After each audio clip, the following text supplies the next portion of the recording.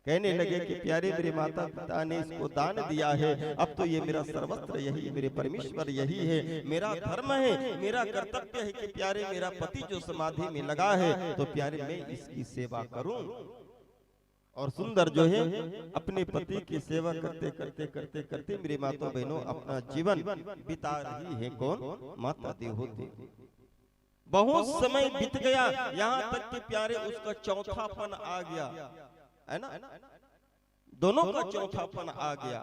अब उदाहरण के लिए आजकल के मान के चलो कि 80-85 साल के डोकरा डोकरी हो गए दोनों।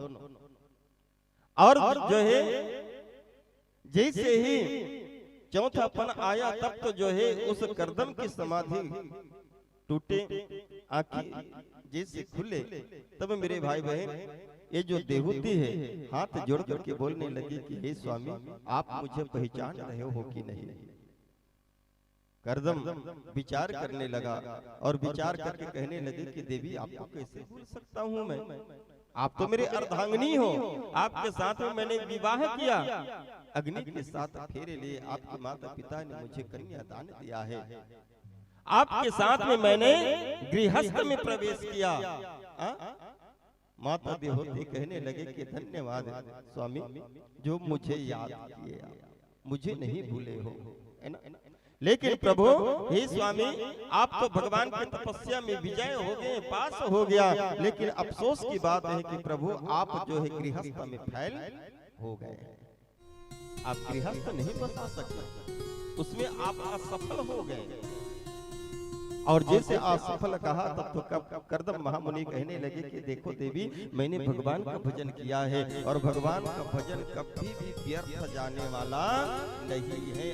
आज जो भगवान का नाम लिए हो, कोई सत्कर्म किए हो, किसी की सेवा किए हो, तो आगे चल करके आज नहीं तो कल उसका पुण्य आपको प्राप्त होगा ही होगा, उसका फल आपको मिलेगा ही मिलेगा। हर चीज व्यर्थ हो सकता है संसार में, लेकिन हम अगर अच्छा कार्य किए हैं ना, किसी की सेवा किए हैं, तो मेरे माताओं बहनों वो कभी भी व्यर्थ होने वाला नहीं है।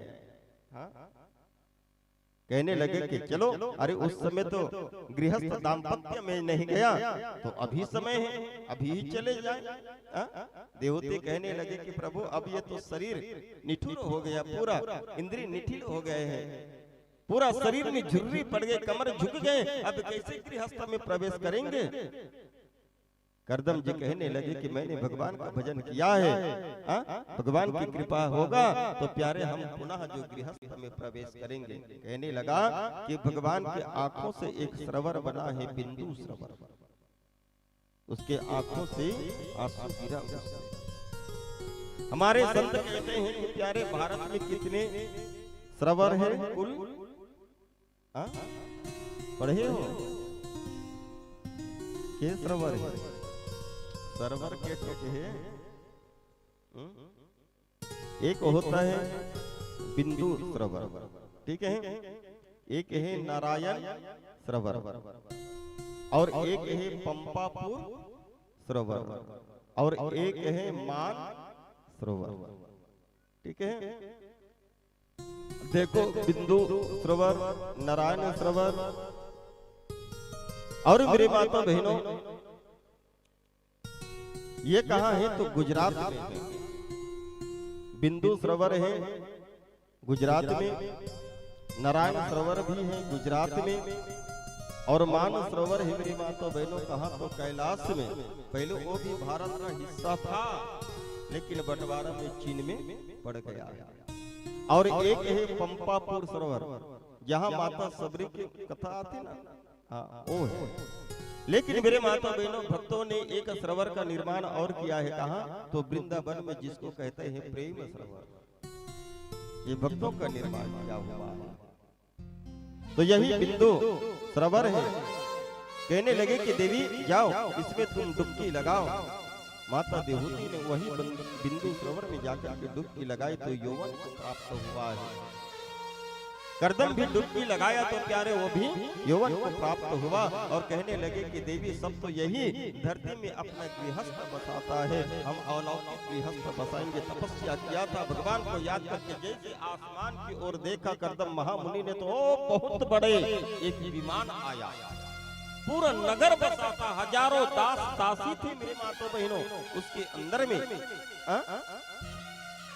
विभूति और करदम उसमें जैसे ही गया, इशारा किया तो मेरे माता बहनों ओ विमान जो है आसमान में भ्रमण करने लगा है।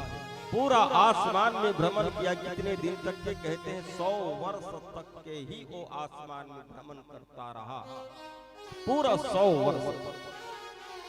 और वैसी बीच में मेरे माता बहनों ये जो करदम और माता देहूति सुंदर दाम्पत्य जीवन निर्वाह किए और उसके घर में सुंदर 9 कन्या का आना हुआ, जिसको नवदा भक्ति कहा गया है। कौन कौन है?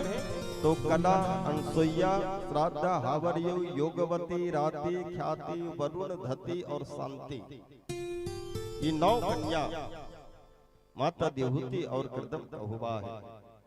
जैसे 100 वर्ष पूरा हुआ, पुनः विमान इसी धराधाम में आया, अपने आश्रम में रहने लगा। एक दिन बहुत समय की बात है, सुबह सुबह बैठा था कौन? करदम महामुनि, और विचार करने लगा कि प्रभु बहुत समय बीत गया, अब मुझे इस माया मोह, बहुत समय बीत गया, अब ये गृहस्थ में प्रभु आपसे दूर होते जा रहा हूँ, अब इस गृहस्थ को छोड़ना है और पुनः भगवान के भजन करने में लगना है। जैसे सोच करके मेरे माता बहनों जंगल की ओर जा रहा था, निकलने ही वाला था, जाने ही वाला था करदम महामुनि, देहूति मैया कहने लगी कि स्वामी कहाँ जा रहे हो आप? करदम कहने लगे कि देवी बहुत समय हो गया मुझे गृहस्थ में, इस माया में, अब मैं इसको छोड़ करके भगवान के भजन करने के लिए जा रहा हूँ। माता देहूति कहने लगी कि प्रभु कहाँ जा रहे हो? आपने वादा किए थे ना मेरे पिताजी से कि मेरा एक पुत्र होगा तो मैं संन्यास धर्म पालन करूंगा। स्वामी अभी केवल बेटी बेटी है, बेटा नहीं है। सुनो, मुझे एक बेटा दे दो तो मैं खुद बोलूंगी कि जाओ इस गृहस्थ को छोड़ करके भगवान की भजन करो।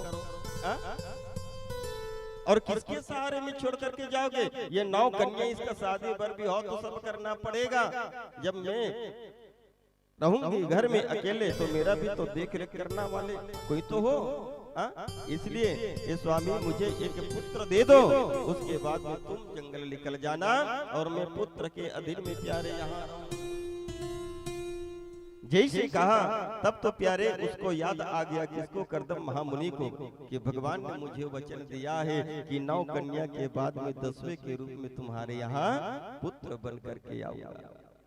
और मेरे माता बहनों भगवान से निवेदन करने लगा कि प्रभु वो समय आ गया है, हे नाथ अब आप हमारे यहाँ पुत्र बन करके आओ। पति पत्नी बैठ करके मेरे माता बहनों भगवान से निवेदन करने लगा है। और वास्तव में कहते हैं जिस घर में संयुक्त परिवार, सब परिवार एक साथ बैठ करके भगवान की भजन करते हैं, भगवान की पूजा करते हैं, वही घर मंदिर के समान हो जाता है, वही घर तीर्थ के समान होता है। मेरी बात हो, इधर उधर भटकने की जरूरत नहीं है। भगवान भी देखते हैं, घर देखते हैं, परिवार देखते हैं आने के लिए, और जैसे मिलता है तो प्यारे उसी के घर में भगवान का आना होता है। एक बार की बात है कि ऐसी माता अपना बैठी रहे और छठ पूजा होते नहीं रही, आजकल आए छठ पूजा बिहार के, तो नदी के तट में जाके पूजा करते हैं, उनसे भजन कीर्तन लोग करते हैं। छठ पूजा करत रहे और छठ पूजा करे के बाद में वो भजन गात रहे, भोजपुरी रहे वो भजन है, लेकिन भोजपुरी के लिए छत्तीसगढ़ ही बना है ना। तो दीदी मना कहा रहे का आई कहाँ जाबो तीरथ, कहाँ जाबो व्रत, वो कोसे मंदिर में जाबो, ऐसे करते ना हमार घर ला ही मंदिर बना लेता है ना। एती भटके की जरूरत नहीं है, घर ला ही मंदिर बना लेता। अब वो दीदी कहबर लगी का अपन घर ही ला मंदिर बनैबो,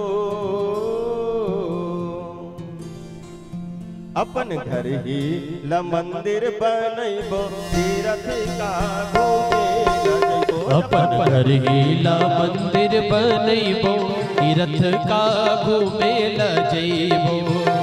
अपन घर ही ल मंदिर बनैबो तीरथ का घूमे ल जइबो। अपन घर ही ला मंदिर बनैबो तीरथ का घूमे ल जइबो। तीरथ का घूमे ल जइबो तीरथ का घूमे ल जइबो। तीरथ का घूमे ल जइबो तीरथ का घूमे ल जइबो। तीरथ का घूमे ल जइबो तीरथ का घूमे ल जइबो। अपन घर ही ला मंदिर बनैबो तीरथ का घूमे ल जइबो। अपन घर ही ला मंदिर बनैबो तीरथ का घूमे ल जइबो।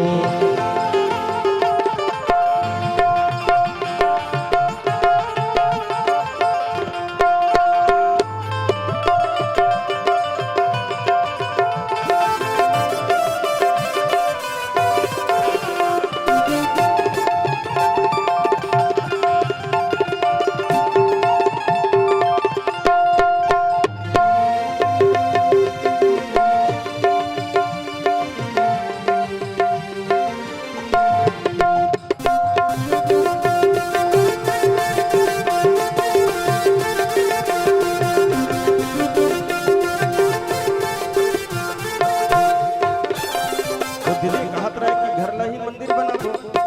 तो बगल में बैठे रही वाली ने कहा कि देखो घर ला मंदिर बनाबो तो मंदिर में जो देवी देवता लाने पर लगते ना, तो कहाँ से देवी लाबो कहाँ से देवता लाबो।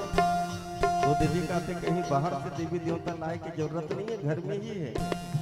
कौन कौन? तो वो देवी कहते का सास लगौरा ससुर जीला शंकर। सास लगौरा ससुर जीला शंकर। सास लगौरा ससुर जीला शंकर।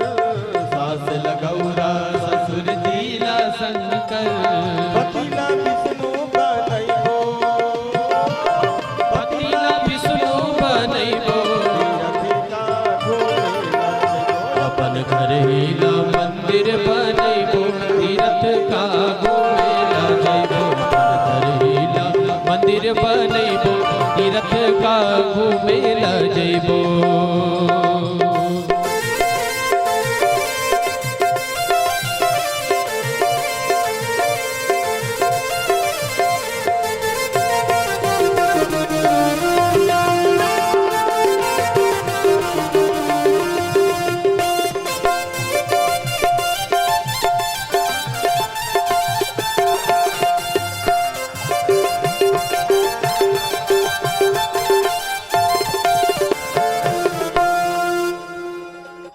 तो कहे बर लगे है ना।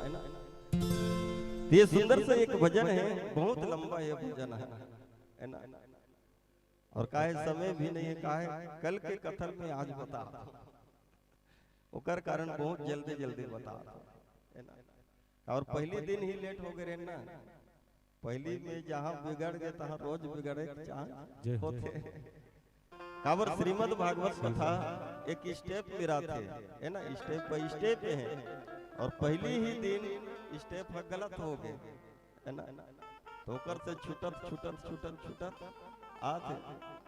ये कथा कल हो न रही से बोला आज हो थे, तो ओकर कारण बहुत ही जल्दी ये कथन बता था कि आज से और प्रारंभ कर सके है ना। तो मेरे माता बहनों सुंदर जो है भगवान से निवेदन किया और भगवान ने सुंदर उसकी निवेदन को स्वीकार किया। कहने लगा कि प्यारे ऐसे भक्ति किया कि वास्तविक में देवहूति मैया पुनः जो है गर्भवती हुई और गर्भवती हुआ तो उसके घर में सुंदर जो है सिद्धों के स्वामी के रूप में भगवान का आना हुआ। और जैसे ही बालक रूप में भगवान आया तो प्यारे उसको धन्यवाद देने के लिए स्वयं ब्रह्मा जी आदि सब देवी देवता उसके घर में आए और आकर के कर्दम ऋषि को बधाई दिया। कहने लगे कि प्यारे देखो जगत के पिता को तूने अपना पुत्र बनाया है। नामकरण संस्कार किया तो श्री जो है कर्दम महामुनि के नाम से उसको नाम दिया है। और कर्दम महामुनि जैसे ही मेरे माता बहनों धीरे धीरे बढ़ने लगा, है ना। देखो श्रीमद् भागवत महापुराण में कर्दम महामुनि का जो है बाल चरित्र नहीं है। ऐसे दो भगवान अवतार लेकर के आए जिसके बाल चरित्र का वर्णन नहीं है। एक है श्री वामन जी और दूसरा है श्री कपिल जी। और जैसे सुंदर उत्सव मनाया, जन्म उत्सव, तो उसी समय माता देवहूति कहने लगे कि देखो स्वामी, अब आप जंगल जा सकते हो। अब मेरा जो है रक्षा करने वाला, मेरा जो है पालन करने वाला स्वयं साक्षात भगवान मेरे यहाँ पुत्र रूप में आया है। तो मेरे माता बहनों कहने लगा कि ये 9 कन्या है, अगर 9 कन्या के विवाह हो जाए तो प्यारे निश्चिंत होकर के भगवान की भजन करने के लिए जाऊंगा।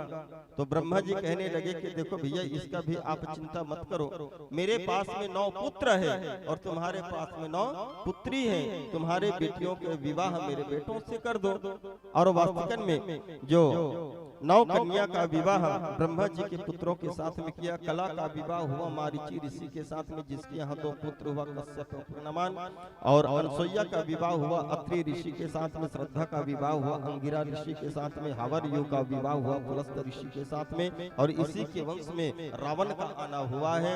रति का विवाह हुआ पुलह ऋषि के साथ में। क्रिया का विवाह हुआ क्रातु ऋषि के साथ में। वरुण धति का विवाह हुआ किसके साथ? श्री वशिष्ठ जी महाराज के साथ में, जो भगवान राम जी का कुल गुरु है। और मेरे भाई बहन कहते हैं ख्याति का विवाह हुआ भृगु ऋषि, जिसने भगवान विष्णु को लात में मारा था, भृगु ऋषि, उसी के साथ में विवाह हुए। इसे 9 कन्याओं का विवाह श्री ब्रह्मा जी के 9 पुत्रों के साथ में हुआ। और जैसे सब संपन्न हुआ, तब मेरे माता बहनों संन्यास धर्म पालन करने के लिए ये जो कर्दम ऋषि है निकल गए जंगल में। और जंगल में जाकर के सुंदर भगवान की तपस्या करके अपने जीवन का कल्याण किया। इधर कपिल महामुनि और माता देवहूति आश्रम में है। एक दिन सुबह सुबह की बात है कि कपिल महामुनि एक आश्रम में सुंदर ध्यान मग्न में बैठा था। सुबह सुबह जैसे ही माता देवहूति आए उस कपिल के पास में, देखा कि प्यारे ध्यान मग्न होकर के बैठा है। उसने कहा कि प्यारे, ये तो साक्षात परमात्मा है। तो क्या किया?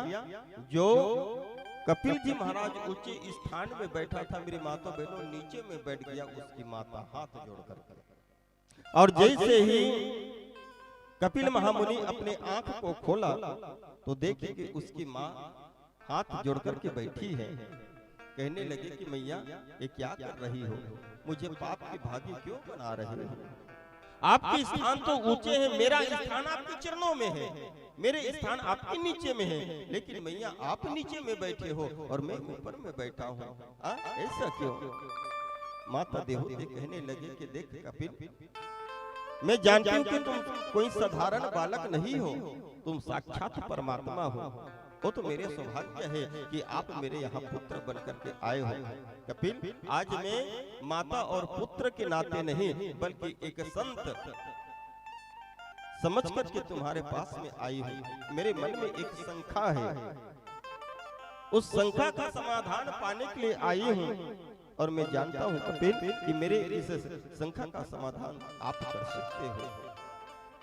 कपिल जी कहने लगे कि मैया बताओ, कौन सी बात है, कौन सी शंका है, कौन सी सवाल है? सुंदर से सवाल किया है कौन? माता देवहूति ने कहने लगे कि कपिल देखो, मेरा जन्म कहाँ हुआ? तो महाराज मनु के यहाँ, माता शत्रुपा के गर्भ से। बेटा, जब मैं चलती थी ना तो अनेकों दास दासी मेरे आगे पीछे चलते थे, बीच में मैं चलती थी। जहां मैं पांव रखती थी वहां प्यारे फूलों की वर्षा करती थी और उसी फूल में मैं पांव रख करके चलती थी। किसी भी प्रकार का दुख तकलीफ नहीं हुआ, इतना सुख में था मैं। विवाह हुआ तो किसके साथ में हुआ? करदम, जो अपनी इंद्रियों का दमन कर दे, उस करदम के साथ में मेरा विवाह हुआ। सब तो यही गृहस्थ बसाते, हम तो आकाश मार्ग में गृहस्थ बसाए। 9 कन्या हुए और तुम्हारे जैसे पुत्र साक्षात भगवान मेरे पुत्र बन करके आए हैं। कपिल, मैं यही जानना चाहता हूं कि प्यारी इस संसार में सच्चा सुख और सच्चा आनंद कहाँ है।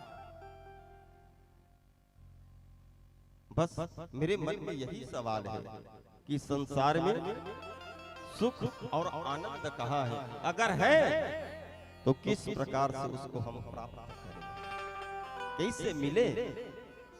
तब तो मेरे माता बहनों कपिल महामुनि कहने लगे कि मैया आप कह रहे हो कि सच्चा सुख और आनंद कहाँ है, तो मैया रही बात सुख की, तो ये संसार तो सुख से परे है, सुख नहीं है, सुख की परछाई है।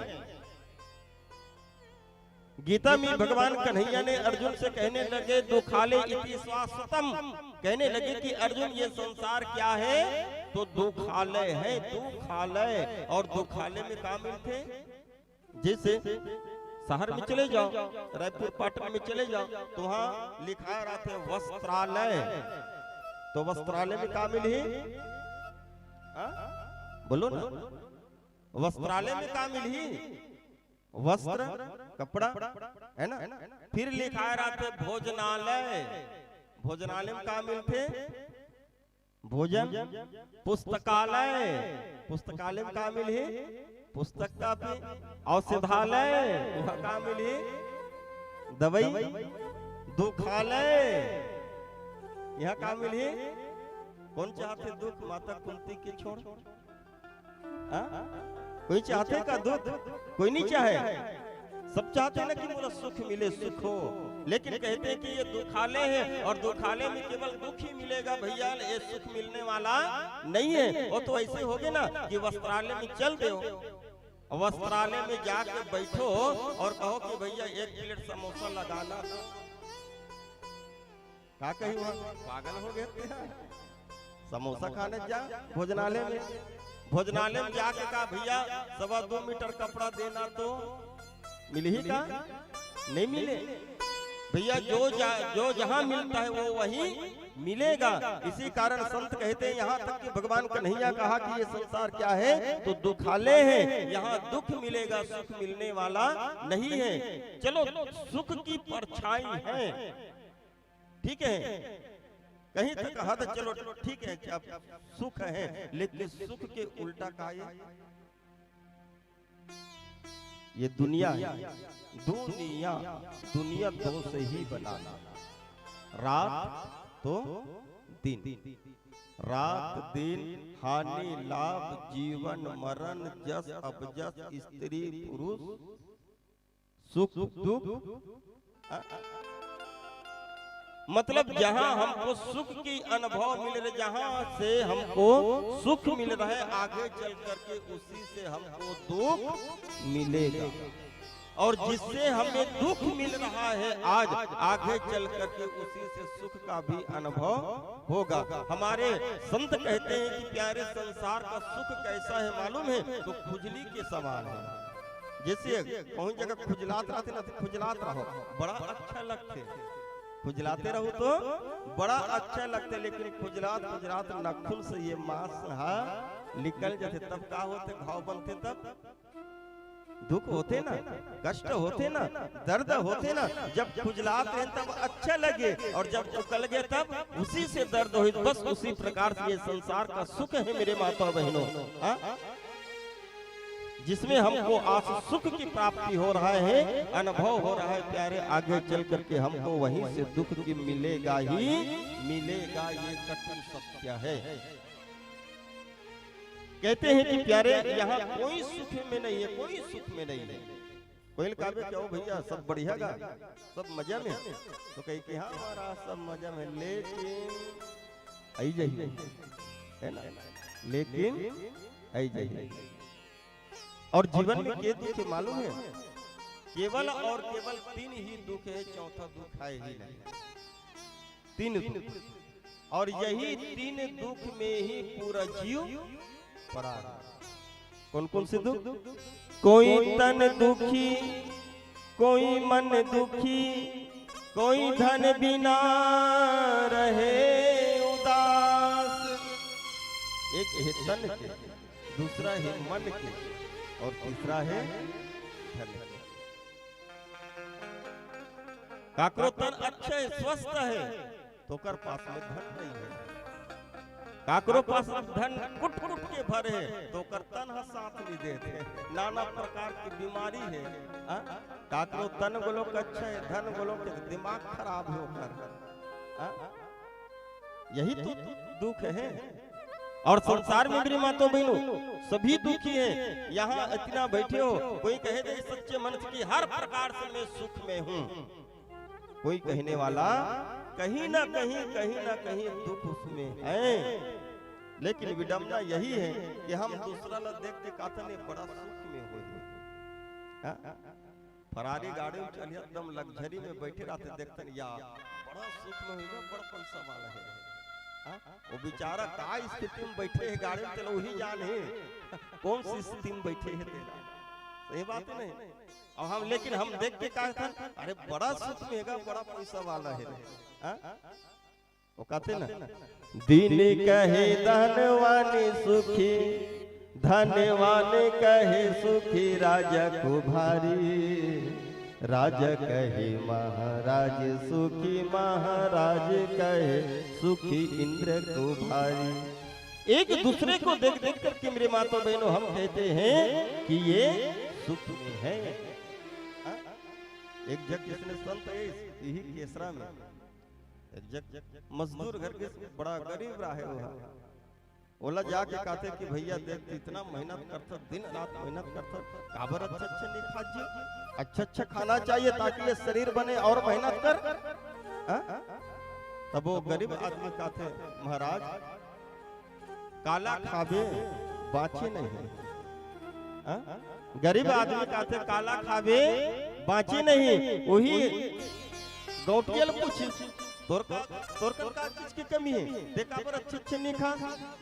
तो गौटिया कहते का कैसे खावे बचे नहीं, गरीब कन बचे नहीं और अमीर ला बचे नहीं। मेरे माता बहनों यहाँ संसार में कोई सुख नहीं है। अगर सुख में है तो कौन है, तो वो है भगवान का भक्त ही। कोई तन दुखी, कोई मन दुखी, कोई धन भी न रहे उदास, थोड़े थोड़े सब दुखी, सुखी राम के दास सियावरी रामचंद्र की जय। ये संसार में अगर कोई सुख में है तो वो भगवान का भक्त ही है ना। हमें दुख क्यों है? क्योंकि प्यारे हम कहीं जाते हैं तो सुख की सामग्री लेकर के जाते हैं और उसी से हमको दुख मिलता है। लेकिन जिसको हम पागल कहते हैं वही लोग कोई प्रकार का दुख नहीं है, क्योंकि वो सुख की सामग्री लेकर के नहीं चलता। जो संत होता है प्यारे सुख की सामग्री नहीं लेकर के चलता, वो तो केवल और केवल भगवान को लेकर के चलता है। मिल जाए खाने के लिए तो मेवा मिष्ठान खाएगा, नहीं मिला तो ऐसा ही रह जाएगा। सोने को मिल गया तो डंडप के गद्दा में सोएगा, नहीं तो बेचारे यही धरती में सोएगा। क्यों? क्योंकि वो सुख की सामग्री लेकर के नहीं चलता। कहने लगे कि भैया यहाँ कोई सुख में नहीं, यहाँ तक कि रावण भी सुख में नहीं था, है ना। अब रावण के पास में क्या चीज की कमी रही सोई बताओ? कोई चीज की कमी रही सोई रावण के पास? देवता मना आके जहाँ चाकरी के काम करे, ब्रह्मा जी आके जहाँ वेद के पाठ करे, हमने तो भगवान शिव के मंदिर में जाता पूजा करे पर रावण ला पूजा करना है ना, तो स्वयं शिव जी बोला ये भगवान इतिया में तो पूजा करो, तो भगवान शिव जी जाए तब रावण पूजा करे। ओकर एक ख्वाहिश रही कि लंका से स्वर्ग तक चांदी के सीढ़िया बनाओ और वही में चल के आना जाना करो। का चीज की कमी रही? लेकिन वो रावण भी मेरे माता बहनों भगवान शिव का परम भक्त है। उसने शिव तांडव स्तोत्र का रचयिता वही रावण है। और वही शिव तांडव स्तोत्र में एक कथा एक जगह आता है, रावण कहते हैं किससे? तो भगवान शिव से, आहम कदा सुखी महम। कहने लगे कि हे भगवान मुझे सुख की प्राप्ति कब होगा? ये रावण ने कहा इससे भगवान शिव से कि प्रभु मुझे सुख की प्राप्ति कब होगा? अब बताओ, रावण सुख में नहीं है तो हम आप कौन से खेत की मूली है राम जमी सुख में राम। मेरे माता बहनों, अगर जीवन में सुख पाना चाहते हो तो केवल और केवल भगवान के शरण में आ जाओ, क्योंकि भगवान के शरण में ही सुख का वास है। बोलो श्री राधा कृष्ण भगवान की जय। श्री बांके बिहारी लाल की जय। आइए, जिनका मैं नाम वाचन करूंगा भक्त आप आएंगे और व्यासपीठ से आशीर्वाद प्राप्त करेंगे।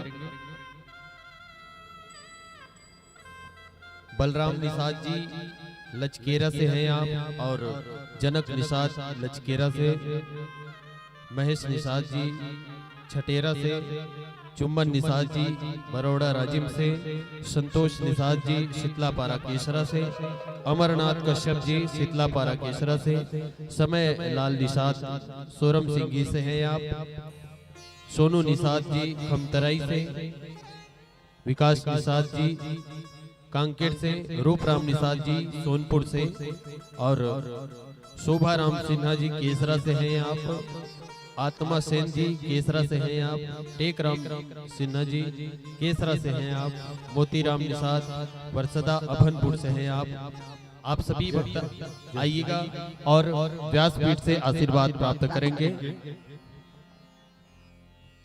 शीघ्रता पूर्वक आएंगे।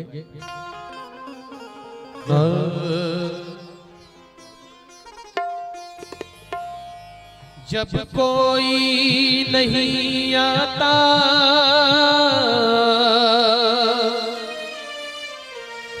मेरे श्याम आते हैं, जब कोई नहीं आता मेरे श्याम आते हैं, मेरे दुख के दिनों में वो बड़े काम आते हैं। आइए मीठी मीठी ताली की सेवा करते हुए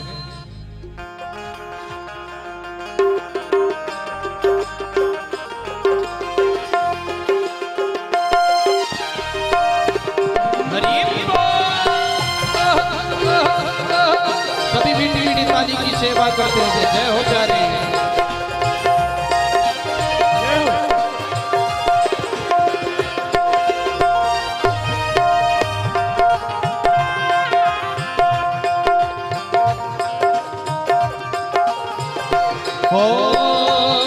जब कोई नहीं आता मेरे श्याम आते हैं, जब कोई नहीं आता मेरे श्याम आते, ओ जब कोई नहीं आता मेरे श्याम आते हैं, जब कोई नहीं आता मेरे श्याम आते हैं, मेरे दुख के दिनों में वो बड़े काम आते हैं, मेरे दुख के दिनों में वो बड़े काम आते हैं, मेरे दुख के दिनों में वो बड़े काम आते हैं, मेरे दुख के दिनों में वो बड़े काम आते हैं।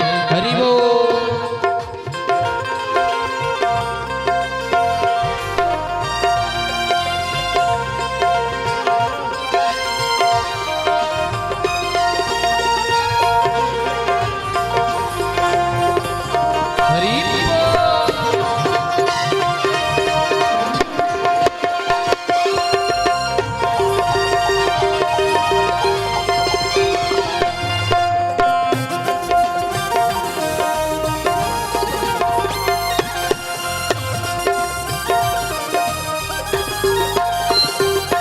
मेरी नैया चलती है पतवार नहीं होती, मेरी नैया चलती है पतवार नहीं होती, मेरी नैया चलती है पतवार नहीं होती, मेरी नैया चलती है पतवार नहीं होती, मुझ किसी और का अब दरकार नहीं होती, मुझ किसी और का बस एतबार नहीं होती, मैं डरता नहीं रस्ते, मैं नर्तन ही रसते सुनसान आते हैं। मेरे दुख के दिनों में वो बड़े काम आते हैं। मेरे दुख के दिनों में वो बड़े काम आते हैं। हरि बोल।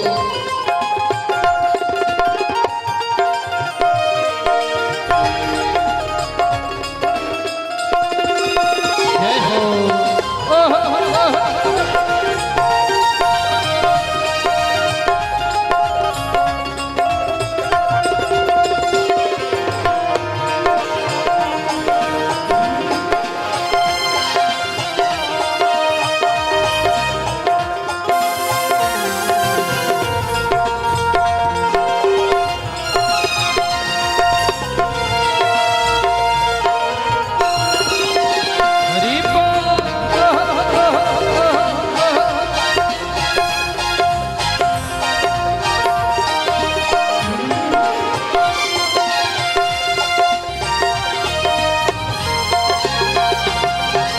इतने बड़े होकर दुखियों से प्यार करे। ये इतने बड़े होकर दुखियों से प्यार करे। चाहे छोटा हो या सबको स्वीकार करे। चाहे छोटा हो या बड़ा ये सबको प्यार करे। ये अपनों भक्तों का अपने भक्तों का कहना ये मान जाते हैं। मेरे दुख के दिनों में वो बड़े काम आते हैं। मेरे दुख के दिनों में वो बड़े काम आते हैं।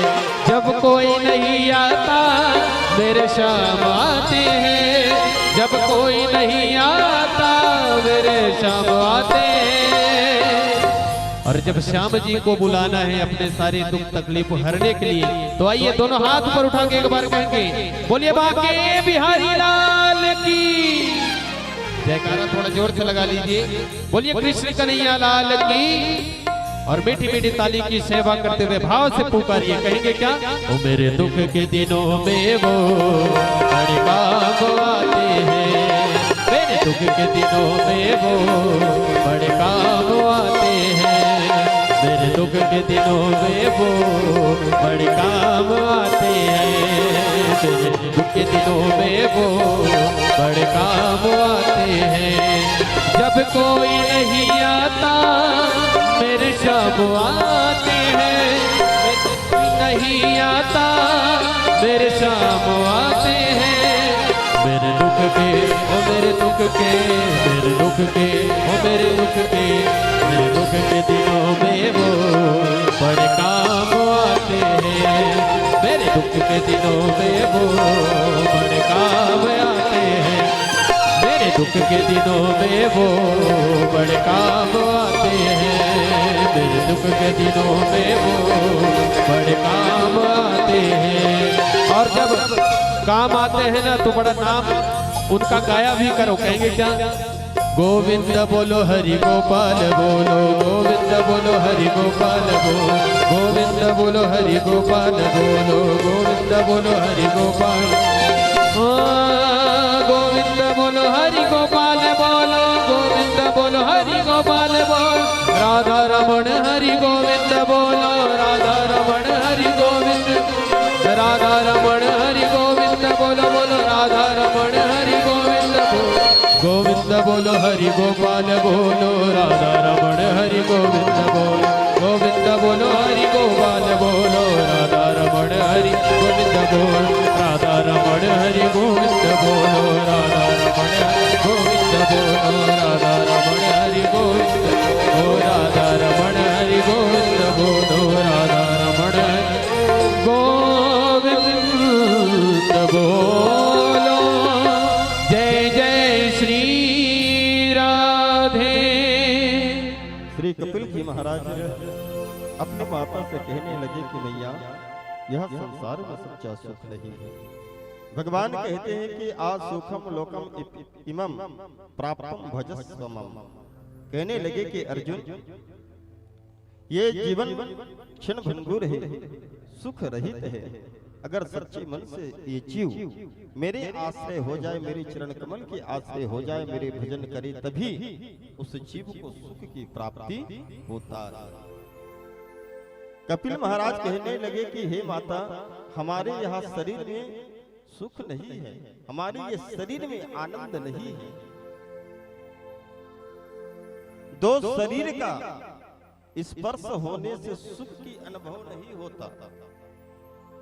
दो शरीर का स्पर्श होने से, मिलने से सुख की आनंद की प्राप्ति नहीं होता, बल्कि दो प्राणों का मिलन से ही आनंद का प्राप्ति होता है। अगर ये शरीर में सुख होता, ये शरीर में आनंद होता, तो प्यारे यहाँ से आत्मा निकलने के बाद भी इस शरीर को सजो करके रखता। लेकिन प्यारे जैसे ही जीव यहाँ से निकलता है तो तुरंत इस शरीर को भी शमशान भेज देता है। इससे पता चलता है कि प्यारे शरीर के स्पर्श से सुख या आनंद की प्राप्ति होने वाला नहीं है। कहते हैं कि माता देखो, ये जीव का स्वभाव देखो, जब छोटा सा रहता है तो ये जीव केवल और केवल अपने माँ से प्रेम करता है। धीरे धीरे जैसे जैसे ये बढ़ता जाता है उसका प्रेम बढ़ता जाता है, खिलौना में आता है। उसके बाद में पढ़ने लिखने के योग्य हो गया तो प्यारे पुस्तक कापी में आ जाता है। फिर बढ़ने लगा तो प्यारे उसका प्रेम धन में आ जाता है, पैसे में आ जाता है। विवाह हुआ तो सबको छोड़ करके केवल पत्नी में आ जाता है। जब बच्चा हुआ तो पत्नी से भी प्रेम हट करके बच्चों में आ जाते हैं। मतलब इसका प्रेम जो है बढ़ते जाता है। भगवान कहता है कि अगर ये जीव केवल एक से प्रेम करे तो प्यारे मैं इसको प्राप्त हो सकता हूँ, लेकिन ये जीव एक से प्रेम करने वाला नहीं है, ये तो अनेकों से प्रेम करने वाले, नाचने वाला है। तुमको देखो, सुख देने वाला और जो है दुख देने वाला कौन है? तो प्यारे ये मन का फेर है, किया कराने वाला ये मन ही है। मन से आपको सुख की भी प्राप्ति हो जाएगा, आनंद की प्राप्ति हो जाएगा, और यही मन आपको दुख में भी डाल देगा। इसलिए मन को कंट्रोल करो। हर शास्त्र यही कहता है, हर संत यही कहता है कि मन को बना लो, मन को सुधार लो तो जीवन सुधर जाएगा। जहाँ मन बिगड़ा तो जीवन बिगड़ेगा, और जहाँ जीवन बिगड़ा तो प्यारे मृत्यु भी बिगड़ेगा। मन को सुधारो, क्योंकि मन इतना चंचल है कि मेरे माताओं बहनों, इसका पार कोई नहीं पा सकते। इसका जो गति है आज तक कोई नहीं बता सका कि मन की गति क्या है। संसार में बड़े बड़े गतिवान है। हवाई जहाज 1 घंटा में कितना उड़ान भरेगा, कितना किलोमीटर तक के जाएगा, उसका इंजीनियर बता सकता है।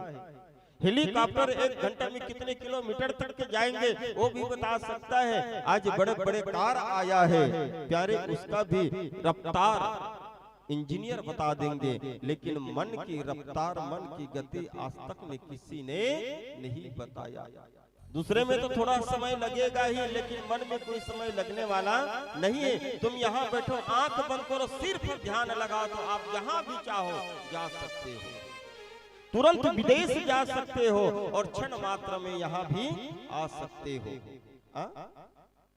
अगर जीवन बनाना है तो मन को, क्योंकि ये मन ही है। देखो ये कथा का कर लिए होते, तन के लिए कि मन के लिए? कथा होता ही मेरी बातों बहनों मन के लिए। बिन पानी भोजन बिना ये उदर मतावे क्रांति, वैसे ही हरिनाम बिना मिले न मन को शांति। मन की शांति के लिए ही भगवान का भजन होता है, भगवान की कथा होता है। इसलिए संत लोग कहते हैं कि मन लगा करके कथा सुनो। कोई नहीं कहता कि भैया मन लगा करके कथा सुनो। इसका विषय मन का विषय है, ये कथा मन के लिए होता है। मन को सुधारो मेरे माता पिता। मन को हमारे संतों ने बहुत उपाधि दी है। मन को नर्तकी कहा है, मन को बकरा कहा है, मन को प्रेत कहा है, मन को देवता कहा है, मन को ईश्वर कहा है, मन को आईना भी कहा गया है। हाँ, मन आईना ही मेरी मातो बहनों। जैसे एक आईना घर में रहता है, उसमें हमारा बहिरंग दिखता है कि हम अच्छा से लग रहे हैं, निरग रहे हैं, हमें कहीं खराबी है क्या, कोई कमी है क्या, एक घर में लगा हुआ आईना हमको दिखाता है। लेकिन प्यारे अपना चरित्र कैसा है ये मन रूपी आईना हमको दिखाता है कि प्यारे हमारा कर्म कैसे, हमारा चरित्र कैसा है। देखो मेरी माता बहनों, जो घर में जो आईना है उसके साफ करने के लिए तो पाउडर वगैरह आता है। जैसे सैलून में, ब्यूटी पार्लर में बड़े बड़े आईना रहते ना, थोड़ा एक पाउडर में करके साफ करते तो बड़ा साफ हो जाते है ना। लेकिन ये मन रूपी दर्पण ला साफ करे पर कोई पाउडर है? किससे हो सकती है मन रूपी दर्पण साफ? काकर से होई हो? कामे होई? अरे कुछ तो बताओ, है मार्केट में कोई चीज? ये मन रूपी दर्पण ला साफ करे बर कुछ पाउडर वगैरह है का? नहीं है। एक बार गोस्वामी तुलसीदास जी महाराज से कहने लगा कि हे भगवान, हे गोस्वामी जी, ये मन रूपी दर्पण को साफ करने के लिए कोई चीज है कि नहीं है? किससे करें ये मन को साफ? गोस्वामी तुलसीदास जी महाराज कहने लगे कि प्यारे चिंता मत करो, जैसे घर के आईना को साफ करने के लिए पाउडर है, उसी प्रकार से प्यारे मन को साफ करने के लिए भी है। क्या है? तो उसने लिखा है मेरे बहनों, वो पढ़ो ना हनुमान चालीसा, है ना? हनुमान चालीसा पढ़ो, सुनतो ना। तो हनुमान चालीसा में दोहा है और चौपाई है ना। तो दोहा में क्या लिखे गोस्वामी तुलसीदास जी महाराज? क्या लिखे दोहा में? वही में बताया है कि ये मन रूपी दर्पण ला कैसे साफ करना है तेरा, है ना?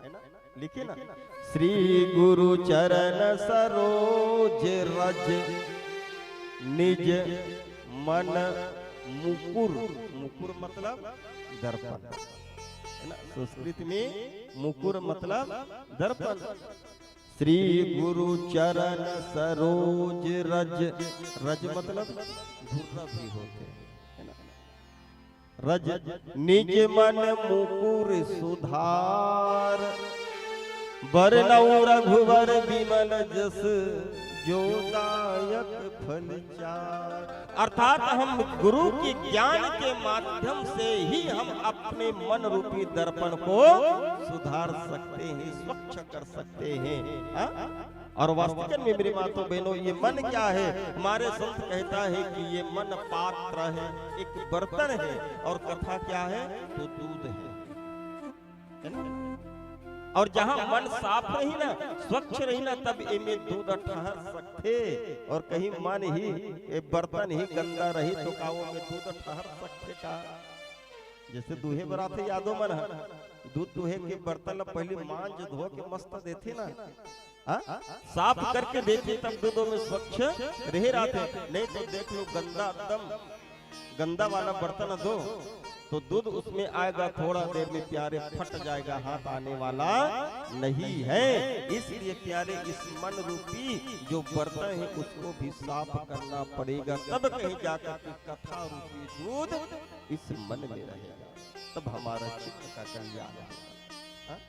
मन को सुधारो मेरे माताओं बहनों, ये सारे किए कराए सब मन का ही काम है। पूरा मन के ही बारे में बताया। कहने लगे कि देखो माँ, ये मन ही है कि आदमी को सुख देता है और आदमी को दुख देता है। अगर मन के ऊपर काबू पा ले, ये मन पवित्र हो जाए, तो प्यारे वास्तव में उसका मन सदैव सदैव ये भगवान के श्री चरण कमल में ही लगा रहे।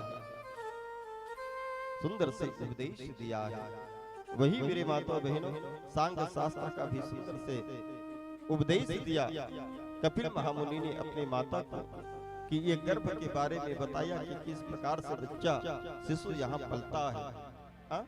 माता अगर तीखा खाए तो उस शिशु के ऊपर क्या असर पड़ता है, ज्यादा गर्म पानी पीने से क्या असर पड़ता है, कौन सी महीना में बाल आते हैं, कौन सी महीना में पूरा शरीर बनता है, अंग बनता है, नखुन बनता है, कौन से महीने में उसमें जीव आता है।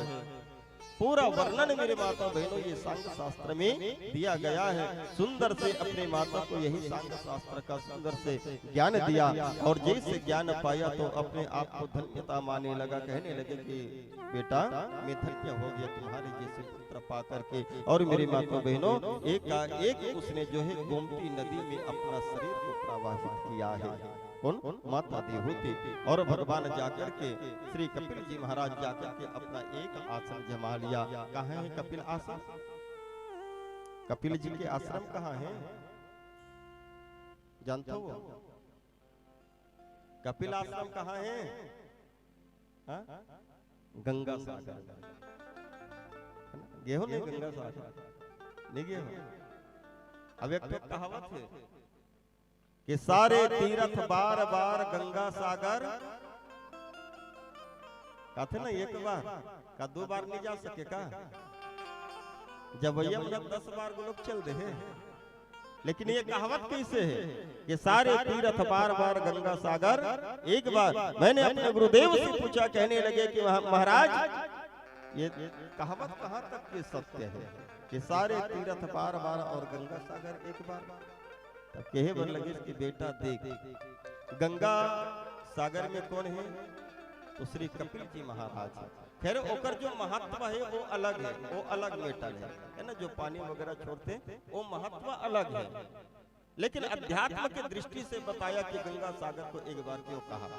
वहां बैठा है कौन? तो श्री कपिल जी महाराज, ठीक है। और कपिल जी महाराज कौन है? तो ब्रह्म ज्ञान की स्वरूप है, ठीक है, ब्रह्म ज्ञान। तो देखो मेरे माता बहनों, संत कहने लगे कि 2 प्रकार की गंगा है, ठीक है। एक ही गंगा को तो जल गंगा और दूसरे ज्ञान गंगा, ठीक। एक है जल गंगा और एक है ज्ञान गंगा, है ना। जल गंगा कहाँ है? गंगा नदी उत्तर प्रदेश, ठीक है। मतलब उस जो है गंगा जल में अगर गोता लगाना है, डुबकी लगाना है, तो हमको स्वयं चल करके जाना पड़ेगा उतना दूर। और वहां जाने के लिए शरीर भी अच्छा होना चाहिए और जेब भी गर्म होना चाहिए, मतलब पैसा भी होना चाहिए, तब तो हम वहां तक जा सकते हैं, है ना। तो उस गंगा में गोता लगाने के लिए पैसे की जरूरत पड़ता है, लेकिन मेरे माता बहनों ज्ञान गंगा इतना कृपा बरसाया है कि चल करके वो आपके गांव तक के आ जाते हैं। और गांव में आ गया तो इसके लिए प्रभु के प्रति, उस गंगा के प्रति हमको प्यास होना चाहिए, है ना।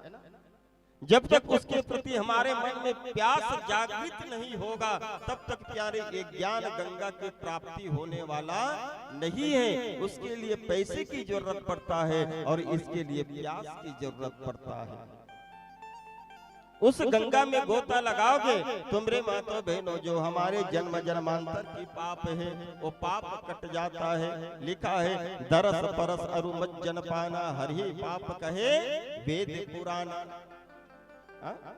उस गंगा में स्नान करेंगे तो प्यारे हमारे जन्म जन्मांतर की पाप कट जाएगा। लेकिन आदमी इतना चतुर कि अपना पूरा पाप गंगा जी में छोड़ करके आता है और घर में आकर के वही पाप के रास्ता में और चला जाता है। जितना पाप छोड़ करके आया उससे कहीं ज्यादा पाप और कमाता है। तो क्या मतलब भैया गंगा नहाने से, है ना, पाप को धोता है, लेकिन ज्ञान गंगा मेरे माता बहनों पाप के साथ साथ में पाप करने का जो स्वभाव है, पाप करने का जो प्रवृत्ति है उसको भी पवित्र कर देता है। और जहाँ मन पवित्र हो जाए, जहाँ हमारा प्रवृत्ति, हमारा स्वभाव पवित्र हो जाए तो भूल करके हमसे कोई पाप होने वाला नहीं है। अगर जीवन में पाप नहीं होगा तो आप तीर्थ जाओ या ना जाओ वो आपके ऊपर में है।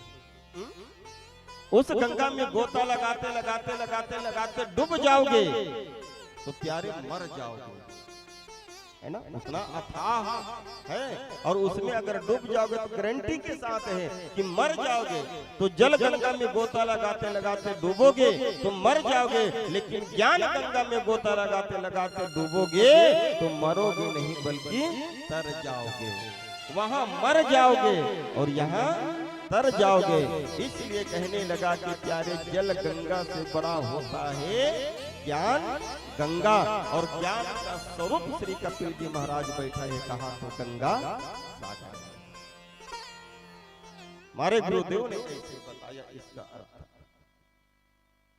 और मेरे माता बहनों, इस प्रकार से सुंदर स्वामी सुखदेव जी महाराज ने ये पावन चरित्र को सुनाया है। और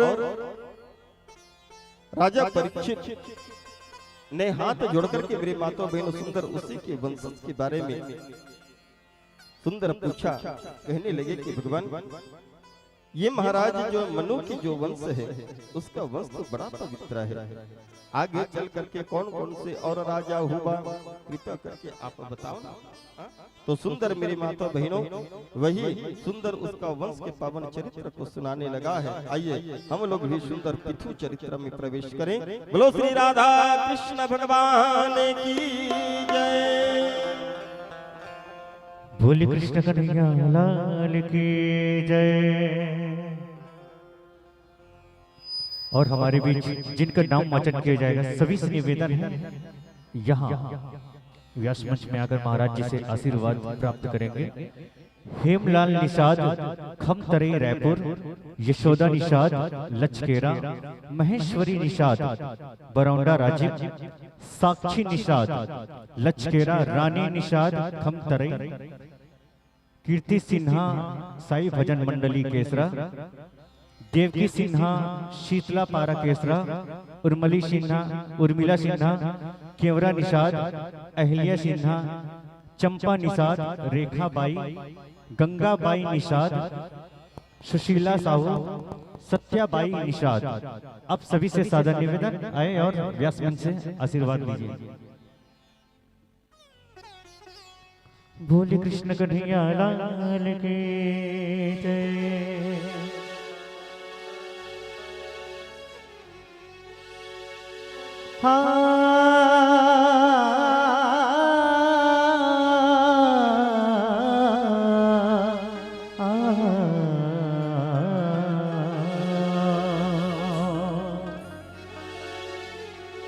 हमसे हर घड़ी आनंद ही आनंद है।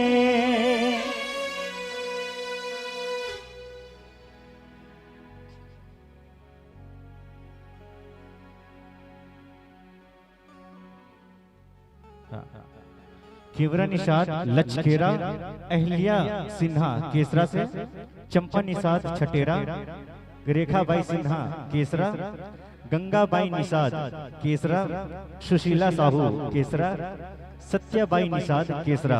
अब सभी से निवेदन महाराज जी से आशीर्वाद प्राप्त करें।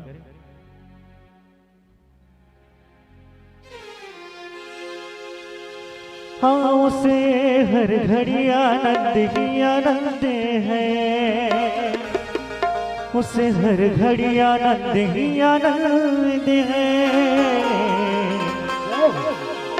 वो जिसके हृदय में, वो जिसके हृदय में,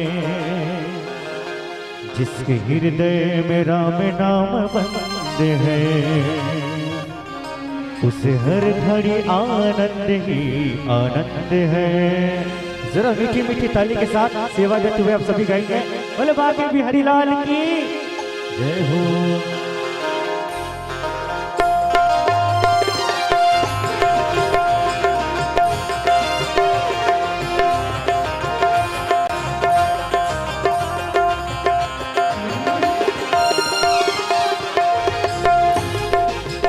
जिसके हृदय में, वो जिसके हृदय में, जिसके हृदय में, वो जिसके हृदय में, जिसके हृदय में राम नाम बंदे हैं, उसे हर घड़ी आनंद ही आनंद है।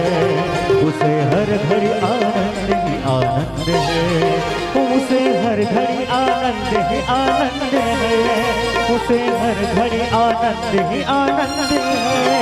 उसे हर घड़ी आनंद ही आनंद है। उसे हर घड़ी आनंद ही आनंद है।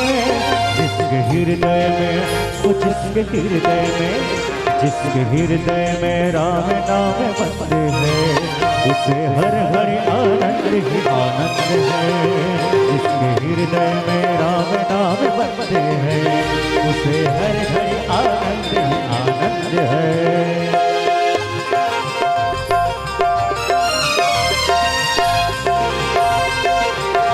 हरि बोल।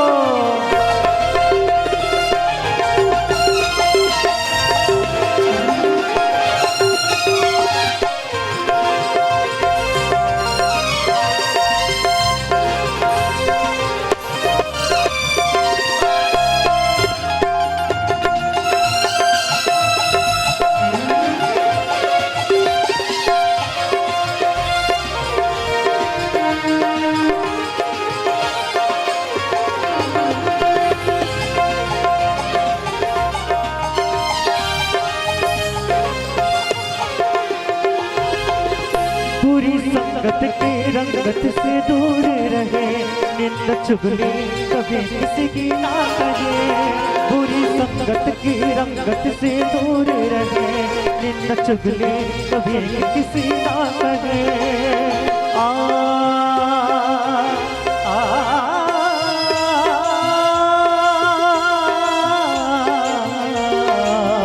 मेरे राम मेरे राम। तो जरा एक बार दोनों हाथ उठाएंगे और बताएंगे किसके किसके मन में प्रभु श्याम जी बसे हैं। उठाइए दोनों हाथ और जयकारा लगाते जाएंगे, बोले राजा रामचंद्र की। तो जिसके हृदय में, तो जिसके हृदय में, जिसके हृदय में, जिसके हृदय में, जिसके हृदय में राम नाम बसते हैं, उसे हर घड़ी आनंद ही आनंद है। उसे हर घड़ी आनंद ही आनंद है। उसे हर घड़ी आनंद ही आनंद है। उसे हर घड़ी आनंद ही आनंद है। उसे हर घड़ी आनंद ही आनंद है। उसे हर घड़ी आनंद ही आनंद है। जिसके हृदय में राम नाम बसते हैं, जिसके हृदय में राम नाम बसते हैं, उसे हर घड़ी आनंद ही आनंद है। उसे हर घड़ी आनंद ही आनंद है।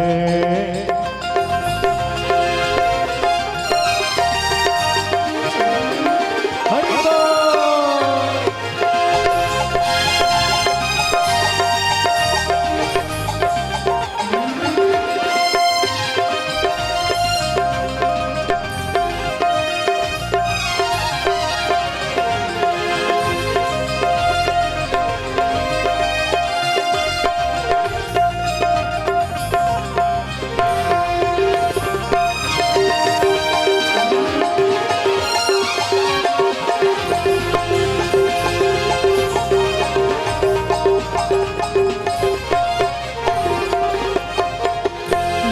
राम नाम का ही सहारा, इसी दुनिया से करके किनारा।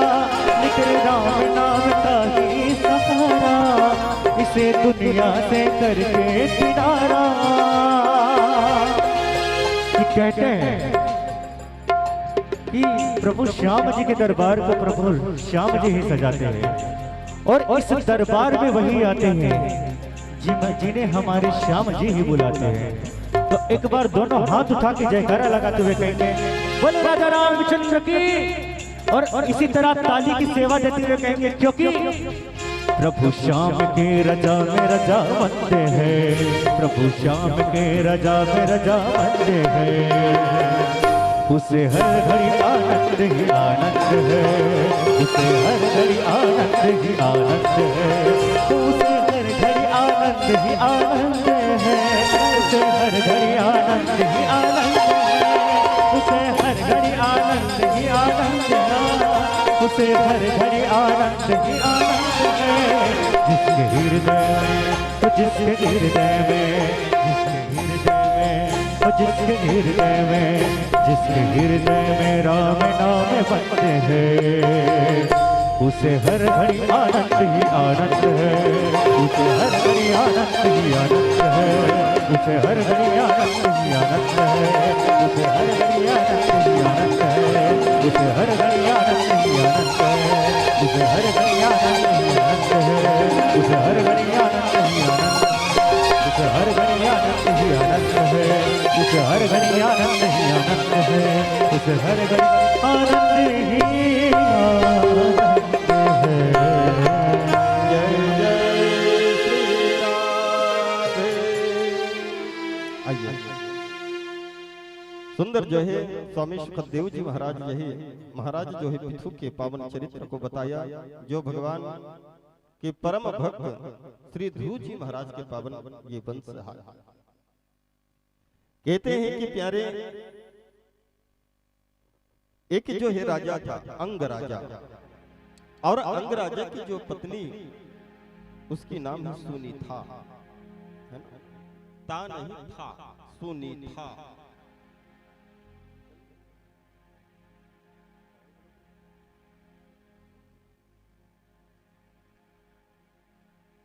सुनी था। ये जो अंग राजा है ना, बहुत धर्मात्मा था, बहुत धर्मात्मा। समय समय में नगर में जाकर के सुंदर जो है अपन प्रजा मन के देख रेख करे, पुत्रवत सभी प्रजाओं का पालन करे। कौन? अंग राजा। प्यारे समय बीतते गया, उसका चौथापन आ गया। बस हर चीज से वो परिपूर्ण था, बस एक ही उसका दुख था। कौन सी दुख? कि प्यारे उसका कोई संतान नहीं था, कोई पुत्र नहीं था। हाँ, कोई पुत्र नहीं था, चौथापन आ गया। एक दिन मेरे माता बहनों विचार करने लगा कि हे भगवान, मेरा कोई संतान नहीं, मेरा कोई पुत्र नहीं है।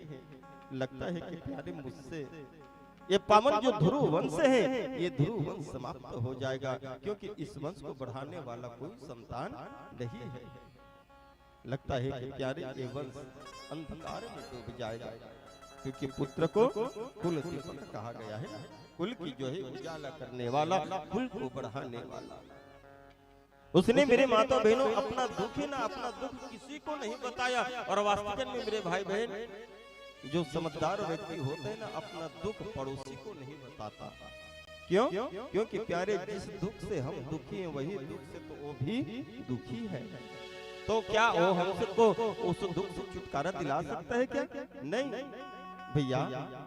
एक 2 दिन का भूखा एक व्यक्ति को कहेगा कि मुझे बहुत जोरों से भूख लगा है भैया, मुझे कुछ खाने के लिए दे दो, तो वो व्यक्ति कहेगा कि प्यारे मैं तो 5 दिन का भूखा हूँ, तो तुमको कहाँ खिलाऊंगा। समझदारी तो वही है मेरे भाई बहन, किसी धनी के पास में जाओ जो स्वयं खाता है और दूसरे को भी खिलाता है। उसके द्वार में जाओगे तो आप खाली हाथ आने वाले नहीं हो। मेरे माता बहनों, बड़े ही उसको ग्लानि होने लगा, दुख होने लगा कि मेरा कोई संतान नहीं है। जिस प्रकार से मेरे भाई बहन ये जो राजा दशरथ है ना, राजा दशरथ को ग्लानि हुआ, तो राजा दशरथ को भी पछतावा होने लगा, दुख होने लगा। तो वो कहाँ गया? किसी के पास नहीं, बल्कि मेरे माता बहनों कहाँ गया? तो अपने गुरु के पास में गया। एक के बार भूपति मन माही, भोई ग्लानि मोरी सुख लाही, गुरु गृह गेहूं तुरंत महिपाला, चरण लाग कर विनय विशाला। अंग राजा चले गए मेरी माता बहनों अपने गुरु के पास में, और गुरु के पास में जाकर के उसके चरण में गिर गया। और चरण में गिर करके मेरे भाई बहन अपना दुख सुनाए, निज सुख दुख सब गुरु ही सुनावे कही, वशिष्ठ बहुविधि समझाए। उसका गुरु कहने लगे कि अंगराजा चिंता मत करो, अगर कहने लगे कि देखो बेटा, तुम जो है पुत्रष्टि यज्ञ करो, पुत्राष्टि यज्ञ करो, जिससे तुम्हें जो है पुत्र की प्राप्ति होगा, एक गुणवान पुत्र की प्राप्ति होगा। अंगराजा कहने लगे कि महाराज आप ऐसे मुहूर्त निकालो, उस मुहूर्त में हम जो है ये यज्ञ प्रारंभ करेंगे। महाराज ने सुंदर से मुहूर्त निकाला। मेरी माता बहनों, सुंदर से वहाँ और जो है अन्य ब्राह्मणों के साथ में जो अंग राजा के गुरु है, सुंदर पुत्राष्टि यज्ञ किया है। यज्ञ जैसे संपन्न हुआ, अंतिम के दिन में सभी जो है ब्राह्मण, गुरु और राजा खड़े होकर के पूर्ण आहुति दिया। भक्ति सहित पुण्य आहुति दिन है, प्रगटे अग्नि चरुण कर ली है। पूर्ण आहुति दिए तो सुंदर जो है खीर लेकर के मेरे माता बहनों वो अग्नि देवता प्रकट हुआ, और अग्नि देवता प्रकट होकर के वो खीर दे दिया। किसको? तो गुरु को दिया। गुरु अपने हाथ में लेकर के मेरे माता बहनों उस खीर को दे दिया, राजा अंग को दिया है। और राजा अंग उसको लेकर के अपने पत्नी के पास में जा रहा है। लेकिन मेरे भाई बहन इतना सुगंध था कि राजा उस खीर की सुगंध को स्वयं सूंघ लिया। और सूंघ करके मेरी माता बहनों वो जो खीर है अपने पत्नी सुनीता को दी। ये तो भगवत प्रसादी है ना, ये तो कभी बेकार जाने वाला नहीं है। सुनीता ने बड़े बड़े भाव के साथ में, प्रेम के साथ में उस खीर को खाई। सुंदर जो है गर्भवती हो गई, गर्भ बढ़ने लगी। 9 महीना हो गया, 10 महीना हो गया, 11 महीना, 12 महीना, 13 महीना हो गया, लेकिन प्यारे उसके गर्भ से कोई बालक आने का नाम ही नहीं ले रहा।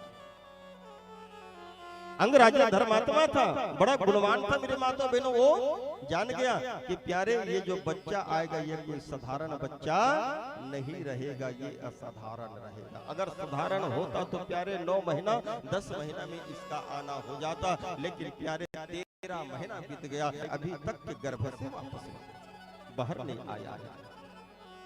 मेरे माता बहनों कथा में आता है कि 18वां महीना में सुनीता के गर्भ से बालक का आना हुआ। 18 महीना और जैसे जन्म के समय हुआ तो जितना दूषित है पूरा दूषित वातावरण हो गया। नगर में गैया मरने लगी, दिन में उल्लू बोलने लगा, कुत्ता रोने लगा। मतलब जितना अपशकुन मानते हैं ना वो अपशकुन होने लगा। और वही बीच में सुनीता के गर्भ से एक बालक का आना हुआ। राजा तो जान गया था कि प्यारे ये कोई साधारण बालक नहीं है, लेकिन पुत्र है। और पुत्र मोह में सुंदर जो उत्सव मनाया गया, जन्म उत्सव मनाया। ब्राह्मण लोग आकर के मेरे माता बहनों उसका नामकरण संस्कार किया। तो नाम रखा वेन। कौन सी नाम? वेन। और वेन धीरे धीरे धीरे धीरे धीरे धीरे जैसे बढ़ने लगा, प्यारे जैसे वो बढ़ते जा रहे हैं वैसे वैसे उसका अत्याचार भी बढ़ते जा रहा है। जब 7-8 साल के हो गया तो नगर में निकल जाते थे वेन। छोटे छोटे बच्चों को ले जाकर के प्यारे कहीं तालाब में डुबा करके मार देते, कहीं कुआं में गिरा करके मार देते। किसी की हाथ तोड़ देता, किसी का पैर तोड़ देता। राजा के पास में जो प्रजा लोग हैं ना कुछ न कुछ शिकायत लेकर के रोज आता था कि कहने लगे कि हे राजा आप तो देव स्वरूप हो, लेकिन ये जो राजकुमार है ना बड़ा राक्षस हो गया है। किसी ने कहा कि हमारे पुत्र के हाथ तोड़ दिए, किसी ने कहा कि मार दिया, किसी ने ये कहा। रोज कहीं न कहीं शिकायत लेकर के आते थे। लेकिन मेरे माता बहनों समझाता था कौन? अंग राजा। लेकिन वो समझ सके तब ना। धीरे धीरे धीरे धीरे बढ़ने लगा, वैसे वैसे उसका अत्याचार और बढ़ने लगा। शराब पीने लगा, मदिरा पान करने लगा। मतलब मेरे माता बहनों असुरी प्रवृत्ति का हो गया। कौन? ओवे असुर बन गया। एक दिन की बात है कि मेरे माता बहनों ये जो राजा अंग है उसको समझाने लगा, अपने पुत्र को बैठा करके समझाया। कहने लगे कि बेटा ये जो कर रहे हो ना अच्छी बात नहीं है। कल के दिन में तुम राजा बनोगे, इस सिंहासन में बैठोगे और राजा पिता के समान होता है, प्रजा ये तुम्हारा पुत्र के समान है। और तुम ही अगर बिगड़े रहोगे तो प्यारे तुम अपने प्रजाओं को कैसे संभालोगे? रे भाई बहन, जिस देश के राजा जैसा होता है वैसे ही प्रजा लोग भी। जैसे घर की एक मुखिया है और घर के मुखिया के ऊपर डिपेंड करता है कि प्यारे उसका सदस्य कैसा है। अगर घर के मुखिया अगर पूजा पाठ वाला होंगे ना तो वास्तविक में वो घर के अन्य सदस्य भी उसका मन पूजा पाठ में ही लगेगा। और घर के मुखिया बस ऐसी होती हो जाए तब फिर ठिकाना नहीं है। उसी कारण कहा कि मुखिया मुख को चाहिए खान पान। डिपेंड करता है मेरी माता बहनों मुखिया के ऊपर। अगर मुखिया सद्गुणी होंगे, सत्संगी होंगे, भगवत भक्त होंगे तो मेरे माता बहनों उसका जो प्रजा है उसका जो सदस्य है वो भी वही लाइन में चलेगा। जैसे चीटी की लाइन जाते ना, जैसे वो भेड़ आते ना, भेड़ मना ये सामने में बकरा रखे रहते हो, वो जैसे जाते उतना जितना भेड़ है ऊपर पीछे पीछे वो मन है जाता। बस उसी प्रकार है समझाने लगा कि प्यारे तुम राजा हो, आगे चलकर के ये राज्य तुमको संभालना है। बहुत समझाया मेरे माताओं बहनों, लेकिन वो समझने वाला नहीं है। तब विचार किया कि प्यारे अगर इसके ऊपर में कोई जवाबदारी आ जाए, कोई जिम्मेदारी आ जाए तो हो सके सुधर भी जाए। आजकल भी करते ना कि बेटा ये तो बड़ घूमते काम को तक कुछ करे नहीं, तो सियार न का करे कहीं जवाबदारी यही सुधर भी सकते तो कर बिहाव कर देते, है ना। जब पत्नी यही जवाबदारी मिली तब ये काम बूता करी। कई जगह सुधर जाते वो घर से बाहर नहीं निकले काम से काम, लेकिन कई जगह जो का तो रात वो सुधरने वाला नहीं है। कहने लगा कि भैया इसको जवाबदारी मिलेगा तो प्यारी ये सुधर जाएगा। क्या किया कि ये तो चौथापन तो आ ही गया था, और पहले जमाना में मेरे माताओं बहनों जहाँ चौथापन आता है तो अपने राजपाट को छोड़ करके जंगल की ओर जाते भगवान के भजन करने के लिए। अंगराजा कहने लगा कि भैया अब मुझे यहाँ नहीं रहना है। अपने पुत्र वेन को राजा बना दिया और राजा बना करके अंगराजा निकल गया कहाँ तो भगवान के भजन करने के लिए जंगल की ओर। इधर बन गया राजा कौन वेन, और वेन प्यारे अपने हिसाब से पूरा मंत्री रखा है। जो पुराना मंत्री था मेरी माता बहन उसको भी निकाल दिया, जा अब तुम्हारे राजा ही नहीं है तो तुम क्या करोगे। मैं अपने हिसाब से जो है मंत्री रखूंगा, सैनिक रखूंगा, और सभी मेरे माताओं बहनों अपने हिसाब से रखने लगा। अब तो परम स्वतंत्र हो गया, कोई रोकने टोकने वाला नहीं, क्योंकि वो तो राजा है, राजा बन गया। और कहते हैं कि प्यारे अपने आप वो भगवान मानने लगा, मैं हूँ अन्नदाता सबका। वो कहते ना राज दरस देव दरस, राजा भी देवता का ही स्वरूप माना जाता है। उसने यही कहने लगा कि मैं ही भगवान हूँ, सबका अन्नदाता मैं ही हूँ। चारों तरफ कहने लगा कि प्यारे मेरे जय जयकार होना चाहिए, और जो मेरे जय जयकार नहीं करेगा प्यारे उसको मौत की सजा दिया जाएगा। मंदिर में भगवान की मूर्ति रहते थे प्यारे, मूर्ति को हटवा करके अपना मूर्ति रख देता था। ब्राह्मणों को कहता था कि प्यारे अगर जीवन जीना है तो मेरी पूजा करो। अंगराजा जब था मेरे माताओं बहनों तो जंगल में रहने वाले संतों को, ब्राह्मणों को जो यज्ञ की सामग्री दी और कहते थे कि ब्राह्मण देवता सुनो, संकल्प लेना किस बात की कि हमारे इस देश में, इस प्रदेश में किसी भी प्रकार का प्राकृतिक विपदा ना आए, इसलिए प्यारे तुम यज्ञ करना। और मेरे माताओं बहनों यज्ञ करता था, जिसके कृपा से बड़ा ही खुशहाली के साथ में आहा वो प्रदेश चलता था। बरसात के दिन में खूब बरसात होता था, ठंड के दिन में खूब ठंड होता था, गर्मी के दिन में खूब गर्मी होता था।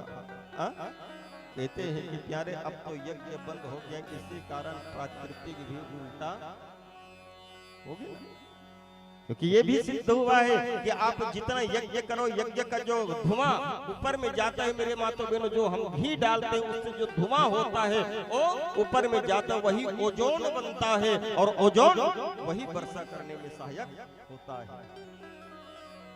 मेरे माता बहनों हम प्राकृतिक के साथ में खिलवाड़ कर रहे हैं, तो प्यारे प्राकृतिक भी तो हम लोगों के साथ में खिलवाड़ करेगा ही करेगा। जहाँ पानी गिरना रहा था सूखा हो जाते, जहाँ ठंड रहना रहा था वहाँ ठंड ही नहीं रहा। गर्मी के दिन में गर्मी की महसूस नहीं हो। अभी हम अच्छा धोखा खाएगा। एक पहली के रेन विजय भाट अर्जुन था कार्यक्रम, और ठंड है कैसे कितना सारा कपड़ा ले गए, दूर तक स्वेटर कंबल वंबल सब ले गए हैं, वहाँ को कौन ठंड हो भी नहीं करी, सब बैग के बैगे में रही जस्ट तस आ गए। अब यहाँ ठंड नहीं है, कैसे कहीं नहीं रहने कुछ नहीं रहा भाई, अब ठंडे नहीं है तो कैसे करो। अब उल्टा यहाँ ठंड बढ़ गए, वही ना हमने काले भैया मसन विष्णु भैया मसन धोखा हो गया भैया हमारा। प्यारे ये प्राकृतिक भी उल्टा हो रहा है मेरी बातों बहनों, और इसका जो जिम्मेदारी कौन है तो हम लोग हैं, क्योंकि हम संरक्षण करेंगे तो प्यारे ये भी हमारा पालन करेगा।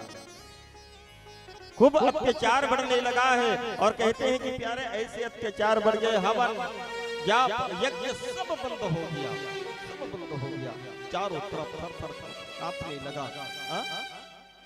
मेरे माता बहनों वर्षा होना बंद कर दे, मान के चलो अंकाल पड़ गया।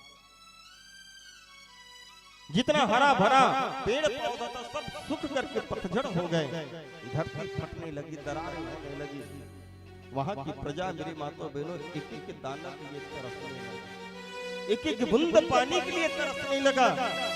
चिड़िया एक एक बूंद पानी के लिए फड़फड़ा करके मर रहा है मेरी माता बहनों। चारों तरफ हाहाकार, जितना प्रजा है सूख करके पतला दुबला कांटे की तरह हो गए। जंगल में रहने वाले ब्राह्मण विचार करने लगा कि प्यारे अभी तक की ये यज्ञ की सामग्री नहीं भिजवाया है, यज्ञ बंद हो गया है, चलो चलो हम जाकर के राजा को अवगत करा दे, शायद इसको पता नहीं होगा। संत मंडली मिलकर के मेरी माता बहनों वही वेन के पास में आया। वेन मधुर मस्त होकर के बैठा था, कहा तो सिंहासन में श्राप की नशा में। संतों को आते देखा, ब्राह्मणों को आते देखा, तो मेरी माता बहनों उसको देख करके दूसरे तरफ को देखने लगा। ब्राह्मण लोग कहने लगे कि प्यारे ठीक है, तुम हमारे सम्मान करो या ना करो, लेकिन हमारा कर्तव्य बनता है क्योंकि तुम राजा हो, हम आपकी प्रजा हैं, तो प्यारे हम तुम्हारा सम्मान करें। दूर से जय जयकार करने लगा है, राजा साहब की जय हो, राजा साहब की जय हो। और जैसे जय जयकार करने लगा तब जो है वेन देखने लगा है, कहने लगे क्या बात है, आओ इधर। बड़े अभिमानी के साथ में गोटियाने लगा, बात करने लगा, अभिमान पूर्वक। ब्राह्मण लोग आकर कहने लगे कि राजा साहब देखो आपके पिता जी था राजा, तब हम सभी को जो है यज्ञ की सामग्री देता था, और प्यारे संकल्प लेकर के हम यज्ञ करते थे, जिससे यहाँ सुंदर जो है प्राकृतिक के किसी भी प्रकार का विपदा नहीं आता था।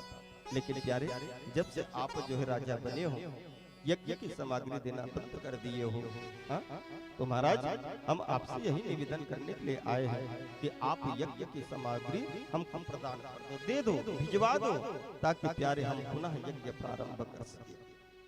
वेन कहने लगा कि प्यारे मैं ऐसे यज्ञ को नहीं मानता, यज्ञ करो लेकिन मेरे नाम की आहुति होना चाहिए, मैं ही सबका भगवान हूँ।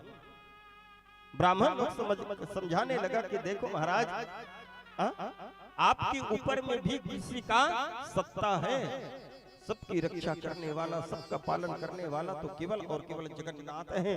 रक्ष रक्ष जगन्नाथ रक्ष त्रिलोक रक्षकम भक्ता नाम भय मैं करता त्रातम भगवान नबेह। सबके पालन करने वाला भगवान नारायण है, सबकी रक्षा करने वाला भगवान नारायण है। तुम अपने आप को भगवान मत समझो, सबकी रक्षा मत समझो, क्योंकि प्यारे तुम भी किसी के अधीन में हो, तुम भी स्वतंत्र नहीं हो, परम स्वतंत्र तो केवल भगवान है।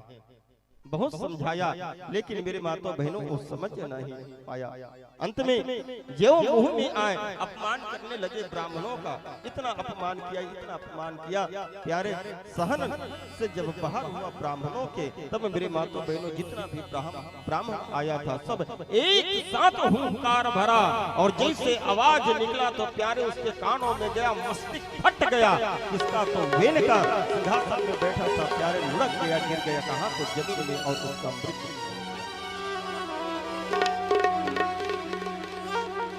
ब्राह्मण लोग तुरंत मेरे माता बहनों चला गया, कहा तो जंगल की ओर। उसकी माँ को पता चला कि मेरा पुत्र का मृत्यु हो गया। अपने रनवास में था, दौड़ी दौड़ी दौड़ी दौड़ी माता सुनीता आई, और माता सुनीता आकर के मेरी माता बहनों उसके सिर को अपने गोद में लेकर के खूब रोने लगी, क्योंकि वो तो माँ है ना, है ना, वो माँ है। पुत्र चाहे जैसे भी हो, लेकिन माँ की ममता तो प्यारे, माँ की ममता ही होता है। कहने लगे कि बेटा मैंने बार बार समझाया कि एक बार भगवान के तुम अपमान करोगे तो भगवान सहन कर लेगा, लेकिन भूल के किसी संत का अपमान मत करना, किसी ब्राह्मण का अपमान मत करना। लाख बार समझाया था लाला, लेकिन तुमने नहीं माना। देखो आज ब्राह्मणों का अपमान किया तो कौन सी गति होगी। कहने लगे कि भगवान अब मैं क्या करूं, एक मेरा पति था वो भी मुझे छोड़ करके चला गया, जिसके आधार में था, मेरे पुत्र के आधार में था, तो मेरा पुत्र भी मुझे छोड़कर के चले गए। अब मेरे जीवन का आधार कौन है? हाँ? पति बिनु मांग, पुत्र बिना घर सोना, दुहि मुक्ति के मार्ग, दोई बिना दुखी दूना। खूब विलाप करने लगी है सुनीता। मेरी माता बहनों, जो अंग जबाना का जो मंत्री था, मंत्री को जैसे खबर पहुंचा, सूचना मिला, तो मंत्री दौड़े दौड़े दौड़े दौड़े आया और आकर के अपने उस महारानी को समझाने लगे, सुनीता को समझाने लगा, कहने लगे कि मैया अब तो ये चला गया है, लाख प्रयास करोगे मैया ये जीवित होने वाला नहीं है। सुनो मैया, बहुत समय हो गए, इसकी जो पार्थिव शरीर है ना, पार्थिव शरीर को दे दो, हम इसका अंतिम संस्कार करने के लिए ले जाएंगे। सुनीता मैया कहने लगे कि नहीं नहीं मंत्री, में अपने पुत्र को नहीं ले सकता। कहने लगे कि मैया ये तो मर चुका है, न तो ये बात कर सकता है, न तो देख सकता है, न तो कुछ नहीं कर सकता। सुनीता कहने लगे कि ठीक है, ये बात नहीं कर सकते, लेकिन मैं तो इसके साथ में बात कर सकती हूँ। ये मुझे भले ना देखे, लेकिन मैं तो इसको देख सकता हूँ ना। नहीं नहीं मतलब चाहे कुछ भी हो जाए, लेकिन अपने बेटे की पार्थिव शरीर को मैं नहीं दूंगी। तो क्या किए मेरे माता बहनों, एक नाव आया, नाव में घी डाल दिए और घी में मेरे माता बहनों उसके पार्थिव शरीर को रख दिया है। समय समय में उसकी माता उसके पास में आती, बात करते उसके साथ, हर हमेशा मेरे भाई बहन उसको याद आते। भोजन करने के समय में कहते कि बेटा अगर आज जिंदा होते तो अपने हाथों से तुमको भोजन खिलाते। हर सुख दुख के समय में अपने पुत्र को याद कर करके माता सुनीता रोती थी। समय बीता, ब्राह्मण लोग भी विचार करने लगा है कि प्यारे ये परदेश में राजा विहीन हो गया है, अगर किसी दूसरे राजा को पता चलेगा तो आकर के यहाँ आक्रमण कर लेगा, चढ़ाई कर लेगा, कब्जा जमा लेगा, पता नहीं प्यारे वो राजा कैसे रहेंगे। कहने लगे कि हम लोगों की वजह से राजा का मृत्यु हुआ है, तो प्यारे इस राज्य को हम ही राजा देंगे, एक माँ को हम ही पुत्र देंगे। वही ब्राह्मण लोग दया करके मेरी माता बहनों पुनः वही राजभवन में आया। राजभवन में जैसे आए तो माता सुनीता देख के दूर से दौड़े दौड़े दौड़े दौड़े गई दरवाजा में और सुंदर स्वागत करके मेरी माता बहनों वही ब्राह्मण लोगों को लाया, अंदर ला करके बैठाया, सुंदर स्वागत सत्कार किए, चरण लिए, चरणामृत लिया, आरती पूजा करके हाथ जोड़ ले कहने लगे कि हे ब्राह्मण देवता, मेरे पुत्र की जो गलती है उसके लिए मैं क्षमा मांगती हूँ, मेरे पुत्र को क्षमा कर देना। ब्राह्मण लोग कहने लगे कि मैया देखो, ये जो राज्य है राजा विहीन है, बिना राजा का राज्य की शोभा नहीं होता।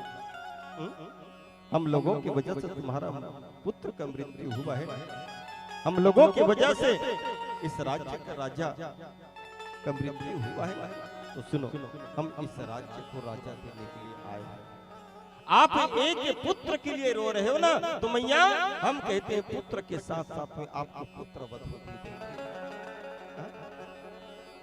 नाव में उसका शरीर था मेरे माता बहनों, पार्थिव शरीर वेद का मंत्र में वो शक्ति है मेरे भाई बहन। मंत्र पढ़ पढ़ करके उसको मंथन करने लगा ब्राह्मणों ने उसका, तो वेद की शरीर था, क्योंकि पहले मंत्र से सब चलता था, मंत्र के द्वारा ही चलता था। पहली जब बात हुई ना तो देवता बड़ा देखो ना सीरियल वगैरह में कि यहीं बैठे बैठे मने मन गोठिया तो हाथ में सुन ले, कहीं भी रहे सुन ले, यहाँ से वहाँ कहीं जाना रहे, बस यहाँ अंतर ध्यान हो जाए, वहाँ प्रकट हो जाए काशी, तो मंत्र के द्वारा, क्योंकि मंत्र में शक्ति है, वो पावन है, सत्य है, मंत्र आज भी है ना। तो पहले हर चीज मंत्र से हो, उसके बाद यंत्र चली, हवाई जहाज यंत्र चला था, हेलीकॉप्टर यंत्र चला था, केसरा में बैठे बैठे कहीं भी फोन लगा ले, वो भी तो यंत्र है ना। मंत्र चली, फिर यंत्र चले। अब देखा जाए ना तो कहीं कहीं मंत्र भी नहीं है, यंत्र भी नहीं है, सिर्फ षड्यंत्र चला। इतने ज्यादा प्रचलित हो गए तो ये कर बैठ रहा है तो षड्यंत्र पता नहीं वो कहाँ तक के पहुंच जा रहे हैं। तो मंत्र ही मेरी माता बहन, वो मंत्र में वो शक्ति है। और मंत्र के साथ में उसका मंथन करने लगा, और जैसे उसके जो है जंघे का मंथन किया, जंघे का मंथन किया तो प्यारे उसके जंघा से एक छोटा सा बौना काला कलूठा एक पुरुष का आना हुआ है, प्रकट हुआ है। और कहते हैं मेरे माता बहनों, एक गठरी अपने सिर पर रखा था, वहां से जैसे निकला एक कोना में जाकर के वो बैठ गया। किसी ने उसकी तरफ देखा नहीं, ना कोई उससे कुछ बोला नहीं। थोड़ा समय रहा, कोई उसको नहीं देखे ना कोई बोले, तो प्यारे अपना मुंह लेकर के चला गया। कहा तो जंगल की ओर। कहते हैं कि प्यारे वही जाकर के जंगल में वास किया है। और उसके बाद में मेरे माता बहनों पुनः उसके जो है शरीर का मंथन किया, दाहिने भुजा और बाएं भुजा। तो मेरे माता बहनों जैसे ही मंथन किया तो एक भुजा से मेरे माता बहनों एक पुरुष का आना हुआ है, और दूसरा भुजा से एक माता का आना हुआ है। स्वामी सुखदेव जी महाराज कहने लगे कि प्यारे ये कोई साधारण स्त्री पुरुष नहीं है, बल्कि ये कौन है? ऐसो विष्णुर भगवता कला भुवन पालनी इमं चालक्ष्मयी समभूति पूर्वस्य नायनी। कहने लगे कि प्यारे ये कोई साधारण नहीं, बल्कि स्वयं भगवान विष्णु ही वहां प्रकट हुआ है। और वो देवी कौन है? तो साक्षात माता लक्ष्मी है।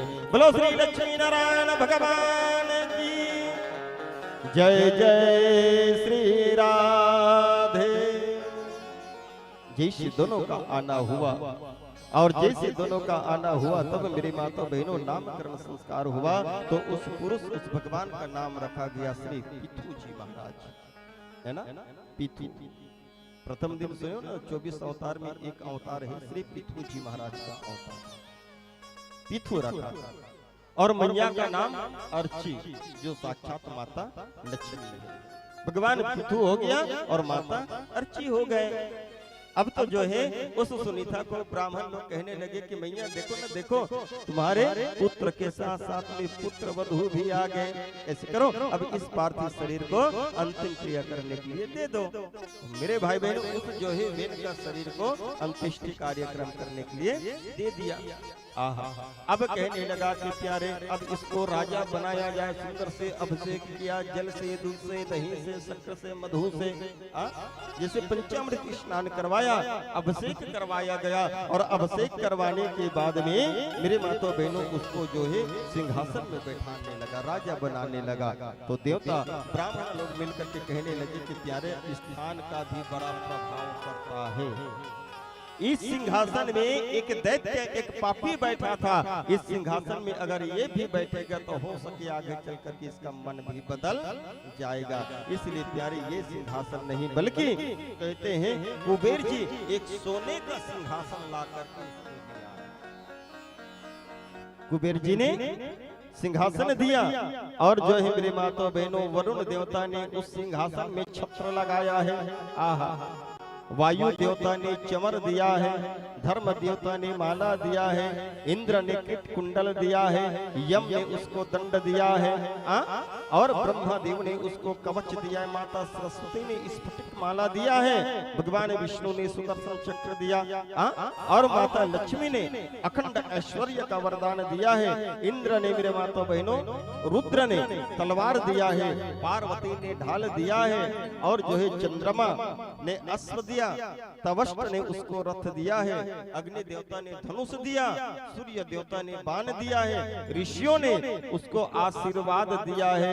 जितना नभचर जो देवता है मेरे माता बहनों उसको अंतर ध्यान होने का वरदान दिया। अब श्री पृथु जी महाराज बैठे कहा तो यही सिंहासन में, और जैसे सिंहासन में बैठा तो सभी जय जयकार करने लगा। बोलो श्री पृथु जी महाराज की जय, श्री पृथु जी महाराज की जय। चारों तरफ जय जयकार करने लगा है। प्रजा लोग आ गए, वो भी जय जयकार करने लगा है। भगवान पृथु ने कहने लगे सुनो भैया सुनो सुनो, रुक जाओ रुक जाओ, अभी से मेरा जय जयकार क्यों कर रहे हैं? अभी तो सिर्फ पद में ही बैठा हूं ना, अभी तो केवल और केवल सिंहासन में ही बैठा हूं। अभी तुम लोगों के लिए कोई कार्य किया नहीं, कोई काम नहीं किया हो, तो मेरे जय जयकार क्यों कर रहे हो? अच्छा कार्य करो, तुम लोगों के हित के लिए अगर कार्य करूं, आप लोगों को अच्छा लगेगा, तब मेरे जय जयकार कर, तब मैं सुन लूंगा। और अभी से जय जयकार करोगे तो प्यारे मेरे अंदर में कहीं ना कहीं अभिमान भी आ जाएगा। इसलिए प्यारे अभी मेरा जय जयकार मत करो, कोई अच्छा कार्य करूंगा आप सबके हित के लिए, तब मेरा जय जयकार करना। तो जितना प्रजा आए थे मेरी माता बहनों, वो सब अपना दुख सुनाने लगा। कहने लगे कि राजा साहब एक बार आप नगर भ्रमण कीजिए, नगर की स्थिति देखो महाराज, पूरे प्रजा एक एक बूंद पानी के लिए, दाना के लिए तरस रहे, मर रहे हैं, सुख सब सुख करके पतझड़ में विलीन हो गए हैं। महाराज ये धरती पूरा बंजर हो गई है। जैसे कहा तो देखो मेरे माता बहनों, तुरंत राजा बना है और अपने मंत्री से कहने लगे कि मंत्री चलो रथ की तैयारी करो, हम नगर भ्रमण करने के लिए जाएंगे। महाराज पृथु तुरंत मेरी माता बहनों रथ में बैठ गया और रथ में बैठ करके नगर भ्रमण करने के लिए निकल गया। और वास्तविक में निकला तो क्या देखा कि ये जो चिड़िया जीव जंतु है सब पानी के कारण मर रहा है। क्या साला, चारों तरफ हाहाकार मचा है मेरी माता बहनों, कोई जगह हरियाली नहीं है, बस सब जगह बस बंजर ही पड़ा है। भरे पूरे मैदान में चला गया कौन? श्री पृथु जी महाराज बैठ कर के विचार करने लगा कि प्यारे ये इतना अकाल है, लगता है कि प्यारे बहुत वर्षों से यहाँ वर्षा नहीं हुआ है, पूरा बंजर पड़ गया है। कारण क्या है? जब ध्यान लगा करके देखे तो मेरे माता बहनों यही धरती, यही पृथ्वी, जितना खाने पीने की सामग्री सबको अपने गर्भ में छिपा करके रखा। पृथु जी महाराज कहने लगे कि बाप रे बाप, जो माता पृथ्वी है सबको जितना भी खाने पीने की सामग्री सबको अपने गर्भ में छिपा करके रख ली है। अब प्यारे जब तक हम माता को प्रसन्न नहीं करेंगे तब तक प्यारे यहाँ खुशहाली आने वाला नहीं है। तो इसके लिए क्या करना पड़ेगा? उस माता धरती को, पृथ्वी को जो है प्रसन्न करना पड़ेगा। और जहाँ पृथ्वी प्रसन्न होगा तो प्यारे हम लोग भी प्रसन्न रहेंगे। आहा, और मेरे माता बहनों चले गए भरे पूरे मैदान में, और भरे पूरे मैदान में जाकर के हाथ जोड़कर के मेरी माता बहनों वही माता पृथ्वी से निवेदन करने लगे, प्रणाम करने लगा। कहने लगे कि हे माता पृथ्वी, हे धरती मैया, मैं जानता हूँ कि मैया जितने खाने पीने की सामग्री है सबको आप अपने गोदी में छिपा करके रखे हो। मैं वचन देता हूँ, संकल्प लेता हूँ मैया कि मैं धर्म को लेकर के राज्य करूंगा, हर वर्ष मैं यज्ञ करूंगा, किसी भी प्रकार से अधर्म नहीं करूंगा। जो भी आप छिपा करके रखे हो अपने गर्भ में उसको आप जो है प्रकट कर दो। बार बार मेरी माता बहनों वो जो है निवेदन करने लगे। कौन? श्री पृथु जी महाराज प्रणाम किया है। समुद्रवसने देवी पर्वत स्तन मंडले विष्णु पत्नी नमस्तुभ्यं पादिस्पर्श क्षमस्व मे। ये माता पृथ्वी के प्रणाम करे की मंत्र है ना। देखो मेरे माता बहनों, हम सबका जो हम सबका जीवन एक धर्ममय जीवन, धर्ममय हम जीवन जीते। एक चीज बताओ है ना, बात आगे कि भागवत कथा सत्संग जो भी होते वो काकर लिए होते, काकर लिए होते। भागवत हो गए, राम कथा, कोई भी अगर सत्संग होते, कथा भागवत होते ना, तो काकर लिए होते। मनुष्य मनबर है ना, आदमी ही मनबर होते ना, कि एक कुत्ता मनबर या बैला और कहीं है एक मनबर होते, आदमी मनबर होते ना। तो आदमी चला ही काबर जरूरत पड़ते भागवत कथा के, सत्संग के, कथा भागवत के ही आवश्यकता जरूरत केवल इंसान ही काबर पड़ते, बाकी जो अन्य पशु पक्षी है जानवर ये मतलब काबर जरूरत नहीं पड़े। और ये प्रत्यक्ष ये पंडाल बना है, यहाँ आदमी मन है यही ने तो हाथ जोड़ के कहे भैया आओ बैठो, भैया आओ बैठो। स्वागत पर वो विष्णु भैया बैठे थे, चंदन लगाते हाथ जोड़ते और बैठाते। कौन? जब इंसान आते तब। और यही कर 2-3 ठन कुकुर मन आ जाए तब वो विष्णु भैया कहे आ भैया बैठ, चंदन लगही हाँ कि ना। तो एकर से स्पष्ट पता चलते ना कि ये पंडाल बने हैं, इंसाने मनबर बने हैं और काकरो बर नहीं बने हैं। तो मैं यही पूछना चाहता हूँ कि इंसान ला ही जरूरत काबर पड़ते भागवत कथा के या अन्य और कोई सत्संग के। मेरी माता बहनों, संत कहता है कि मनुष्य को सत्संग का कथा भागवत की जरूरत इसलिए पड़ता है ताकि प्यारे हम अपने धर्म की रास्ता पे चले। ये सत्संग ये कथा भागवत क्या बताता है? ये धर्म की रास्ता बताता है कि प्यारे इस धर्म में चलो, इस रास्ते में चलो, ये अच्छा है, ये रास्ता गलत है, ये पाप होगा। क्या अच्छा है क्या गलत है हमको ये सत्संग से मिलता है, कथा से मिलता है। और मेरी माता बहनों, ये मनुष्य ही अपने धर्म से भटक चुका है और भटके हुए मनुष्य को धर्म की रास्ता में लाने के लिए ही ये कथा सत्संग का आयोजन होता है।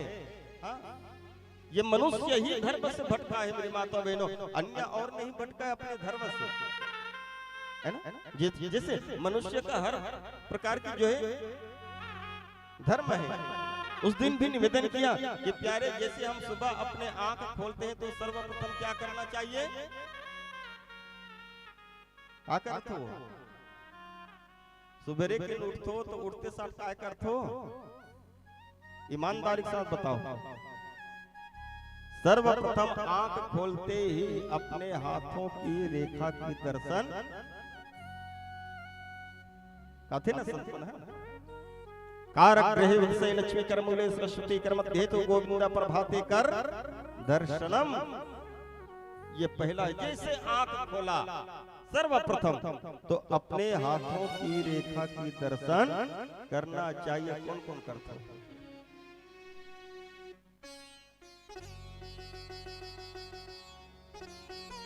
बस भैया मन है नहीं करोगे?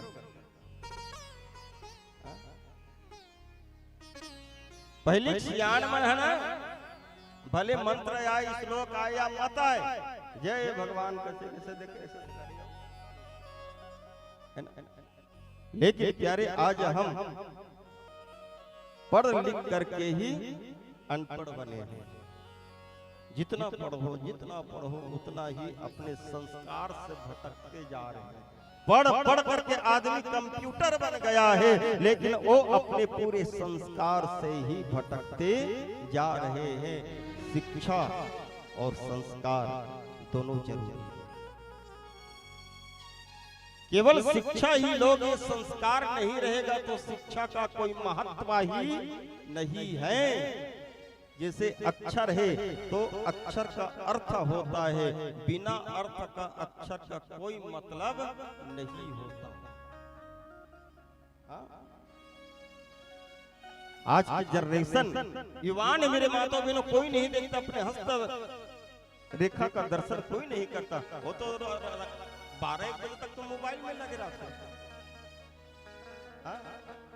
लगे रहते नहीं मोबाइल में। 12-1 बजे तक वो हम मोबाइल में लगे रही और देखत नींद पर ही तकिया कर मोबाइल है रेहरा थे। और जैसे ही आंख खुलते तो सर्वप्रथम नजर मोबाइल पर ही जाती है ना।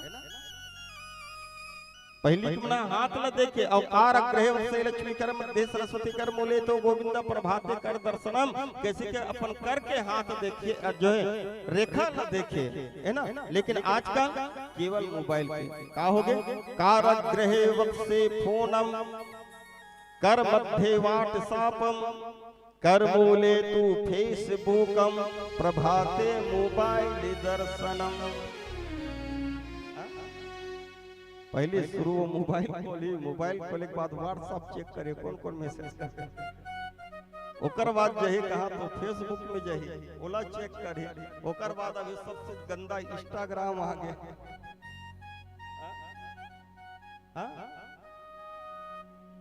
तो मेरे माता बहनों यहाँ तक कि हम कहते हैं कि जैसे आंख खोलो तो धर्म प्रारंभ हो जाता है ना। हर चीज का धर्म है और ये आदमी अपने धर्म से भटक चुका है मेरे माताओं बहनों। अन्य जिसको हम पशु पक्षी कहते हैं वो भटका नहीं है।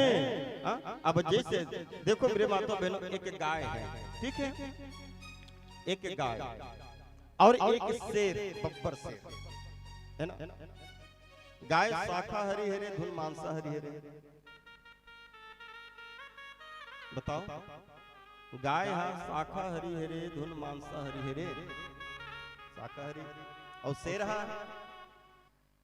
अब जो है एक तरफ गाय ला खूटा में बांध दे 10 दिन तक, बोला खाए पिए बर कुछ मत दे, पानी मत दे, कांदी मत दे, कुछ मत दे, 10 दिन तक की एक जगह बांध दे। दूसरे तरफ एक पिंजरा में शेर ला 10 दिन तक के रख दो, होला भी कुछ मत दे। 11वां दिन में धमेला में मांस के लोथा लेकर के गाय के सामने और हरा हरा घास शेर के सामने में रख दो। तो बता 10 दिन के भूखी है कौन? गैया, वो मांस न खाएगी।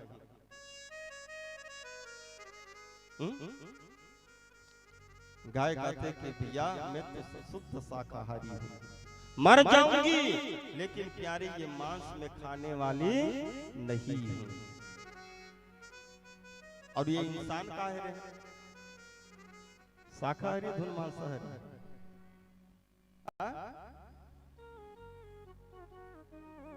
और भगवान है ना पहचान वो लोग बनाए दाई हो शाकाहारी और मांसाहारी।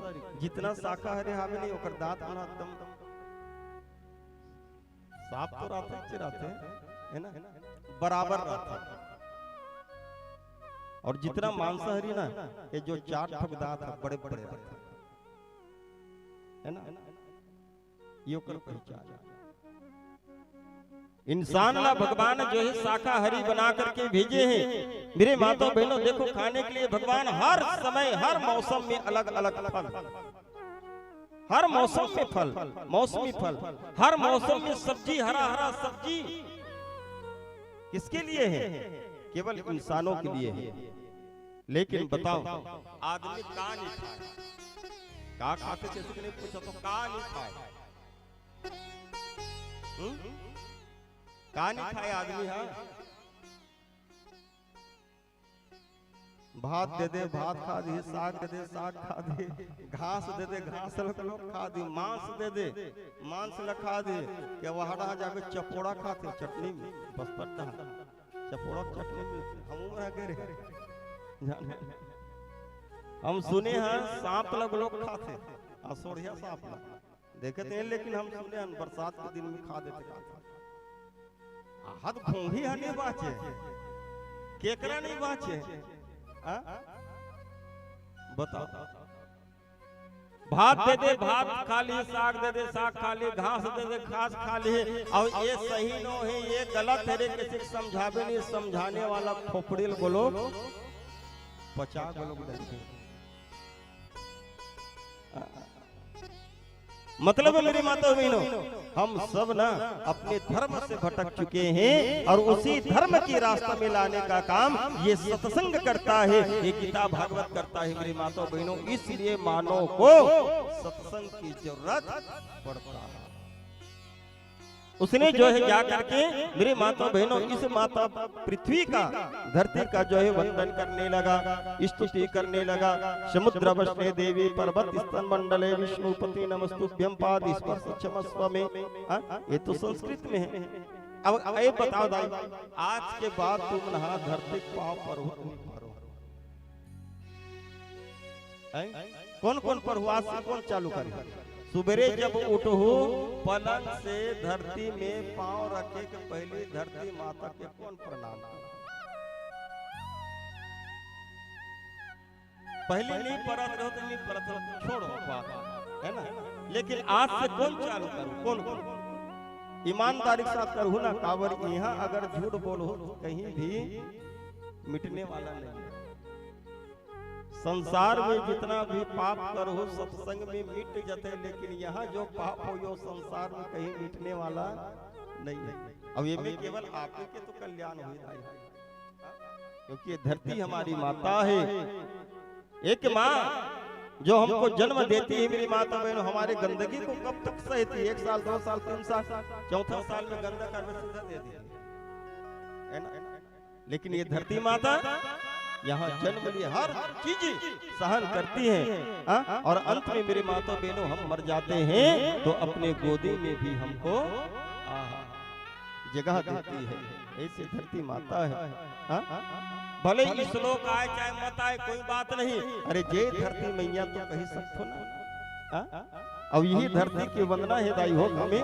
तो छत्तीसगढ़ ही में एक सुंदर कवि ने सुंदर से लिखा है, ये गाना नहीं बल्कि माता धरती का वंदन है। आज से प्रारंभ करो और साथ ही साथ में बोलो मेरे माता बहनों, ये धरती माता को प्रणाम करते हुए का हो मैं बंदत हाँ दिन रात वो मोरी धरती मैया। जय होवे तो मोर सोनी चिड़ैया, जय होवे तो मैं बंदत हो नाते वो मोर धरती मैया। जय होवे तो मोर सोन चिड़ैया, जय होवे तो मैं बंदत हाँ दिन रात वो मोर धरती मैया। जय होवे तो मोर सोन चिड़ैया, जय होवे तो मैं बंदत हो दिन रात वो मोर धरती मैया। जय होवे तो मोर सोन चिड़ैया, जय होवे तो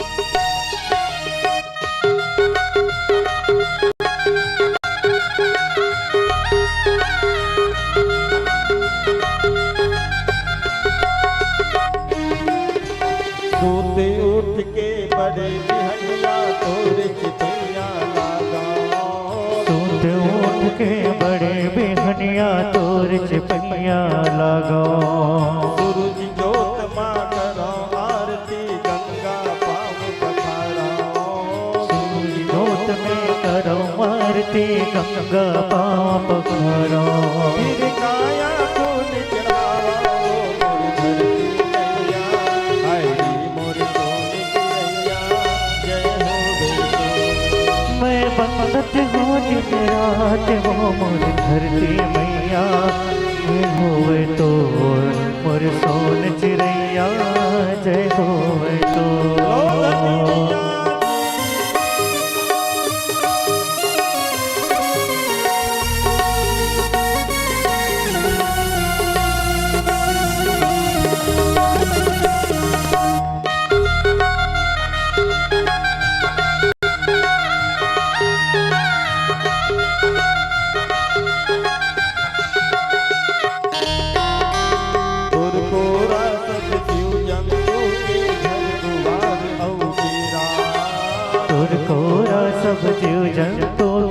घर दुआर ओ डेरा। कहीं हमन के सुख दुख और जिंदगी की घेरा। कहीं हमन के सुख दुख ओ जिंदगी के बेरा। दुर्मया में जग दुनियाए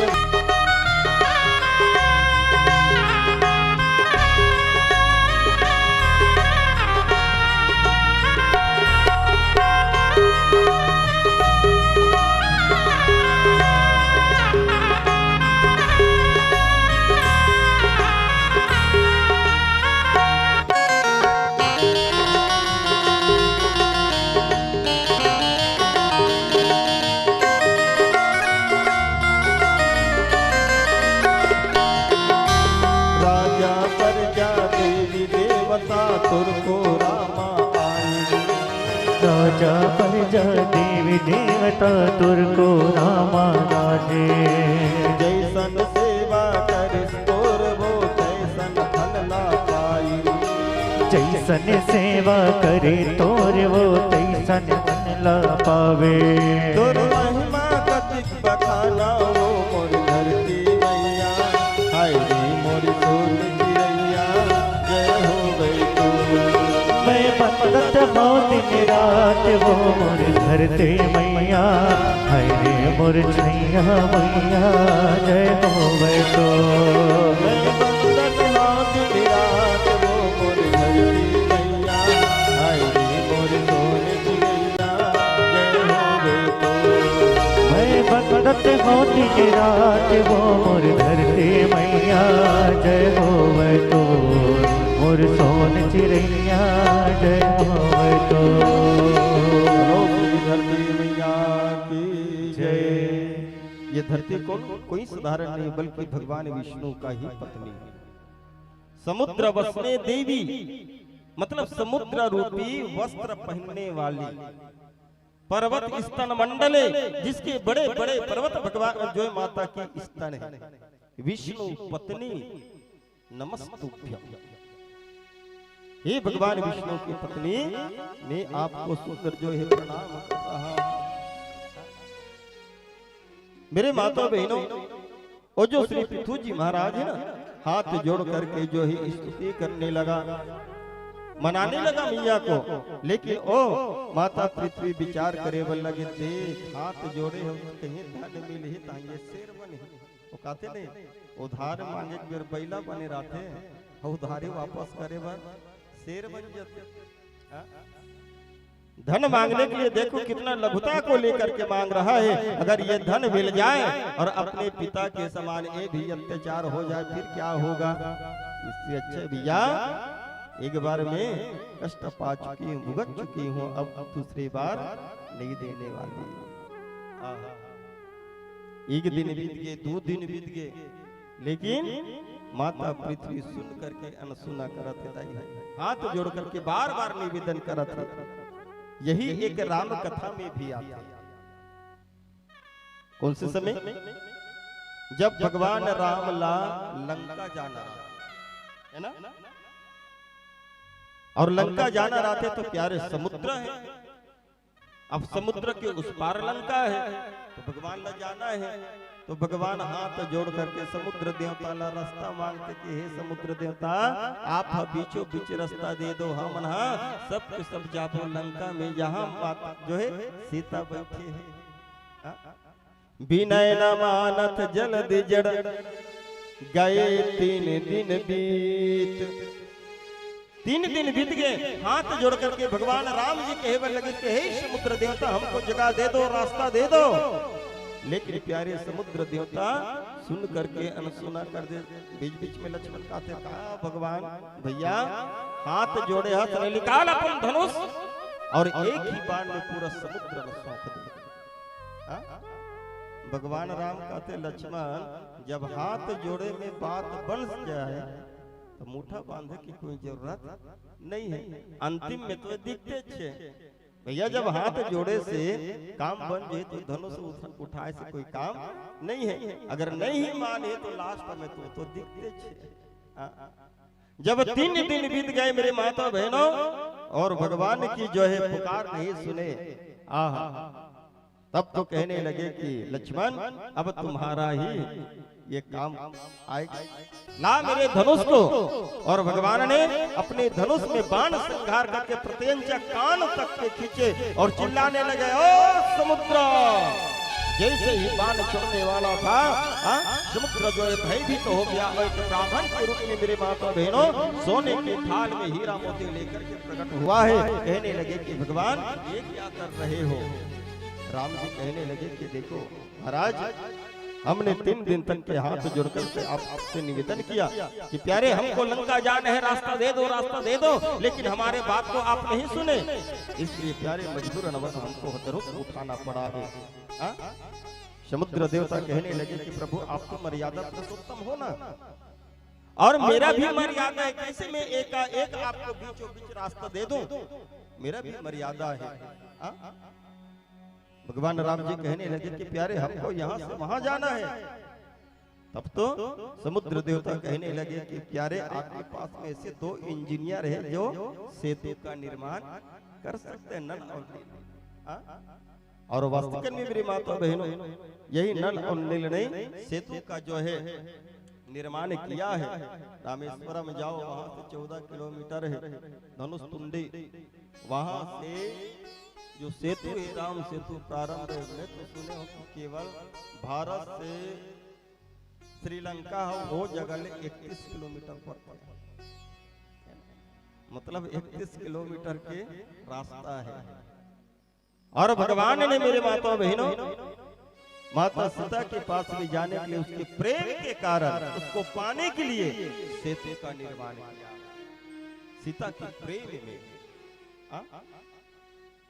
लेकिन कई ऐसे पापी हुए, कोई ऐसे राजा राजनेता हुए कि इस जो हिंदू की जो आस्था है उस आस्था को तोड़ने की प्रयास किया, उस सेतु को तोड़ने का प्रयास किया। लेकिन जो मशीन जाता था प्यारे बिगड़ जाता, कई इंजीनियर मर गया, लेकिन प्यारे एक पत्थर भी टसमस नहीं हुआ। आज भी वो विद्यमान है। संत कहते हैं कि देखो वो लोग कहते हैं ना कि वो ताजमहल किसके प्रतीक है, वो लोग प्यार के प्रतीक कहते हैं, प्रेम के, वो प्रेम का प्रतीक नहीं, वो वासना के प्रतीक। प्रेम के प्रतीक सच्चा में कहा जाए तो मेरे माता बहनों ये राम सेतु है, जो एक प्रेम में सीता को पाने के लिए भगवान राम ने उसके याद में सेतु को बनाए, और बनाने वाले को जो है इनाम भी दिया है, उसका सम्मान भी किया है। लेकिन ताजमहल बनाने वाले का ही हाथ काट दिया। तो कैसे आप प्रेम की निशानी कहोगे, वो तो एक वासना की ही निशानी है। और जो जानते ना ओम न ताजमहल नहीं जाता ताजमहल, हम मना के, लेकिन हम आगरा में रात रुक गए, लेकिन वहां नहीं काबर जाओ भैया, हम जाना है वृंदावन। मेरे भाई बहन, सच्चे प्रेम की निशानी वही राम सेतु है जो भगवान राम ने बनाया है। मेरे माता बहनों, इधर जो है श्री पृथु जी महाराज भी हाथ जोड़ करके बड़ा अनय विनय कर रहा है जिसको, तो उस पृथ्वी मैया को, लेकिन मेरे माता बहनों नहीं माना।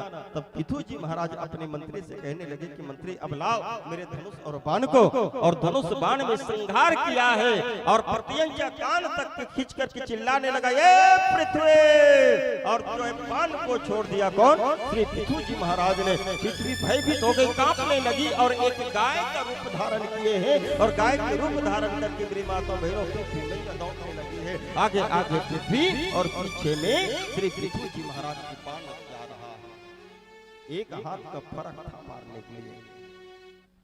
ब्रह्मा के पास में गया, कहने लगे कि ब्रह्मा जी मुझे बचाओ इससे। ब्रह्मा जी कहने लगे कि ये पृथ्वी यहाँ से तुरंत भागो, नहीं तो तुम्हारे साथ साथ में ब्रह्म लोक को भी वो जला देगा। शंकर के पास में गया, वो भी नहीं बचा सका।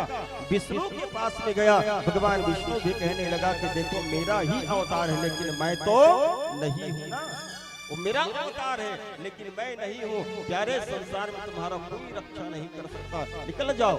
माता पृथ्वी अब तो अपने आप को बचाने के लिए मेरे माता बहनों चारों तरफ गया, लेकिन कोई उसकी रक्षा नहीं किया, कोई उसको पनाह नहीं दिए, जगह नहीं दिए, सब भगाते गए, अंत में थक गया और मान गया कि प्यारे अब तो मेरा मृत्यु निश्चित है। दौड़ रही है, बीच में मेरे माता बहनों श्री नारद जी महाराज मिला। नारद जी महाराज कहने लगे कि देवी कहाँ जा रही हो, कहाँ जा रही हो? माता पृथ्वी कहने लगे कि नारद मैं क्या बताऊं, ये जो पिथु है, पिथु का बाण देखो मुझे मारने के लिए आ रहा है। हर जगह गया लेकिन कोई मेरे प्राण की रक्षा नहीं किए, कोई मुझे जगह नहीं दिया। लगता है कि प्यारे आज मेरा मौत होता है। नारद समझाने लगे कि देवी देखो भगवान आपको मारना नहीं चाहता। अरे मारता तो तुम इधर उधर नहीं घूम सकते, उसी समय समाप्त हो जाता। वो तो केवल आपको एक भय दिखला रहा है। और सुनो देवी, इस संसार में तुम्हारा कोई रक्षा नहीं कर सकता, अगर रक्षा कर सकता है तो केवल और केवल श्री पिथु जी महाराज रक्षा कर सकता है। उसके शरण में जाओ तभी प्यारे तुम्हारे कल्याण होगा। और इसी तरह से मेरे माता बिनो राम कथा में एक और पावन प्रसंग आता है, वही जयंत जो माता सीता के चरण में चुम मार करके भगा। तो भगवान राम ने सीता का बाण उसके पीछे में लगा दिया, वो भी सब जगह गया, लेकिन प्यारे कोई उसको पनाह नहीं दिया, कोई जगह नहीं दिया। यहाँ तक कि उसके जो पिता इंद्र है, इंद्र भी भगा दिया कि जो राम का द्रोही है प्यारे संसार में उसको कोई नहीं बचा सकता। वो भी मान गया कि अब मेरा मृत्यु तय है। तो उसको भी श्री नारद जी महाराज ने समझाया, कहने लगे कि प्यारे कोई नहीं बचा सकता, तुम सीधा राम के ही शरण में चले जाओ, केवल राम ही तुमको बचा सकता है। जयंत कहने लगे कि नारद मैं तो उसी से ही दुश्मनी किया हूँ, तो कैसे जाऊं मैं उसके शरण में? तो उसके कान में मंत्र दिया है मेरे माता बहनों, और कहने लगा कि जा करके कहना जयंत पूरे ब्रह्मांड को घूम करके अंत में भगवान राम के चरण में आया, और राम के चरण में आकर के प्यारे गिड़गिड़ाने लगा। भगवान राम जी कहने लगे कि जयंत कैसे आए? जयंत हाथ जोड़ करके कहने लगे कि प्रभु जब मैं पहले आया तो आपका प्रभाव को देखने के लिए आया था, आपकी प्रभाव को देखने के लिए आया, और आपके प्रभाव को मैंने देख लिया कि प्यारे आपसे जो द्रोह करेगा संसार में कोई उसको बचा नहीं सकता। ये आपका प्रभाव है। अब मैं आपका स्वभाव को देखने के लिए आया कि आपकी स्वभाव कैसा है। तो भगवान की स्वभाव कैसे है? अति कृपालु रघुनायक सदा दीन परने। तो अति कृपालु है, सच्चे मन से भगवान के शरण में चले जाए तो मेरे माताओं बहनों भगवान उसको अपने गले से लगा लेता है। एक दीनता को लेकर के जाओ, एक लघुता को लेकर के जाओ, अभिमान को नहीं, प्रभुता को नहीं, लघुता को लेकर के जाओ। तो भगवान हर जीव को मेरे माता बहनों अपने गले से लगा लेता है। ऐसे करुणामय है, ऐसे वात्सल्य है, ऐसे कृपालु है मेरे राम। माता पृथ्वी भयभीत हो गई। अंत में वास्तविक में मेरे माता बहनों आया किसके पास में? तो श्री पिथु जी महाराज के पास में। और पिथु जी महाराज के पास में आकर के हाथ जोड़ करके निवेदन करने लगे, उच्चचा महाभागम धर्म जान पन वत्सला त्राहि मापि भूतानाम पालने अस्तितो भवना। कहने लगे कि हे धर्म के तत्व को जानने वाला, हे शरणगत, हे वत्सल, सबके प्राणियों की रक्षा करने वाला, हे जगन्नाथ, मैं आपकी माया को नहीं जान पाया। मैं एक स्त्री हूं। अरे आपकी माया से तो स्वयं ब्रह्मा जी मोहित हो गया। मैं तो एक स्त्री हूं, आपको समझ नहीं पाई, आपको जान नहीं पाई, और एक केवल एक साधारण राजा समझ करके प्यारे आपकी बात को मैं सुन करके अनसुना कर दी। मुझसे गुनाह हो गए, मुझसे अपराध हो गए। कहने लगे कि प्रभु अगर सच्चे मन से आपके शरण में आते हैं तो आप उसको लात नहीं मारते बल्कि उसको अपना लेते हैं। मैं भी अपनी गलती मान करके प्यारे आपके शरण में आया हूँ कि प्रभु मेरी रक्षा करो, मेरी वध न करो, मुझे मारो।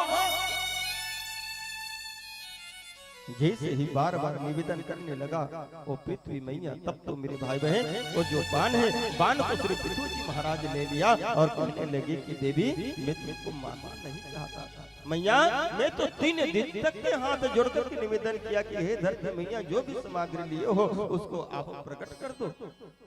तुम माँ हो ना,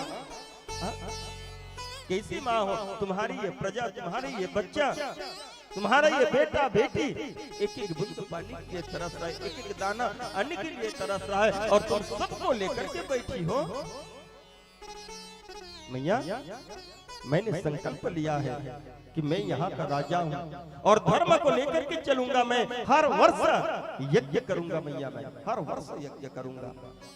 मैं जानता हूँ कि प्यारे आप अपने गर्भ में जितना भी खाने पीने की सामग्री सबको छिपा करके रखी हो। निवेदन है भैया जो भी आप अपने गर्भ में रखे सबको प्रकट कर दो। सुखदेव जी महाराज कहने लगे कि राजा परीक्षित वास्तव में ये धरती के गर्भ में क्या नहीं है? हर चीज तो केवल धरती के गर्भ में ना, जितना खाने पीने की सामग्री यहीं से तो आता है ना, सोना चांदी सब हीरा मोती सब तो यहीं से आता है, औषधि वगैरह सब। माता पृथ्वी जो गाय के रूप में है कहने लगे कि राजा देखो मैं अभी गाय के रूप में हूँ, मेरे गर्भ में सब है, आपको जो चाहिए दोहन करके निकाल लो।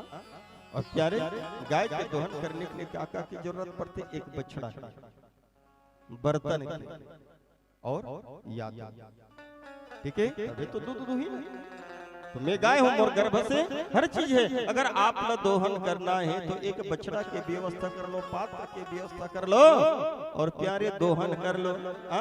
तब तो प्यारे बछड़ा बनाया किसको? श्री मनु जी महाराज को।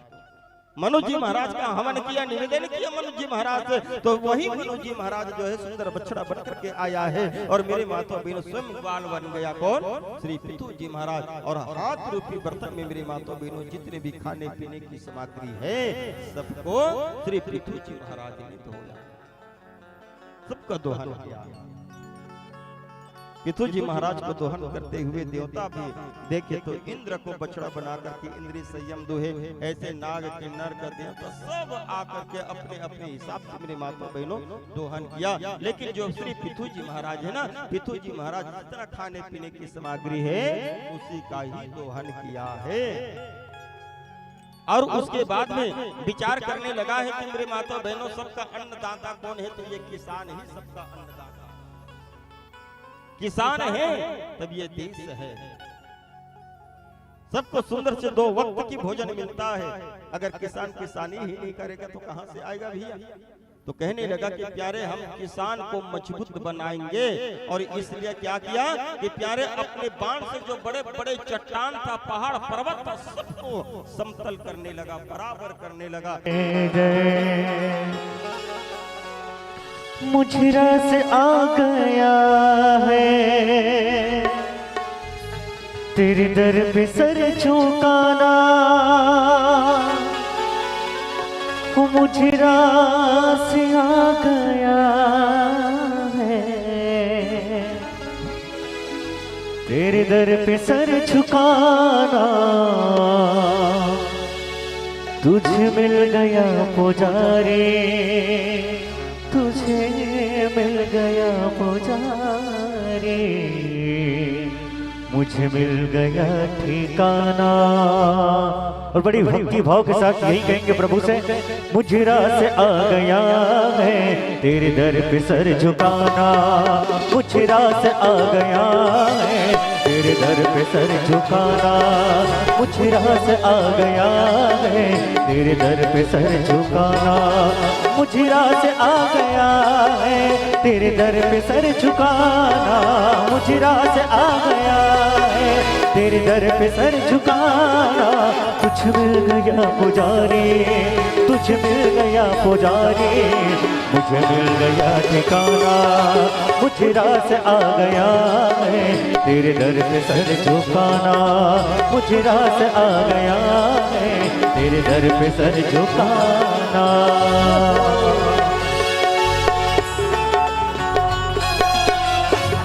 हरि बोल।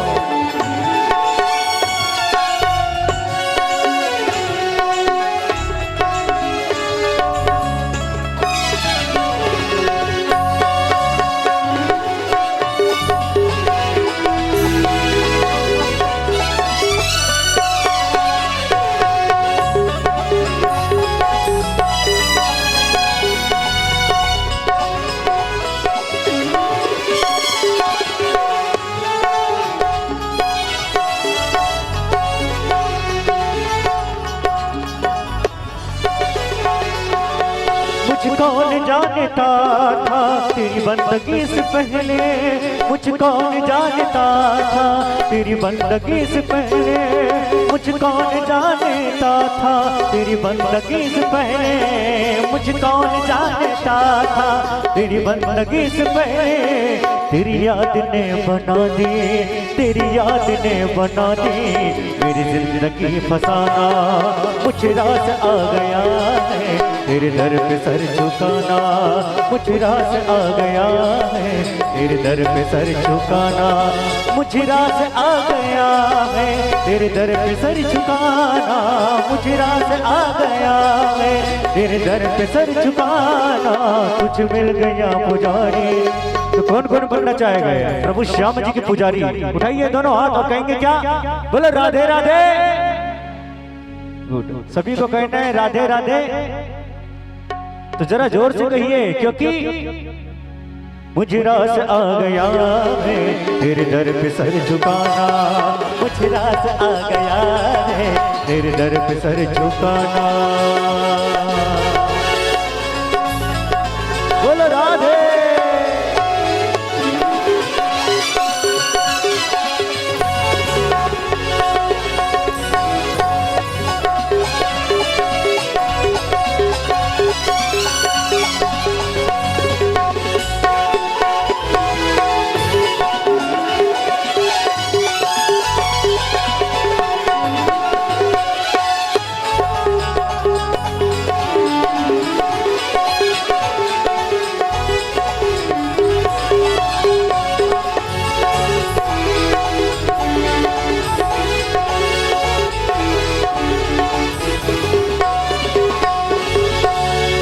मुझे इसका गम नहीं है कि बदल गया जमाना, मुझे इसका गम नहीं है कि बदल गया जमाना, मेरी जिंदगी के मालिक कहीं तुम बदल न जाना, मेरी जिंदगी के मालिक कहीं तुम बदल न जाना। कि कहते हैं कि मुझे इसका गम नहीं कि ऐ श्याम, मुझे इसका गम नहीं कि ये बदल गया जमाना, मुझे इसका गम नहीं है कि ये बदल गया जमाना, मेरी जिंदगी के ए मालिक, ए मेरे श्याम, ए मेरे गोविंद, बस तुम कहीं बदल न जाना, बस तुम कहीं बदल न जाना। तो दोनों हाथ उठा के ऊपर कहेंगे क्या? श्री राधे जय राधे राधे जय राधे, श्री राधे जय राधे राधे जय राधे, श्री राधे जय राधे राधे जय राधे, श्री राधे जय राधे, श्री राधे जय राधे, श्री राधे जय राधे, श्री राधे जय राधे, श्री राधे जय राधे राधे जय राधे, श्री राधे जय राधे राधे जय राधे, श्री राधे जय राधे राधे जय राधे। मुझे रास आ गया है तेरे दर पे सर झुकाना, मुझे रास आ गया है तेरे दर पे सर झुकाना। और सभी दोनों हाथ ताली के साथ कहेंगे क्या? एक बार उठाइए और श्री राधे जय राधे राधे। आवाज आनी चाहिए सभी की, क्योंकि ना रुपया लगता है ना पैसे लगता है, राधे राधे कहेंगे बड़ा अच्छा लगता है। बोले बाकी भी हरि लाल की। श्री राधे जय राधे राधे जय राधे, श्री राधे जय राधे राधे जय राधे, श्री राधे जय राधे राधे जय राधे, श्री राधे जय राधे, श्री राधे जय राधे, ओ श्री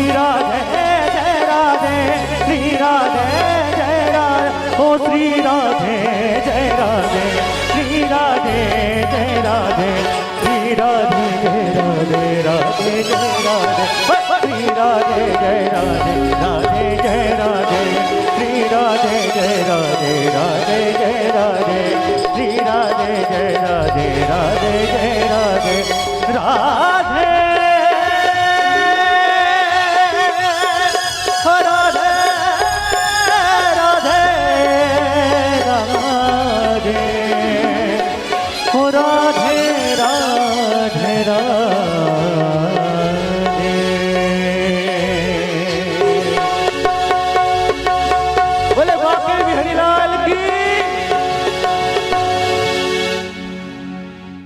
तो मेरे माता बहनों सुंदर जो है वहां की प्रजा बड़ी ही खुशहाली के साथ में अपना जीवन बिताने लगा, है ना। ये जो श्री पृथु जी महाराज ने श्रीमद् भागवत महापुराण के अनुसार सर्वप्रथम जो किसी क्षेत्र का विस्तार किया, है ना, और सभी अच्छा आनंद पूर्वक अपना जीवन बिताने लगा। अब माहौल अच्छा लगे, उतनी वेले बोले बर थोड़ा से डर लगत मोर पुता जी बैठे ओकर सामने का बोल आधा डर आधा बोल में बैठ बोला ओ गेस तब बने बोले शुरू करे और घर में हमने चुप प्रार्थना नहीं बोला वो बैठे रही तो मैं थोड़े कहते होते बोल सकता हूं बड़ा मुश्किल होत रे हो रे तब बोले गेस तब बने लगे। अब का एक नजदीक में है तो वहां रे कैसे फूल लगा रे साजा भी रे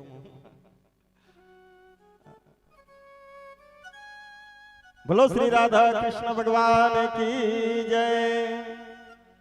तो मेरे भाई बहन सुंदर जो है यही किसी क्षेत्र का विस्तार किया और श्री पृथु जी महाराज ने एक नियम बने सफर राज्य में। कौन से नियम? कि जितने भी खाए पिए के सामग्री है सब सस्ता होना चाहिए, है ना। जितना भी खाने पीने की सामग्री है जिससे जीवन चलेगा वो सस्ता होना चाहिए। मनी मानिक महंगा कियो सस्ता कियो अनाज ऐसे है मेरे गरीब नवाब। जितना खाने पीने की सामग्री सब सस्ता कर दे और वो परंपरा अभिन्न चला है। जितनी खाए पिए की सामग्री सब सस्ता ही नहीं, खाए पिए मन और सोना चांदी है। सोना की कैसे किलो नहीं तोला कैसे है कहा है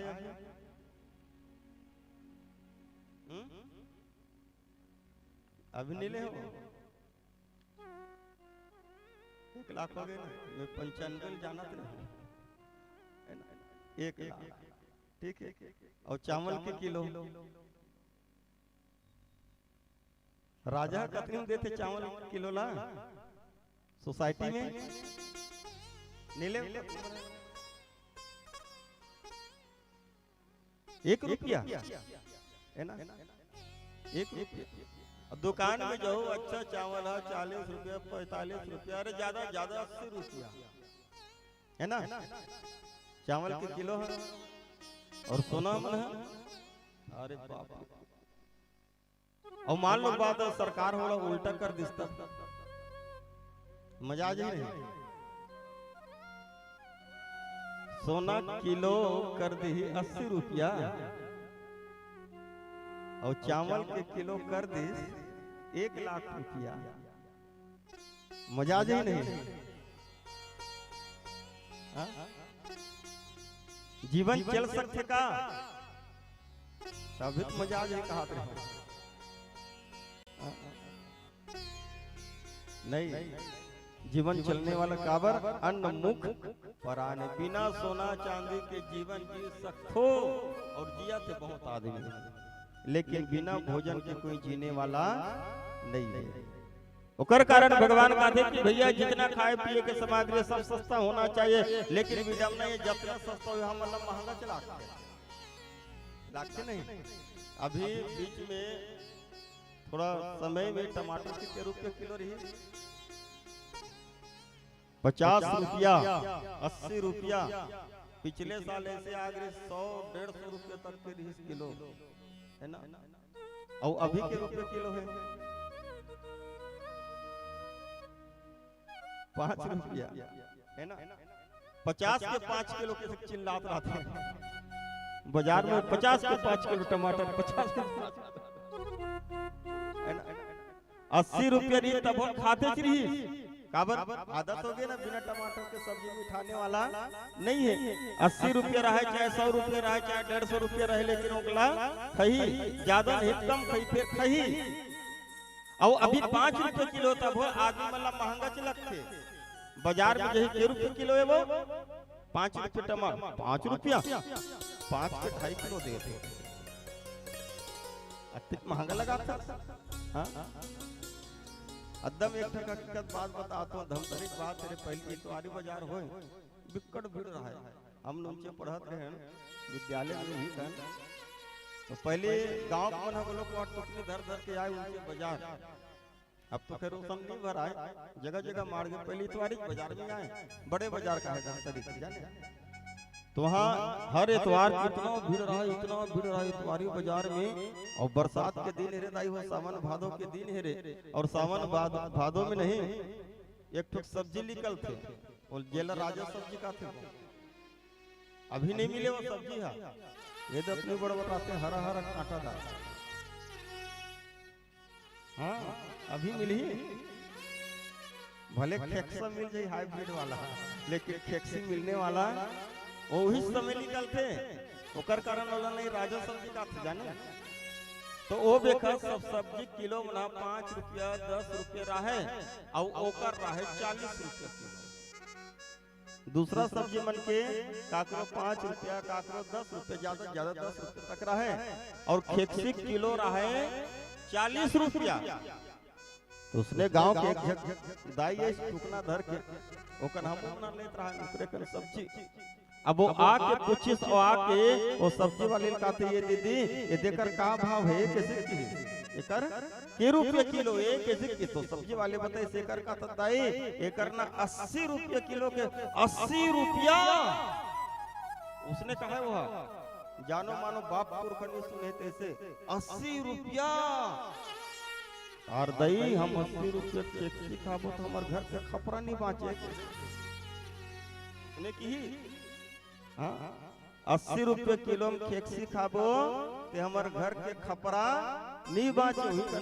दिमाग खराब हो गए बात होकरी, तो नौहक सब्जी है रे, साल भर में निकलते 80 रुपये है। 80 रुपया के खेक्सी खाबे तो घर के खपरा नहीं बाँचे, और 150 खोक्सी खाबे तब हफ्ता हफ्ता छत बन जाए।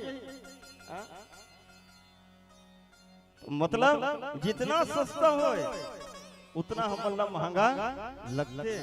लेकिन जो पिथु जी महाराज है दाई हो, सब जितना खाए पिए के सामग्री है सब ल सस्ता रख दे, और सब खुशहाली के साथ में अपन जीवन यापन करे। और ये जो पिथु जी महाराज हर वर्ष अश्वमेघ यज्ञ करे है ना।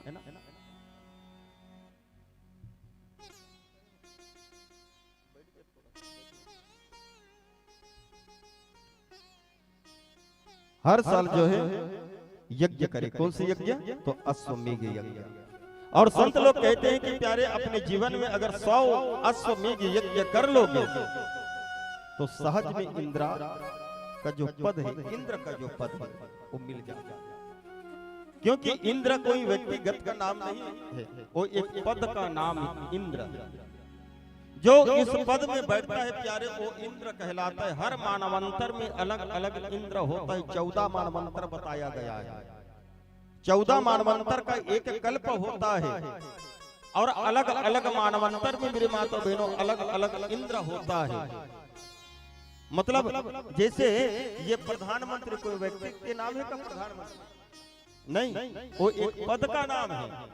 मुख्यमंत्री किसी का नाम नहीं है, वो एक पद का नाम है। जो उस पद में बैठेगा वो प्रधानमंत्री कहलाएगा, वो मुख्यमंत्री कहलाएगा। पहले कोई और था, अभी कोई और है, आने वाले समय में और कोई हो जाएगा। उसी प्रकार से मेरी माता बहनों हर मानवांतर में अलग अलग इंद्र होता है, जो उस पद में बैठता है वो इंद्र कहलाते हैं। यहाँ तक कि एक मानवंतर आया जिसमें राजा बलि भी इंद्र बना है अपने मानवंतर में। तो 100 यज्ञ करवाने से, अश्वमेघ यज्ञ कराने से कहते हैं कि प्यारे इंद्रासन मिल जाता है। ये पृथु जी महाराज मेरी माता बहनों हर वर्ष अश्वमेघ यज्ञ करवाता था। ऐसे करते करते करते करते पूरा 99 अश्वमेघ यज्ञ पूर्ण हो गया। किसका? तो श्री पृथु जी महाराज का 100वां है, लास्ट का 100वां यज्ञ प्रारंभ होने लगा। तो देखो मेरे माता बहनों अश्वमेघ यज्ञ का जो नियम होता है, जो अश्व होता है घोड़ा, यज्ञ का घोड़ा, उसके ऊपर जो है ताम्र पत्र में उसके गले में लिख करके रखता है कि ये अमुक राजा की ये यज्ञ की अश्व है, ये जिधर से विचरण करेगा उन सभी राजाओं को इसका सम्मान करना पड़ेगा, उस राजा के अधीन होना पड़ेगा, और जो अधीनता स्वीकार नहीं करेगा हमारे सेनापति के साथ में युद्ध करेगा, है ना। जैसे महाभारत में मेरे माता बहनों पांडव लोग भी अश्वमेघ यज्ञ किया था। जो अश्व छोड़ा था उसका एक कथा आते है बब्रू बहन, वही में बब्रू बहन ने रोका था तो अर्जुन के साथ में युद्ध हुआ था। जो बब्रू बहन अर्जुन का ही पुत्र कहलाता है। रामचरित्र मानस में देखा जाए तो भगवान राम ने अश्वमेघ यज्ञ किया और जैसे घोड़ा छोड़ा था मेरे माता बहनों लव कुश ने पकड़ा था, है ना। तो ये नियम होता है, जैसे यज्ञ प्रारंभ होगा उसी दिन मेरे माता बहनों उस घोड़ा को छोड़ देता है, पूरा पृथ्वी में विचरण करता है, घूमता है और पूरा पृथ्वी में घूम करके पुनः यज्ञ स्थल में आएगा। तब कहीं जाकर के मेरे माता बहनों उस यज्ञ का पूर्ण आहुति होता है। तो ये विष्णु धर्मात्मा है, कोई उससे विरोध नहीं करता था, उसका जो घोड़ा है सब उसका सम्मान करता था। 100वां यज्ञ है, जो अश्व है ना वो पूरा विचरण करके आ गया कहाँ? तो ये जो है यज्ञशाला। रात्रि की समय जैसे सुबह होता तो पूर्ण आहुति होते और श्री पृथु जी महाराज के 100वां यज्ञ भी पूर्ण होता। रात्रि की समय है, घुड़साल में जो घोड़ा को बांध दिया गया। इधर इंद्र विचार करने लगा कि प्यारे ये जो पृथु है इसका 100 अश्वमेघ यज्ञ पूर्ण होने वाला है, और कहीं पूर्ण होगा तो भगवान से कहीं मेरे आसन को ना मांग ले, इस स्वर्ग को ना मांग ले। तो मेरे बातों बहनों डर के कारण उसने विचार किया कि चाहे कुछ भी हो जाए प्यारे ये यज्ञ पूर्ण होने नहीं दूंगा। तो कैसे? तो चलो इस घोड़े को ही चुरा लेता। और उसने एक संत का रूप धारण किया इंद्र ने, और संत का रूप धारण करके जो घुड़साल में बंधा था वो यज्ञ का जो है अश्व उसको चुरा करके मेरे माता बहनों रात्रि में ही आकाश मार्ग में ले जा रहा था चुरा करके। नारद को पता चला कि देखो ये बेईमान भैया, ये जो पृथु जी महाराज यज्ञ कर रहे हैं ना विश्व कल्याण के लिए कर रहा है, प्रत्येक जीव की कल्याण के लिए कर रहा है, अपने स्वार्थ के लिए नहीं निस्वार्थ भाव से कर रहा है। लेकिन ये स्वार्थी इंद्र अपने स्वार्थ के कारण प्यारे इस यज्ञ को पूर्ण होने नहीं दे रहा है। अगर ये अश्व नहीं रहेगा तो प्यारे ये यज्ञ भी पूर्ण नहीं होगा, फिर ये विश्व कल्याण के बजाय विश्व विनाश भी बन सकता है। तो क्या किया जाए, कैसे बचाया जाए? तो मेरे भाई बहन जो श्री पृथु जी महाराज के जो पुत्र है विजितास है ना, विजितास, उस विजितास को रात्रि में ही उठाया। कहने लगे कि बेटा उठो उठो उठो। विजितास देखा कि नारद जी, कहने लगे कि नारद जी अर्धरात्रि में क्या कर रहे हो भैया, क्यों आए हो, क्या बात है? नारद जी महाराज कहने लगे कि इधर उधर अभी बात करने के समय नहीं, चलो चलो मेरे साथ में चलो, रास्ता में बताऊंगा। नारद जी महाराज विजितास को ले गया और विजितास को ले जाकर के वो भी आकाश मार्ग से आने लगा। इधर से इंद्र घोड़ा को लेकर के आ रहा है और इधर से नारद विजितास को लेकर के आ रहा है, बीच में दोनों मिल गया।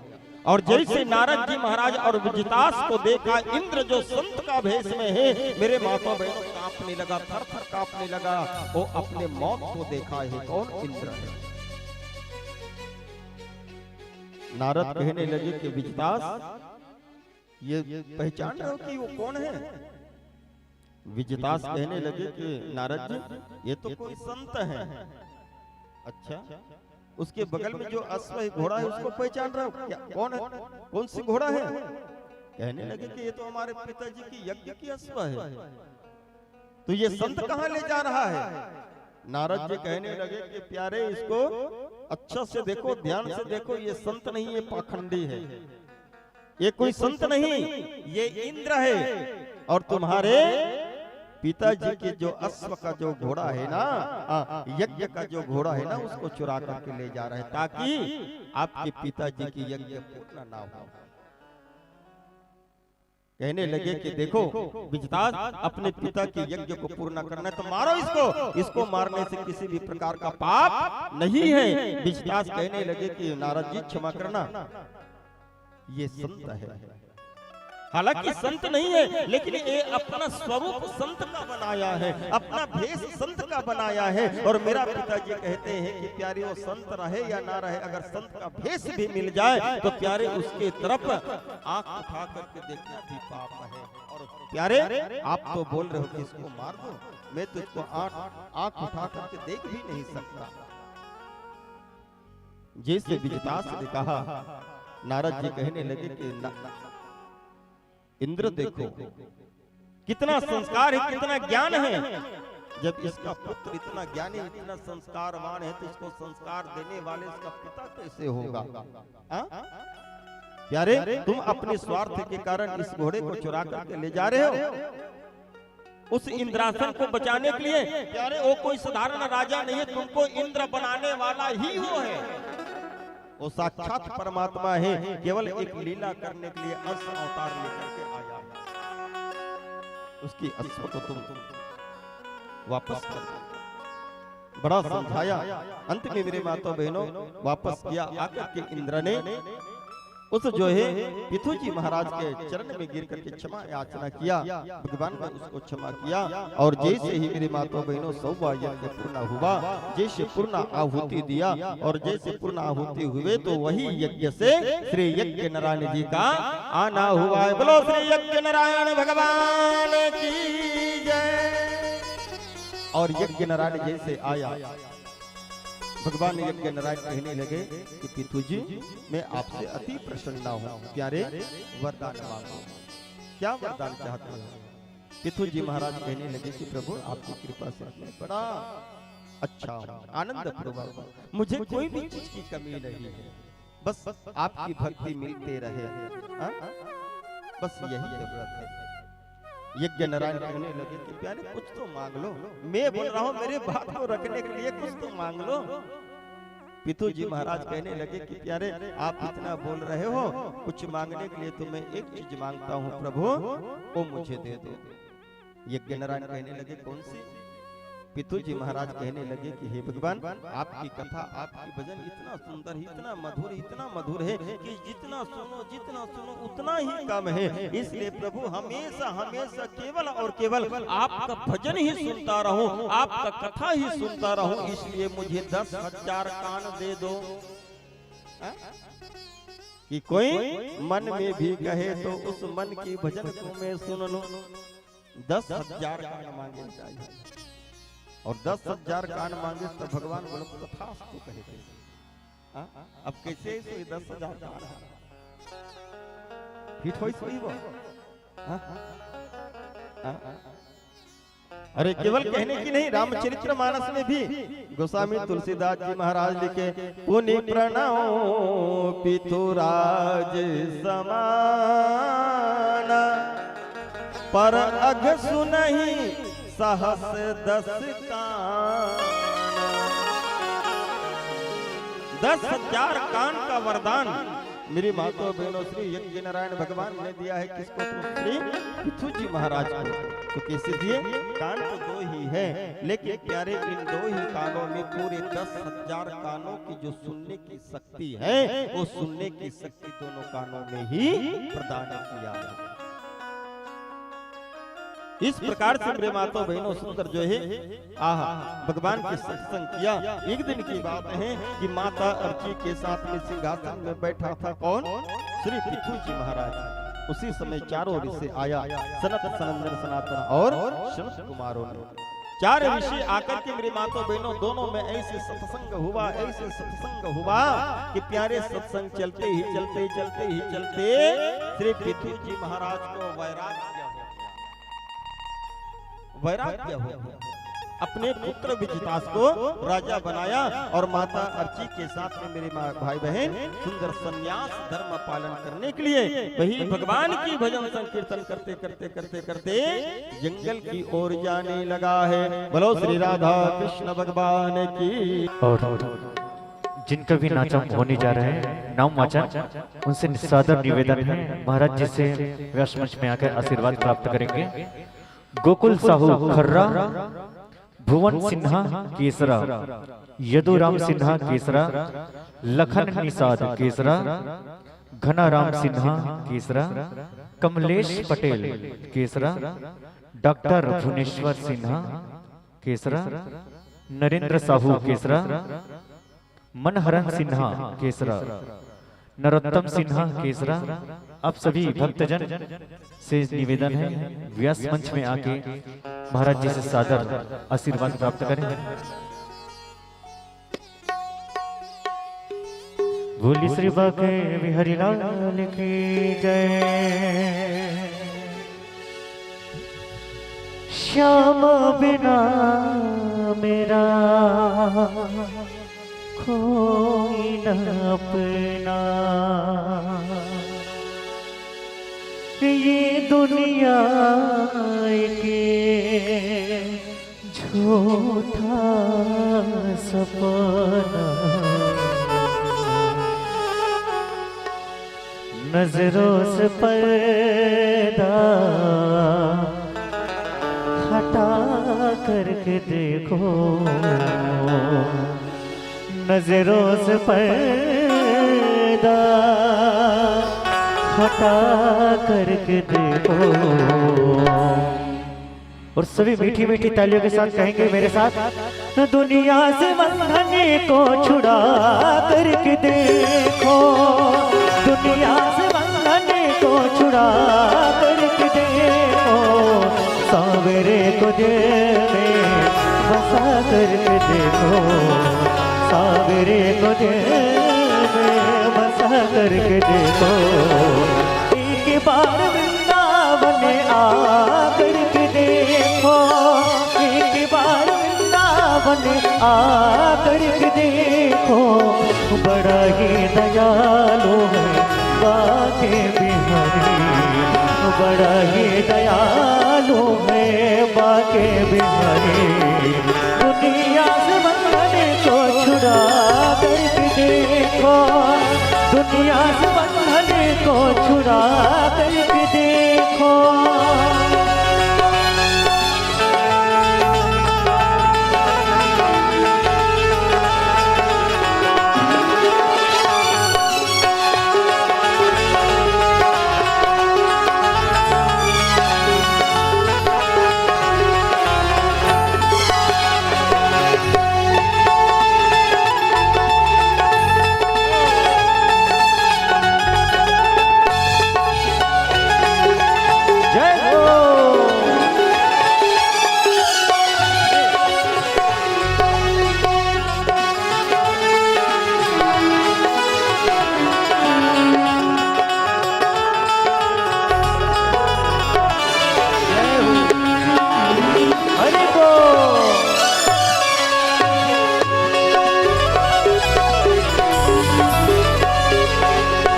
श्याम बिना मेरा कोई ना पेना, श्याम बिना मेरा कोई ना पेना, ये दुनिया के झूठा सपना, ये दुनिया के झूठा सपना। श्याम बिना मेरा कोई ना पेना, ये दुनिया के झूठा सपना। क्योंकि कहते हैं जब कोई नहीं आते तो मेरे श्याम आते हैं, और मेरे दुख के दिनों में बड़े काम आते हैं। तो उठाइए दोनों हाथ, अब पुकारिए, क्या कहेंगे? श्याम बिना मेरा कोई ना पेना, दुनिया के झूठा सपना, तुम्हें अपने आसे मिटा करके देखो, तुम्हें अपने हाथ से मिटा करके देखो, दुनिया से बंधने को छुड़ा करके देखो, दुनिया से बंधने को छुड़ा करके देखो, बड़ा ही दयालु है बाके बिहारी, बड़ा ही दयालु है बाके बिहारी, एक बार वृंदावन आकर के देखो, एक बार वृंदावन आकर के देखो।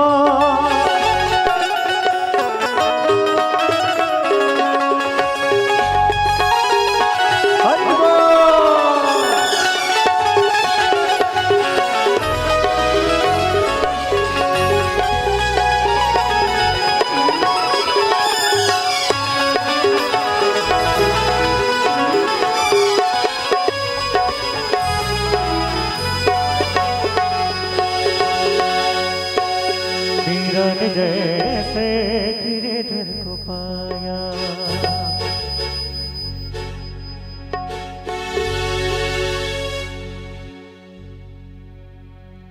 मीरा ने जैसे गिरधर को पाया, मीरा ने जैसे गिरधर को पाया, वो प्याला जहर का अमृत बनाया, मीरा ने जैसे गिरधर को पाया, वो प्याला जहर का अमृत बनाया, तुम्हें अपनी हाथ से मिटा करके देखो, तुम्हें अपनी हाथ से मिटा करके देखो। और ताली की सेवा के साथ आप सभी को गाना है क्या? उठाइए दोनों हाथ और कहेंगे बोल बाके बिहारी लाल की। एक बार वृंदावन आकर के देखो, एक बार वृंदावन आकर के देखो, सावरे कुदिर में बसा करके देखो, सावरे कुदिर में बसा करके देखो। उठाइए दोनों हाथ, कहते जाएंगे क्या? दुनिया से वंदने को छुड़ा करके देखो, दुनिया से वंदने को छुड़ा करके देखो, बड़ा ही दयालु है बाके बिहारी, बड़ा ही दयालु है बाके बिहारी। एक बार वृंदावन आकर के देखो, एक बार वृंदावन आकर के देखो। और मेरे साथ गाएंगे और सभी पुकारेंगे श्याम जी को क्या? नंदलाल सहारा मेरा है, नंदलाल सहारा मेरा है, नंदलाल सहारा मेरा है, नंदलाल सहारा मेरा, घनश्याम सहारा मेरा है, घनश्याम सहारा मेरा है, घनश्याम सहारा मेरा है, घनश्याम सहारा मेरा है, नंदलाल सहारा मेरा है, नंदलाल सहारा मेरा है, नंदलाल सहारा मेरा है, नंदलाल सहारा मेरा है, नंदलाल सहारा मेरा है, नंदलाल सहारा मेरा है, नंदलाल सहारा मेरा। बोलो बाके बिहारी लाल की। बोलो श्री राधा कृष्ण भगवान की जय। इस प्रकार से सुंदर गंगा के तट में स्वामी श्री सुखदेव जी महाराज राजा परीक्षित के सम्मुख में सुंदर श्री पृथु जी महाराज के पावन चरित्र को सुनाया है। और मेरे माता बहनों, आगे राजा परीक्षित ने हाथ जोड़कर के प्रश्न किया है स्वामी सुखदेव जी महाराज से। कहने लगे कि महाराज, जो श्री मनु जी महाराज के जो बड़ा पुत्र है श्री प्रियव्रत जी महाराज, ओ जवानी में ही अपने घर को छोड़कर के जंगल में जाकर के भगवान की कठोर तपस्या किया युवावस्था में ही। इसी कारण तो जो है उत्तानपाद जी महाराज को राजा बनाया, क्योंकि बड़ा पुत्र राजा बनता है, लेकिन बड़ा पुत्र पहले से ही जवानी में ही अपने राज्य को छोड़कर के जंगल चला गया था भगवान का भजन करने के लिए। अब जब चौथापन आया मेरे माता बहनों मनु और शत्रुपा का, तब ब्राह्मणों को बुलाया और विचार किया कि भैया हमारा जो पुत्र है बड़ा, वो तो चला गया है पहले से जंगल में, अब हम भी जो है संन्यास धर्म पालन करने के लिए जाना चाहते हैं, तो प्यारे किसको राजा बना? ब्राह्मण लोग कहने लगे कि भैया अब तो बड़ा पुत्र नहीं है, तो छोटे उत्तानपाद को ही बना दो राजा, है ना? उत्तानपाद को बनाया था। और ये जो प्रियव्रत जी महाराज मेरे माता बहनों चला गया था कहा, तो जंगल में कठोर तप करने के लिए, लेकिन श्री ब्रह्मा जी और मनु जी महाराज जाकर के उसको समझाया प्रियव्रत जी महाराज को, कहने लगे कि बेटा बहुत तपस्या हो गया, अब चलो गृहस्थ में चलो, सुंदर जो है गृहस्थ धर्म का भी पालन करो। तो उसी को सुंदर जो है कहने लगा, प्रियव्रतो भागवत आत्मा राम कथा मुने, गृहस्थो गतन अनमूलः, कर्म बंधना पराभवा। राजा कहने लगे कि हे महाराज, प्रियव्रत तो बड़ा महात्मा है, भगवान के परम भक्त है, वो तो आत्मा से प्रीति करने वाला है, भगवान की भक्ति में वो रंगा है, उसके मन में भगवान के जो रस है वो घुल गया है। ऐसे महान संत, ऐसे महान भक्त एक कर्म बंधन दूषित गृहस्थ में कैसे प्रवेश किया, और यहाँ पूरे परिवार के साथ साथ रहते हुए भी इस प्रकार से भगवान की भक्ति किए। क्योंकि प्यारे अगर संसार आ जाओगे गृहस्थ में तो ये मन अपने जो पत्नी बच्चे पूरे परिवार में फंस जाता है, भगवान से अलग हो जाता है। लेकिन जो प्रियव्रत जी महाराज है ना, वो गृहस्थ में रहते हुए भी मन को भगवान में लगा करके रखा। तो ये कैसे संभव है भगवान? राजा परीक्षित ने प्रश्न किया। स्वामी सुखदेव जी महाराज कहने लगे कि राजा देखो, जिसका मन, जिसका ये चित्त पहले से ही भगवान के रस में रंग जाए, उसके रंग में रंग जाए, हमेशा उसका मन भगवान के चरणार वृंद में लगे रहे, उसके जीवन में चाहे कितनों भी संकट आ जाए, कितनों भी विघ्न आ जाए, उसका मन कभी विचलित होने वाला नहीं है। प्रियव्रत जी महाराज आया है और आकर के मेरे माता बहनों गृहस्थ बसाया। कहते हैं कि जो विश्वकर्मा है, विश्वकर्मा की जो बेटी है बृहस्पति के साथ में उसका विवाह हुआ है ना। ये श्रीमद् भागवत महापुराण के 5वें स्कंद में आता है श्री प्रियव्रत जी महाराज की कथा।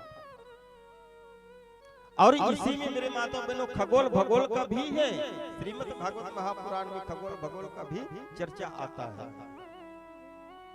प्रियव्रत जी महाराज आकर के मेरे माता बहनों बृहस्पति के साथ में विवाह किया, जिसके यहाँ 10 पुत्र हुए। अग्निद्र, इष्टजीवा, यज्ञबाहु, महावीर, हिरण्यरेता, धृतपृष्ठ, सवन, मेघा, कवि, और एक जो बेटी हुई उर्वस्वाति,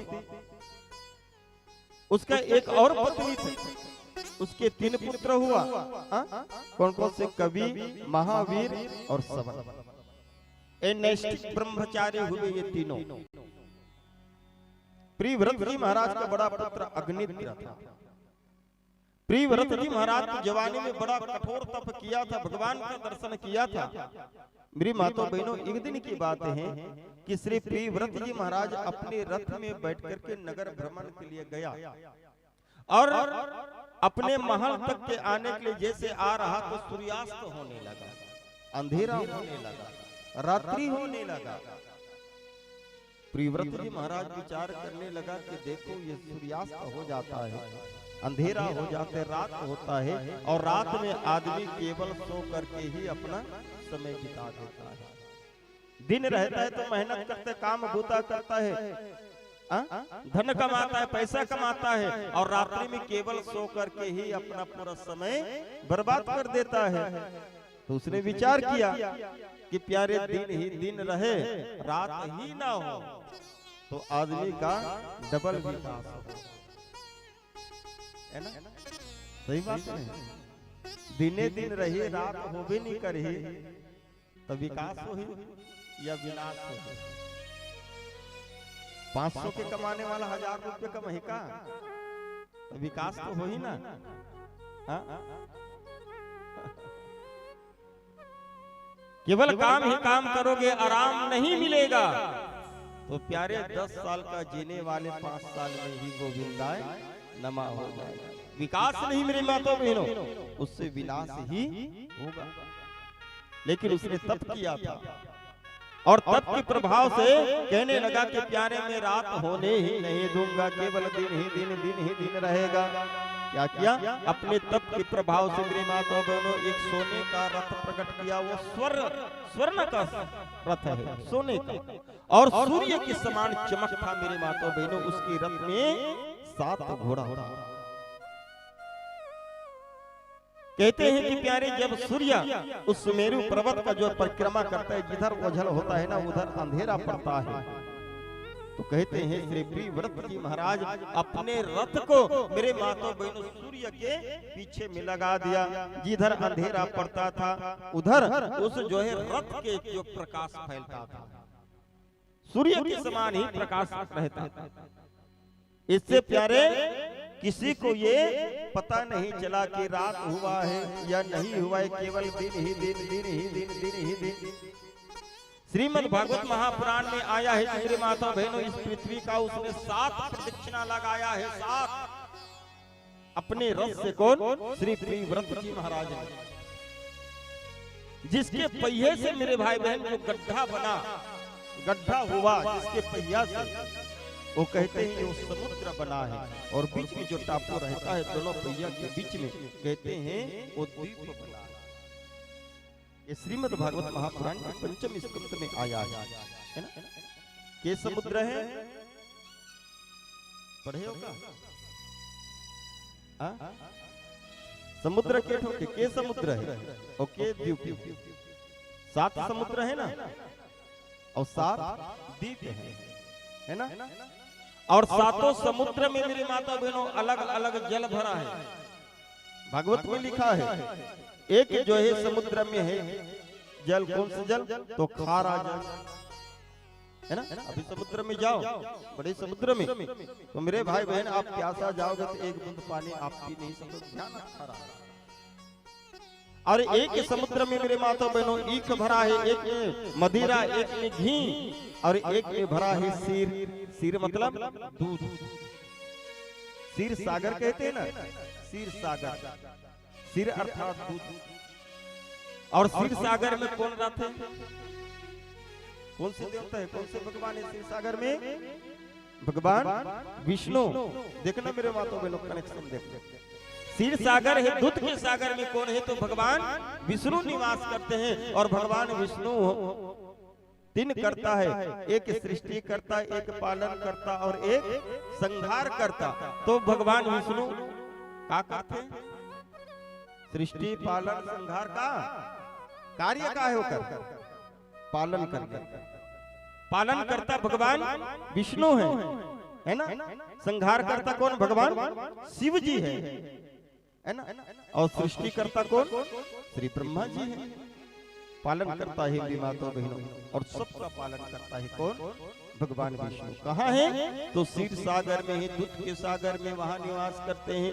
सबका पालन भगवान विष्णु करते हैं मेरी माताओं बहनों। देखो एक बच्चा रहता है माँ के गर्भ में, है ना?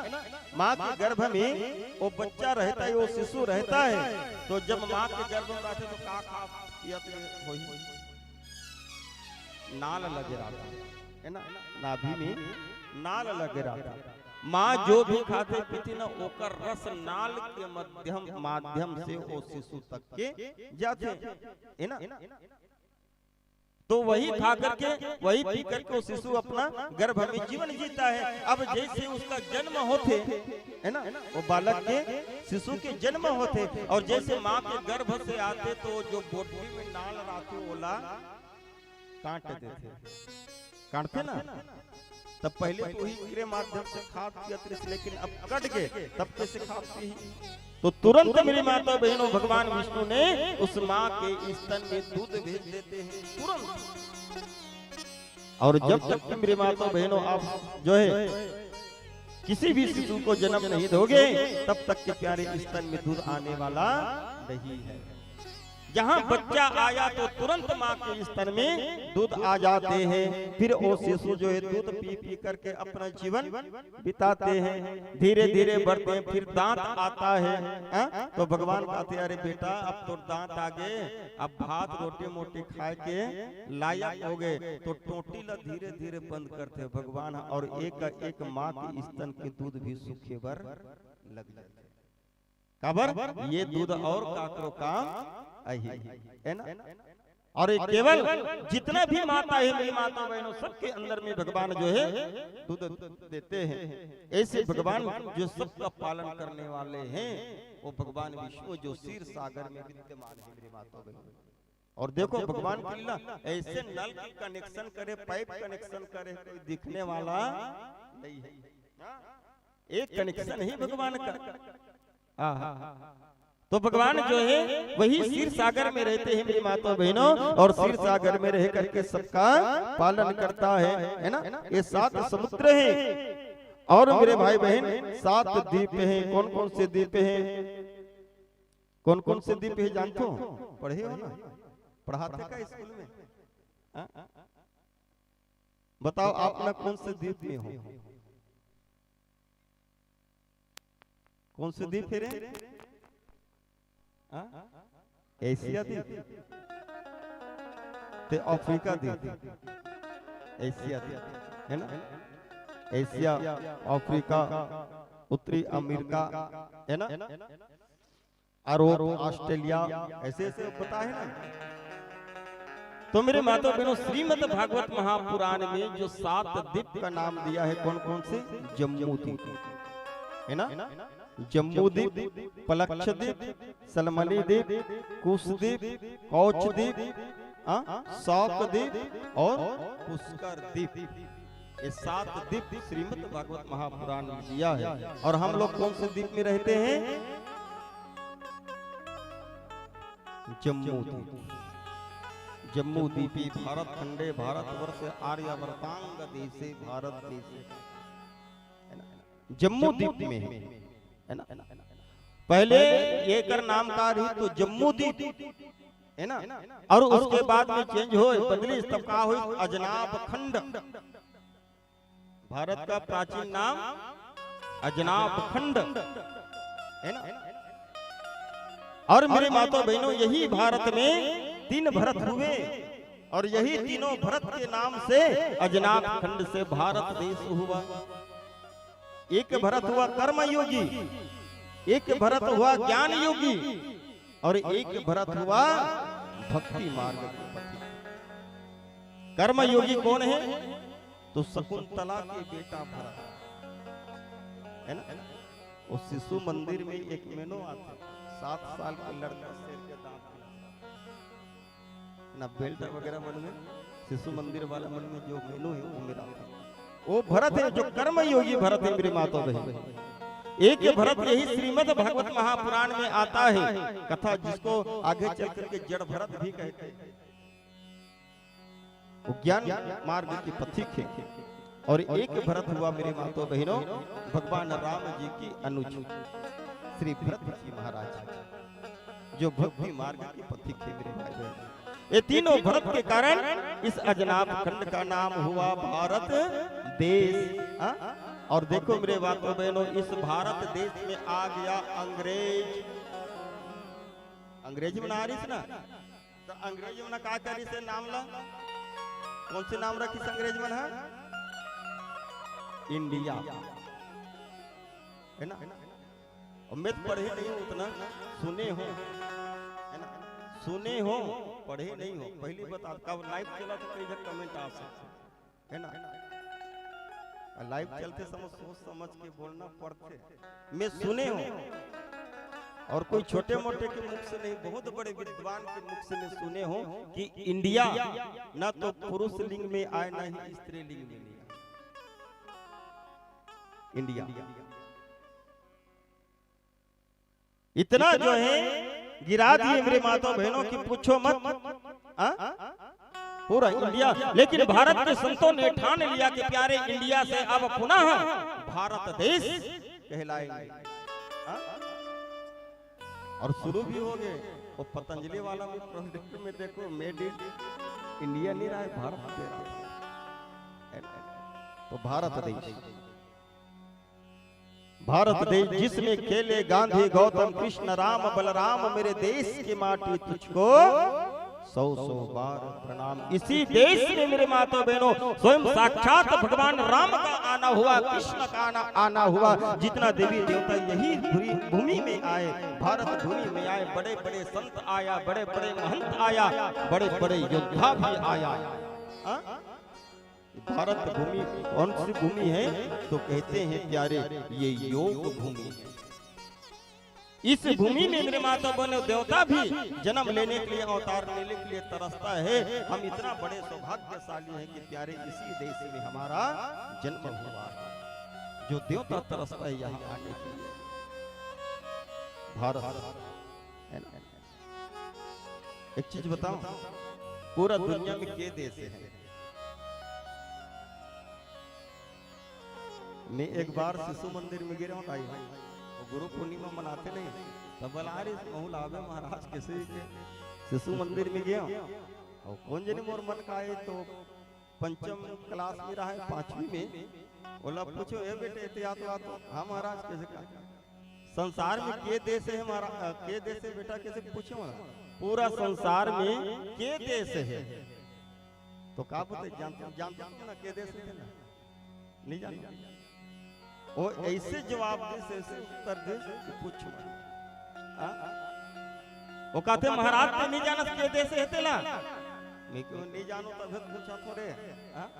महाराज पूरे संसार में केवल एक ही देश है, तब बाकी विदेश है कैसे? बाकी विदेश है, देश तो केवल एक है। कौन से? तो वो है भारत देश, है ना। अब कोई अमेरिका जो है देश गए हो कहते, तो विदेश गए हो कहते, विदेश में कौन सा बात रे बेटे, बोला इनाम बोलोगे। केवल एक ही देश है मेरे माता बहनों, कौन से देश? भारत देश। और भारत देश लगा की उपाधि मिले हैं माता। और तुम ना जानते रहे हो, और कोई देश लगाते हैं माता? अमेरिका माता, रूस माता, पाकिस्तान माता, नेपाल माता।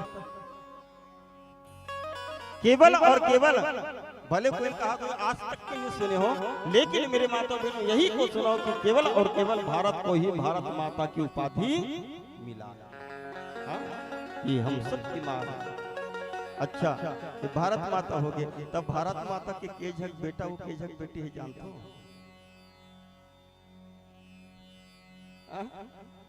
ये भारत माता, ये तो भारत माता के झक बेटा वो के झक बेटी जानते हो? मतलब एक बेटा बेटी प्रदेश तो है ना, के प्रदेश है टोटल भारत में? ये छत्तीसगढ़ प्रदेश हो गया, महाराष्ट्र प्रदेश हो गया, मध्य प्रदेश हो गया, उत्तर प्रदेश हो गया। उसने के ठक प्रदेश है? 29 है ना, 29 झक होकर संतान है दाई होते में कि नहीं, 28 झक होकर बेटा ये और 1 झक होकर बेटी। होकर बेटी के नाम जानते हो? छत्तीसगढ़ महतारी। अबर महतारी की उपाधि केवल छत्तीसगढ़ ला ही मिले है, और कोई ना। सबसे बड़े बेटा उत्तर प्रदेश है ना, सबसे बड़े उत्तर प्रदेश। सबसे धनी बेटा गुजरात, और सबसे लड़ाकू बेटा काहे रे जानते हो?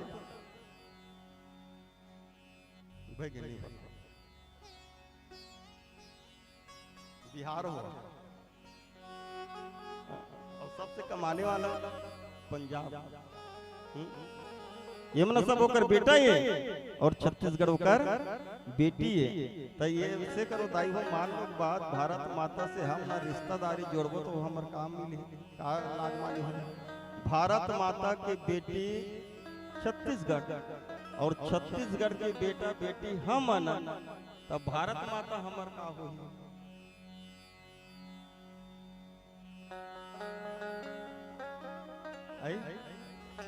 का हो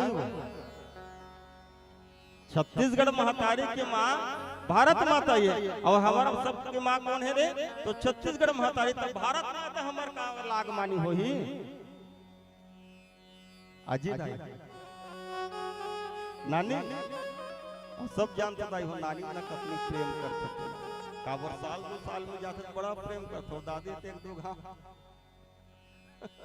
चमकई देते है ना, लेकिन नानी में विकट प्रेम करते।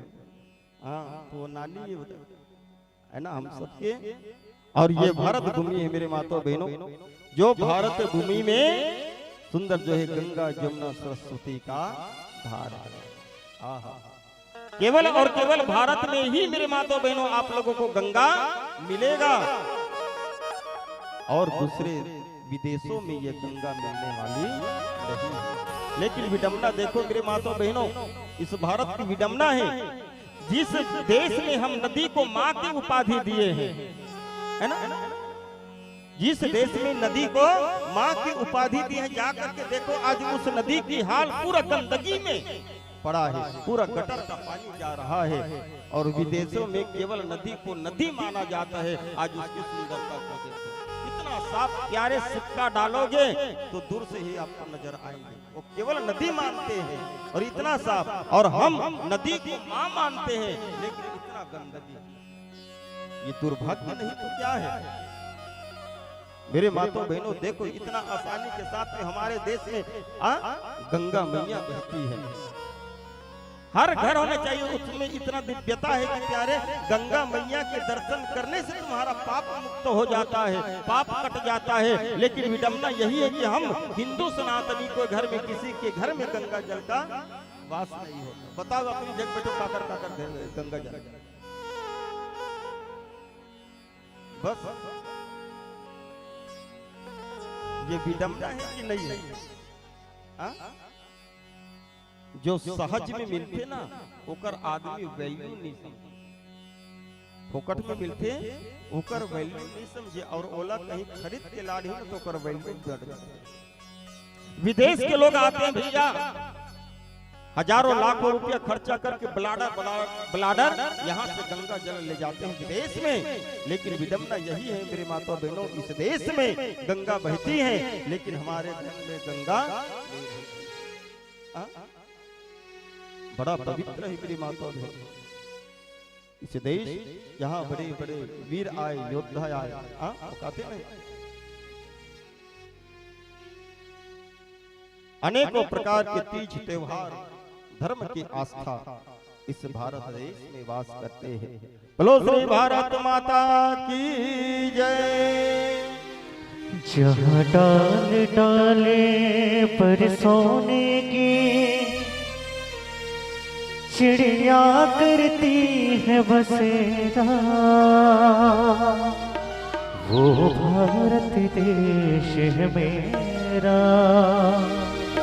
वो भारत देश है मेरा। और मैं एक बार की तैयारी कीजिएगा, इसके बाद आरती होगा।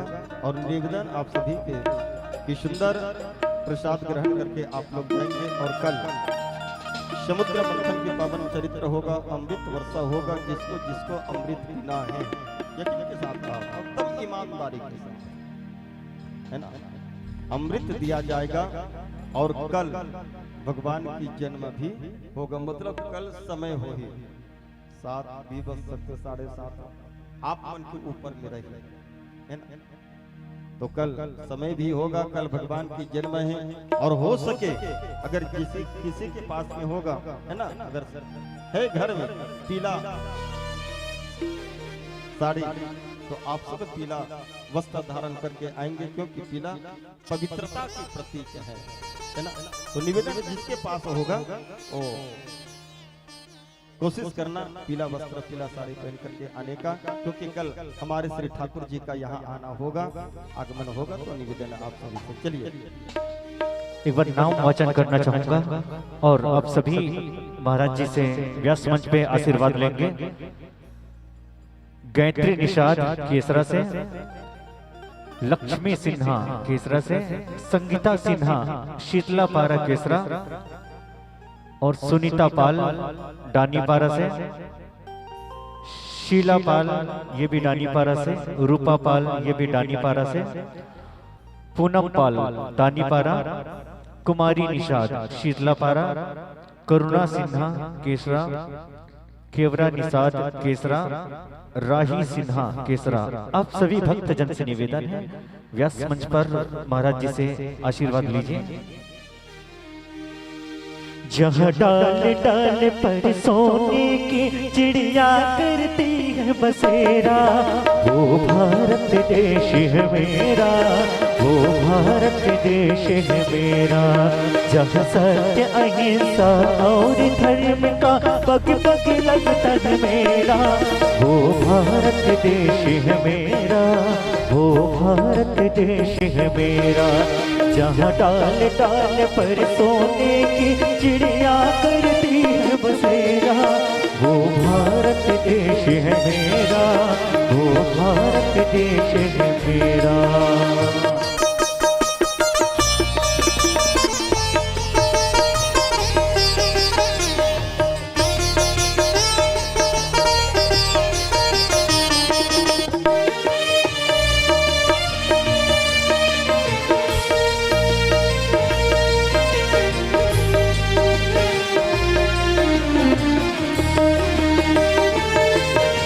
धरती है जहाँ ऋषि मुनि जपते हरि नाम की माला, हरिया हरिया हरिया हरिया। जहाँ हरि बालक के मोहन है और राधा के बाला, और राधा के बाला। जहाँ सूरज सबसे पहले आकर डाले अपना डेरा, वो भारत देश है मेरा, वो भारत देश है मेरा। जहाँ डाल डाल पर सोने की चिड़िया करती है बसेरा, वो भारत देश है मेरा, वो भारत देश है मेरा।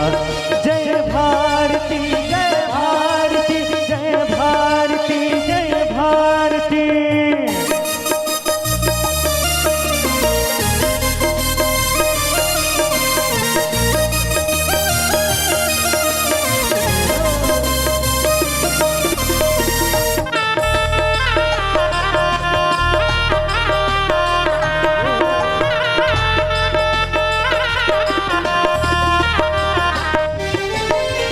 जहाँ गंगा यमुना कृष्ण और कावेरी बहती जाए, हरिया हरिया हरिया हरिया। जहाँ उत्तर दक्षिण पूर्व पश्चिम को अमृत पिलाए, को अमृत पिलाए। जहाँ पर जल और फूल निभाए, केसर कहीं बसेरा, वो भारत देश है मेरा, वो भारत देश है मेरा। जहाँ डाल डाल पर सोने की चिड़िया करती है बसेरा, वो भारत देश है मेरा, वो भारत देश है मेरा, वो भारत देश है मेरा, वो भारत देश है मेरा, वो भारत देश है मेरा, वो भारत देश है मेरा। चलिए आप सभी अपने अपने स्थान पे खड़े हो जाएं और बड़े भाव के साथ में भगवान के संध्या आरती कीजिएगा।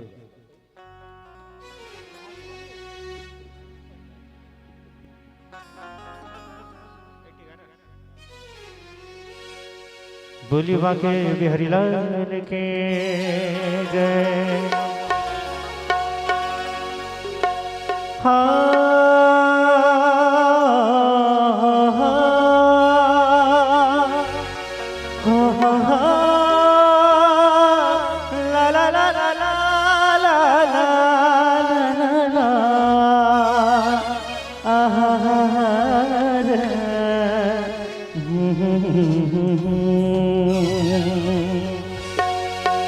देना हो तो दीजिए जन्म जन्म का साथ।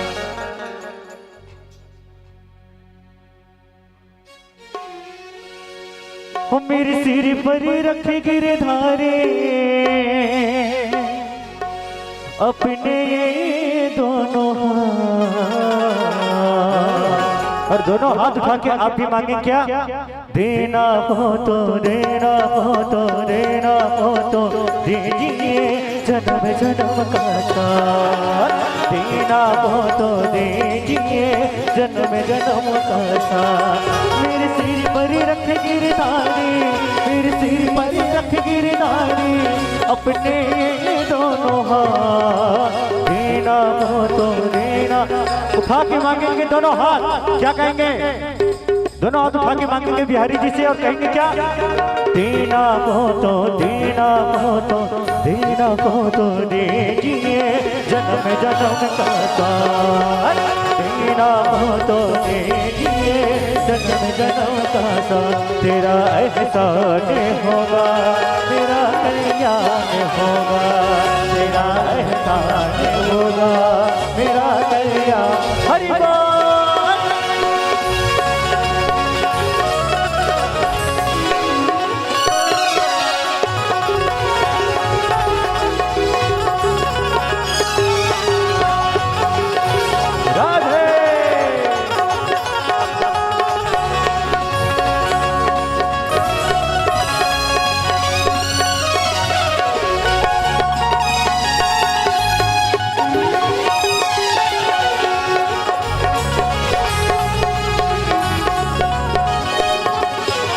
जीने वाले श्याम प्रभु से धन और दौलत क्या मांगो। जीने वाले श्याम प्रभु से धन और दौलत क्या मांगो। श्याम प्रभु से मांगो तो नाम और इज्जत क्या मांगो। श्याम प्रभु से क्या मांगो तो नाम और इज्जत क्या मांगो। मेरे दिल की तमन्ना यही है, मेरे दिल की तमन्ना यही है, करूँ सेवा तेरी दिन रात। देखिए आज सभी के दिल की तमन्ना यही होनी चाहिए कि हमारा ये दिन, हमारी हर सुबह बिहारी जी की सेवा में हो। तो उठा के दोनों हाथ कहेंगे क्या? बोलो वाकई बिहारी लाल की। और सभी ताली की सेवा देते हुए दोनों हाथ उठा के कहेंगे क्या? देना हो तो देना हो तो देना हो तो दीजिए जन्म जन्म का साथ। देना हो तो दीजिए जन्म जन्म का साथ। मेरे सिर पर रख गिरधारी, मेरे सिर पर रख गिरधारी अपने दोनों हाथ। देना हो तो देना हो तो देना देना देना देना हो तो दीजिए जन्म जन्म का साथ। देना हो तो दीजिए जन्म जन्म का। हरि बोल।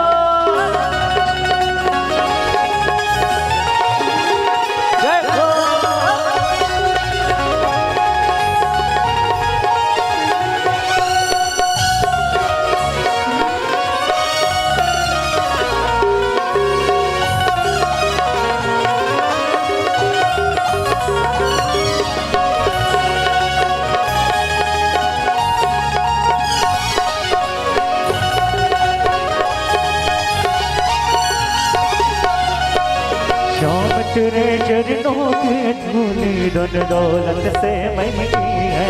श्याम तेरे चरणों की धूली धन दौलत से महंगी है। एक नजर कृपा की माला नाम इज्जत से महंगी है। एक नजर कृपा की माला नाम इज्जत से महंगी है।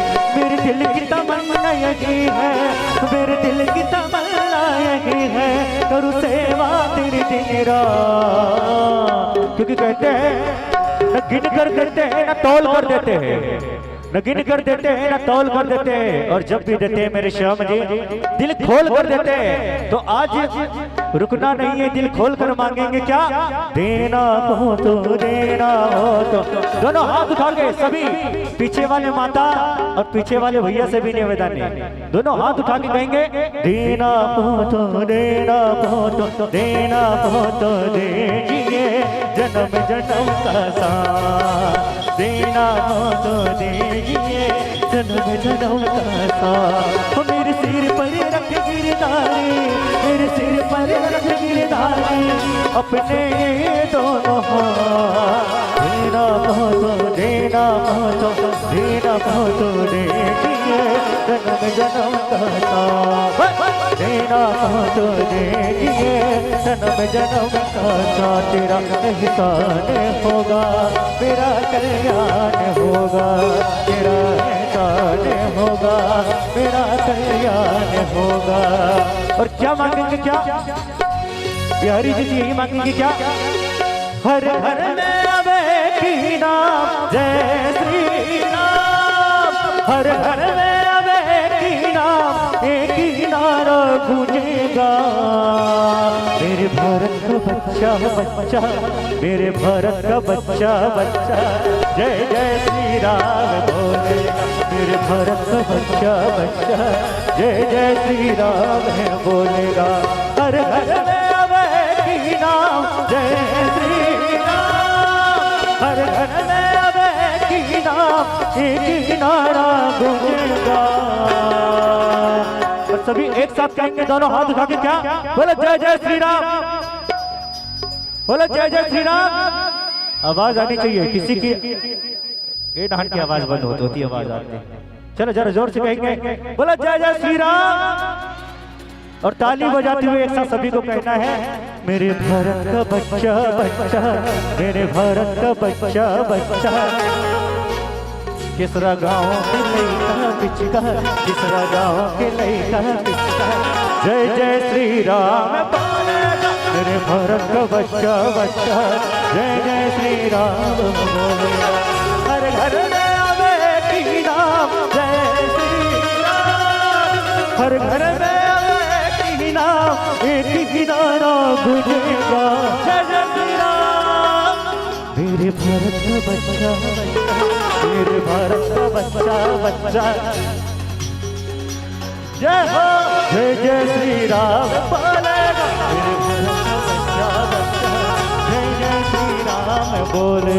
मेरे भारत का बच्चा बच्चा जय जय श्री राम बोलेगा। मेरे भारत का बच्चा बच्चा जय जय श्री राम बोलेगा। मेरे भारत का बच्चा बच्चा जय जय श्री राम बोलेगा। बोलो बाकी बिहारी लाल की। चलिए आरती सजा दीजिए। बचे अभी 9 दिन बाचे बाचे, काली बार बचा कर रखो, धीरे धीरे करे करे। शिव वृंदावन बिहारी लाल की जय।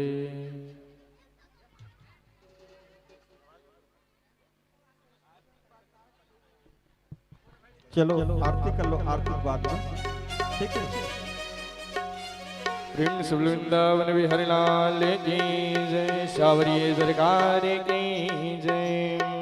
ओम मिदकुम विव्रजननम मे असुद सवेरकुम सर्वगणकुम सस्ताय आत्मसनी व्रजासनी पशु सन्न लोक सन्न भय अग्निः बहुलां मे करोत्पन्नः सुधता। ओम चंद्रमा मनसो जात चक्षुः सूरजो अजायत श्रोत्राद्वायुष प्राणश्च मुखादग्निरजायत। प्रेम शिव वृंदावन बिहारी लाल की जय, सावरिये सरकार की जय। आरती गाओ प्यारे आपको मनाओ, आपको मनाओ। श्री बाके बिहारी तेरी आरती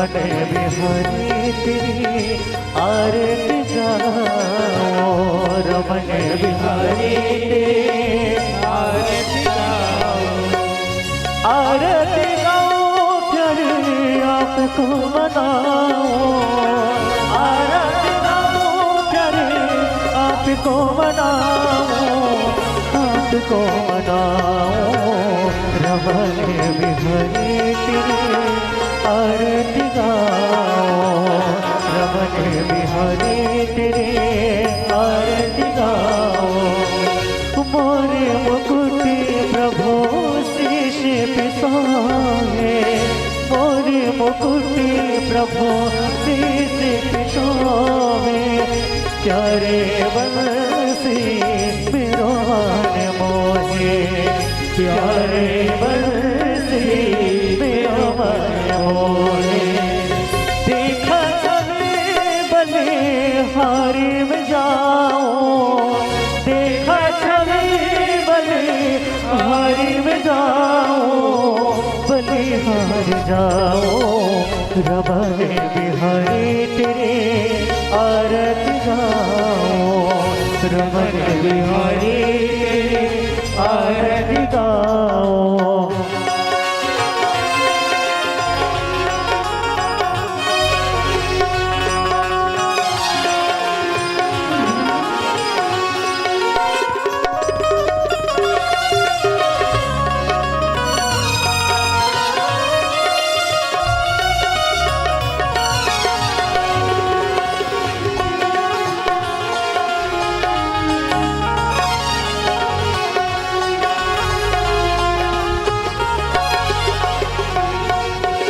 चरणों से निकले गंगा प्यारे, चरणों से निकले गंगा प्यारे, जिसने सारी दुनिया तारे, जिसने सारी दुनिया तारे, उन चरणों के मैं दर्शन पाऊं, उन चरणों दर्शन पाओ, दर्शन पाओ, रमण बिहारी तेरे आरती गाओ, रमण बिहारी तेरे आरती गाओ, बाके बिहारी तेरे आरती गाओ, बाके बिहारी तेरे आरती गाओ, कर्पूर गौरम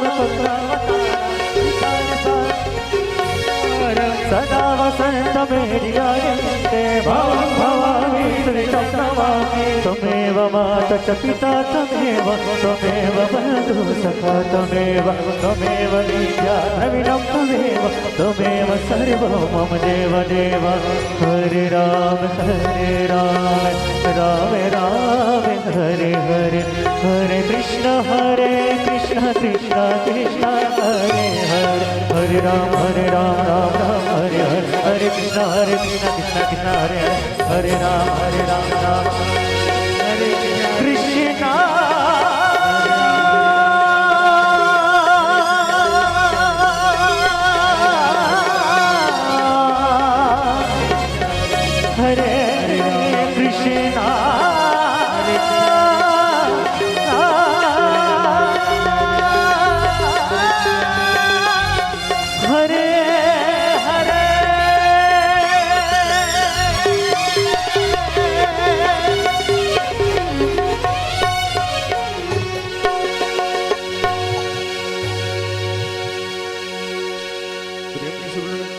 हरिलाल की जय। सुंदर अपनी जगह में प्रदक्षिणा कर लेंगे। ओम जय नदीरतानि व्रजरंदे जिगाहसानि कंगिणा टीका कुंसाश्रयोजनीव धन्वानि तन्मसीम यानि गानि जवापानि जन्मान्तरकृतानि च तानि सर्वाणि नश्यन्तु प्रदक्षिणायां पदे पदे। जल से आचमन कर देंगे। ओम जलीन शीतलीकरणम दीवाधिवंदनम पुष्पाधिवंदनम मंत्राधिवंदनम जलम आचमन्यम समर्पयामि। दीप ज्योति पर ब्रह्मा दीप ज्योति जनार्दना दीप हर तुम्हें पापम आरती दीपम नमोस्तुते। सुंदर हाथ में अक्षत पुष्प दे देंगे। सुंदर भगवान जी से मंत्र पुष्पांजलि क्षमा प्रार्थना मंगलेंगे। ओम जग्नेन जग्नमय जन्ददेवास्तानि धर्माणि प्रथमान्य सन्नाति हनाकं महिमानः सचन्द्र यत्र पूर्वे सात्या शान्तिदेवः। ओम राजाधिराजाय प्रसवणे साहिने नमो वयं वैष्णवणाय कुर्महे। सामे काम कामाय कामेश्वरो वैष्णवणो दधातु।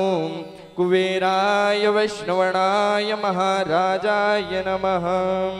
ओम विश्वाचक्षारोता विश्वातम मोघो विश्वातम बाहुरोता विश्वातस्पाता संबाहुभ्यं दमतिं पात्रेर्जनयन्त देवः।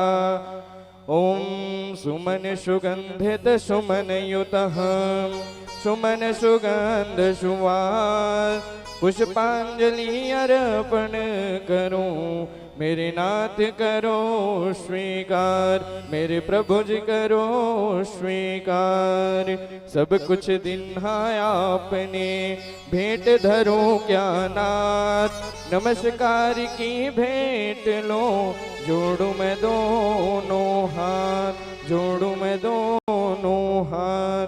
हंस चढ़े ब्रह्मा मिले गरुड़ चढ़े भगवान बैल चढ़े बाबा मिले। पूर्ण हो सब काम पूर्ण हो सब काम। पापो हम पाप कर्मा हम पापात्मा पाप संभवा। त्राहि मां पुंडरीकाक्षो सर्व पाप हरो हरि सर्व कष्ट हरो हरि। ओम ब्रह्मस्व वैदिक मंत्र द्वारेण मंत्र पुष्पांजलि समर्पयामि। प्रेम शिवल वृंदावन बिहारी लाल की जय। सावरिये सरकार की जय। श्रीमद् भागवत महापुराण की जय।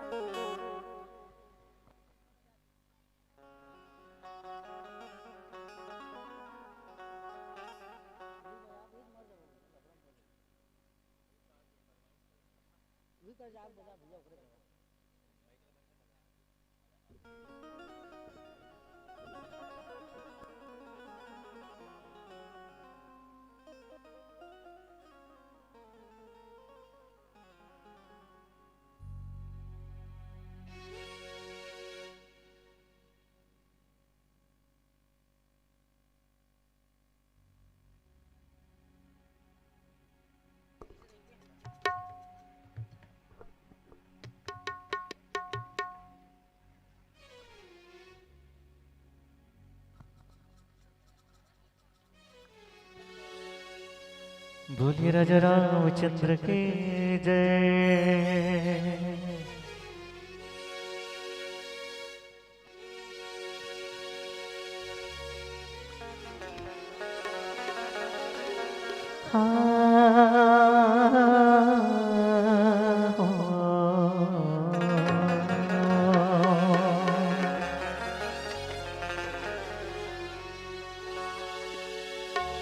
मेरा श्याम जाता है सामने। ओ मेरा श्याम जाता है सामने।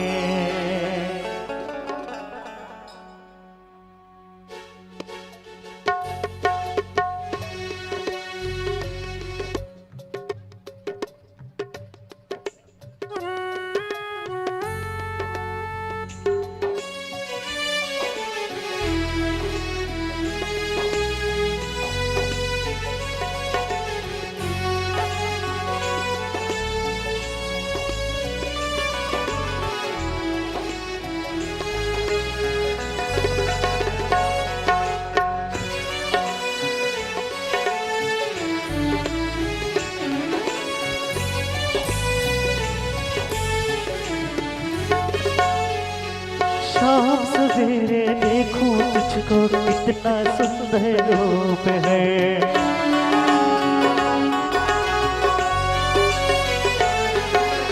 तेरी साथ है ठंडी छाया बाकी दुनिया धूप है।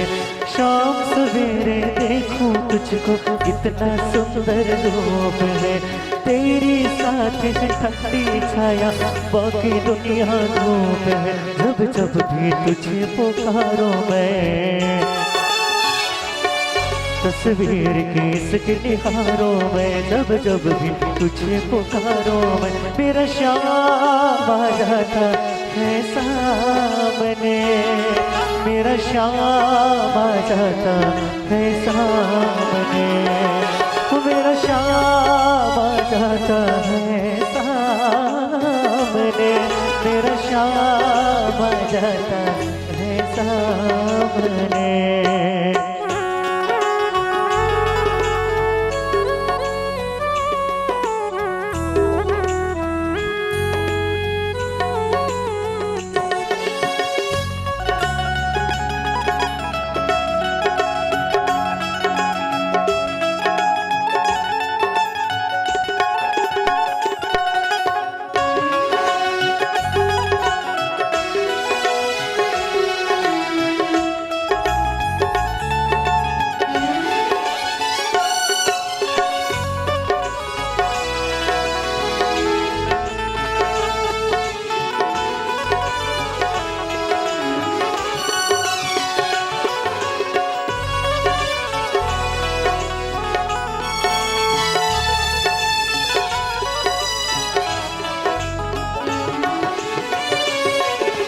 खुश हो जाए गौर सावरिया किस्मत को चमका देता।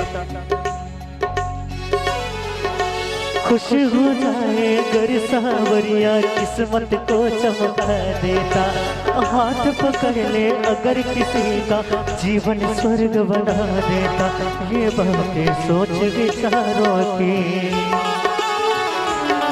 तस्वीर की इसके निहारों में। ये बातें सोच विचारों की मेरा शाम आ जाता है सामने। मेरा शाम आ जाता है सामने। मेरा शाम आ जाता है सामने। मेरा शाम आ जाता है सामने। शाम सवेरे देखूं तुझको कितना सुंदर रूप है। तेरी साथ है ठंडी छाया बाकी दुनिया धूप है। जब जब भी तुझे पुकारो मैं तस्वीर की इसके निहारो मैं। जब जब भी तुझे पुकारो मैं मेरा शाम आ जाता है सामने। मेरा शाम आ जाता है सामने। मेरा शाम आ जाता है सामने। मेरा शाम आ जाता है सामने। वो मेरा शाम आ जाता है सामने।